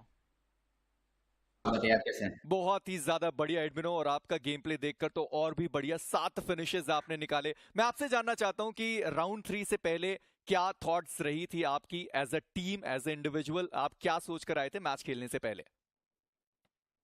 Round 3 से पहले जो हमने mistake starting के matches की थी, जो अपने round 1 में थे, तो हमने वो मतलब जैसे हमने पिछले बाकी सारे टूर्नामेंट में किया है कि सारे बैठ के एनालाइज किए कि हमने क्या मिस्टेक्स की, और एक नया प्लेयर भी आया हमारे पास, तो उसके साथ कैसे घुले मिले वो सब हमने फिगर आउट किया, और जो हमें अभी बीच में डेज का ब्रेक मिला था उसमें सॉर्ट किया, और आज अपने देखी। और अभी तो ऑडियंस भी आपके परफॉर्मेंस से बहुत ज्यादा खुश है। हमेशा वो चाहते हैं कि भाई मेजर पॉइंट तो वही है, ऑडियंस ने जो इतना पंप किया था ना हमें अभी तक, उसका ही रिजल्ट है पूरा। चलिए, और इसी तरीके से आप और भी बढ़िया खेलते रहिए। पर हमारे दूसरे कोकास्टर्स हैं, उनके पास भी कुछ सवाल है। रावण, कुछ पूछना चाहेंगे आप? देखिए, मैं तो बस ये चाहूंगा कि अभी सीरियस नहीं यहाँ पे सवाल पूछते, थोड़ा फन भी आई थिंक एडमिनो के साथ हम करते हैं। एडमिनो, मैं बस समझना चाह रहा हूँ कि 7 ही फिनिश आप क्यों निकाले? 8 फिनिश 6 फिनिश भी आप निकाल सकते थे, मतलब ठीक है 7 से कुछ ज्यादा प्यार है, मैं बस समझना चाह रहा हूँ। कल जॉनी के साथ मिले हुए ना, इसलिए। चलिए, काफी इंटरेस्टिंग। बट एडमिनो, फन सवाल हो गया, आप सीरियस सवाल पे वापस आते हैं। फर्स्ट ऑफ ऑल, काफी बेहतर खेला आपने आज के दिन में, बट मैं ये जानना चाहता हूँ, इस टूर्नामेंट से पहले बहुत सारे सवाल उठ रहे थे। लाइक हमने बहुत इतिहास में देखा है कि जब बहुत सारे अच्छे प्लेयर्स एक साथ एक टीम में आते हैं तो मुश्किल हुई है उन सभी टीम्स को। अब एस पावर के आने के बाद आपकी टीम फैन फेवरेट टीम बन चुकी है इस टूर्नामेंट को जीतने के लिए। क्या उस चीज का प्रेशर रहता है? इस चीज पे आपका क्या ख्याल है कि सारे साथ जब अच्छे प्लेयर्स आते हैं, क्या वो अच्छा खेल पाएंगे? बस एक बार सिंक बैठ जाए सबका, मतलब सबको एक दूसरे की मेंटालिटी अच्छे से पता चल जाए। मतलब मेन तो पावर को अडेप्ट करना है। हम तीन तो बहुत समय से साथ में खेल रहे हैं, और ऐसा तो नहीं होता कि प्रेशर वगैरह आएगा इतना, क्योंकि ऐसे पिछली बार भी आया था जब हमने ज़ैप, बट थोड़ा उसमें ऊपर नीचे हो गया था, बट हमने वाली सारी गलतियों से अच्छे से एनालाइज की और अब उस पर वर्क करके अच्छा कर। पर एडमिनो, अभी आपने थोड़े समय पहले जेनेसिस का भी गेम देखा होगा, जैप भी बहुत ज्यादा बढ़िया खेल रहे हैं, तो ऑब्वियसली खुशी तो हो ही रही होगी कि चलो ठीक है, अपना भी प्लेयर है, खेल रहा है, बढ़िया खेल रहा है। बहुत ज्यादा खुशी हुई थी, क्योंकि मतलब मैं उसके पोटेंशियल को देख चुका था जब मैं वार में था। मैंने उसके बहुत सारे क्लचेस देखे थे, उसको मैंने स्काउट किया था पूरा, फिर उसके बाद उसको लाया, बट इधर वो इतना अच्छा नहीं कर पाया। पता नहीं उसका क्या थॉट प्रोसेस था, या उसने प्रेशर ले लिया, बट अब वो इतना अच्छा कर रहे थे, उसके लिए मैं बहुत ज्यादा खुश हूँ। चलिए, थैंक यू सो मच एडमिनो, हमारे साथ जुड़ने के लिए। उम्मीद करेंगे कि ऐसे ही हीरो एक्सट्रीम गॉड लाइक खेलते रहे। Thank you so much. Thank you. चलिए, एडमिनो हमारे साथ जुड़। So not really the question that you wanted, I see, but we still got a lot of inside information. You were talking about them dealing with S Power joining the team. Yeah, I think that is pretty sure. Pretty straightforward as well, because when a new roster comes in, it definitely needs time to actually adapt into the synergy. Streams can only get you so far, but when an official, it is going to be very, very different gameplay. You are going to be expecting things that are very, very different. But we hope you guys enjoyed the interview. Let's take a look at today's summary of how things actually happened today for Group A, B, and C. Group A, this was the match summary, and obviously I feel like 3 teams that really stood out is obviously the 3 who's currently on the top, that is having tied up in terms of points with 33 points. So that was a little interesting. Yeah, and as Admin was asked the question about Zap, he's also there. Zap is also there because Genesis and Godlike are tied up with Team Insane. And tomorrow it's going to be critical for the teams at the top, but also critical for the teams in the bottom 24. Because as we said, the difference right now between survival and getting eliminated is 9 points. But what is going to happen tomorrow? Only time will tell. Until then, this is Icy Baby. My name is Super Johnny. We're going to see you tomorrow. Take care. Bye-bye.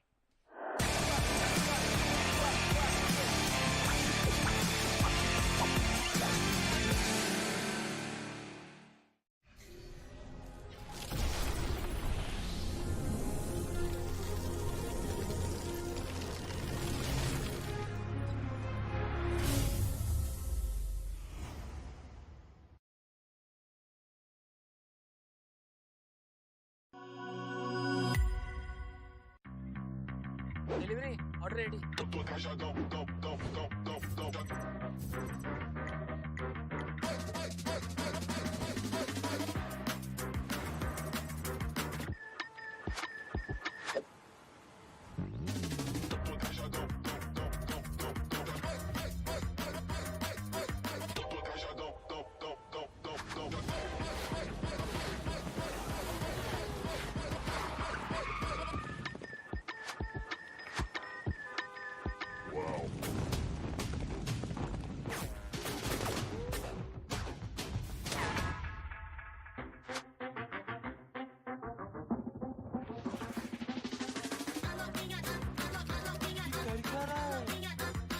क्या भाई, अपना भाई वाव mode में है।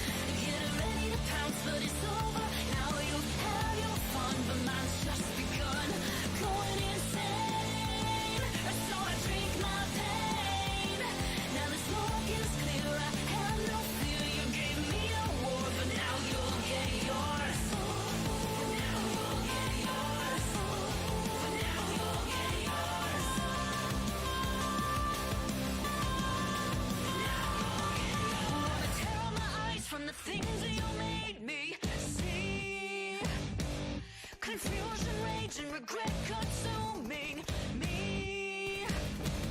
Sun's going down and I feel like getting cold. I step outside, but the chill is from your soul. You can see the pain in my eyes, and I can see you standing by. Getting ready to pounce, but it's over.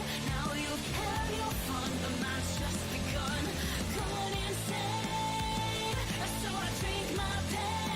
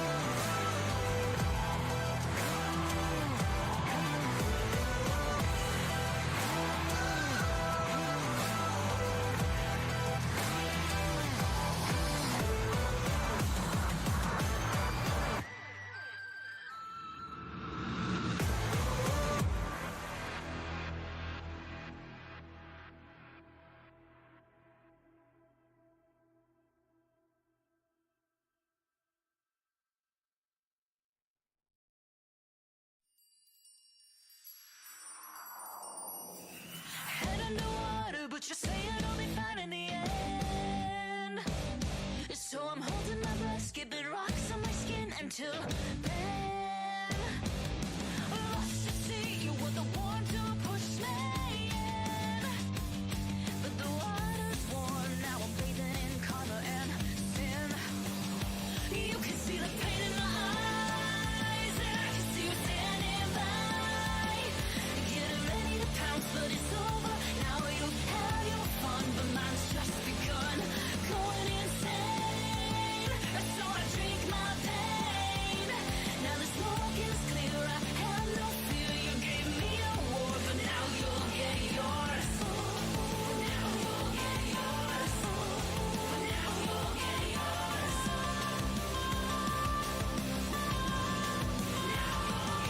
Wanna tear out my eyes from the things that you made me see. Confusion, rage, and regret consuming me. Sun's going down and I feel like getting cold. I step outside, but the chill is from your soul. You can see the pain in my eyes, and I can see you standing by. Getting ready to pounce, but it's over. Now you've had your fun, but mine's just begun. Going insane, so I drink my pain. Now the smoke is clear, I have no fear. You gave me a war, but now you'll get yours. Now you'll get yours. Now you'll get yours.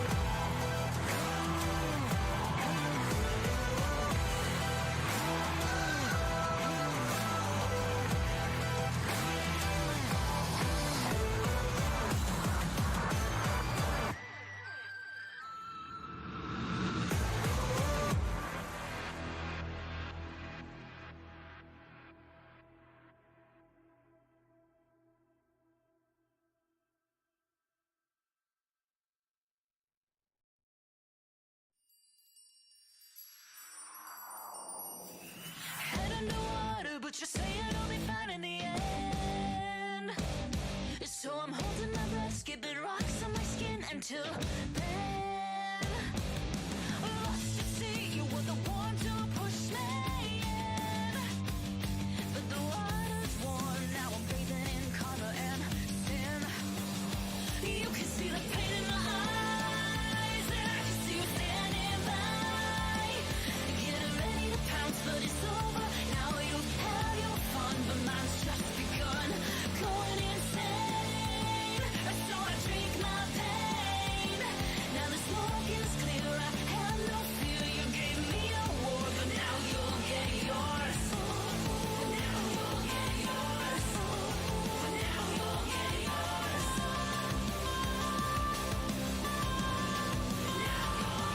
Wanna tear out my eyes from the things that you made me see. Confusion, rage, and regret consuming me. Sun's going down and I feel it getting cold. I step outside, but the chill is from your soul.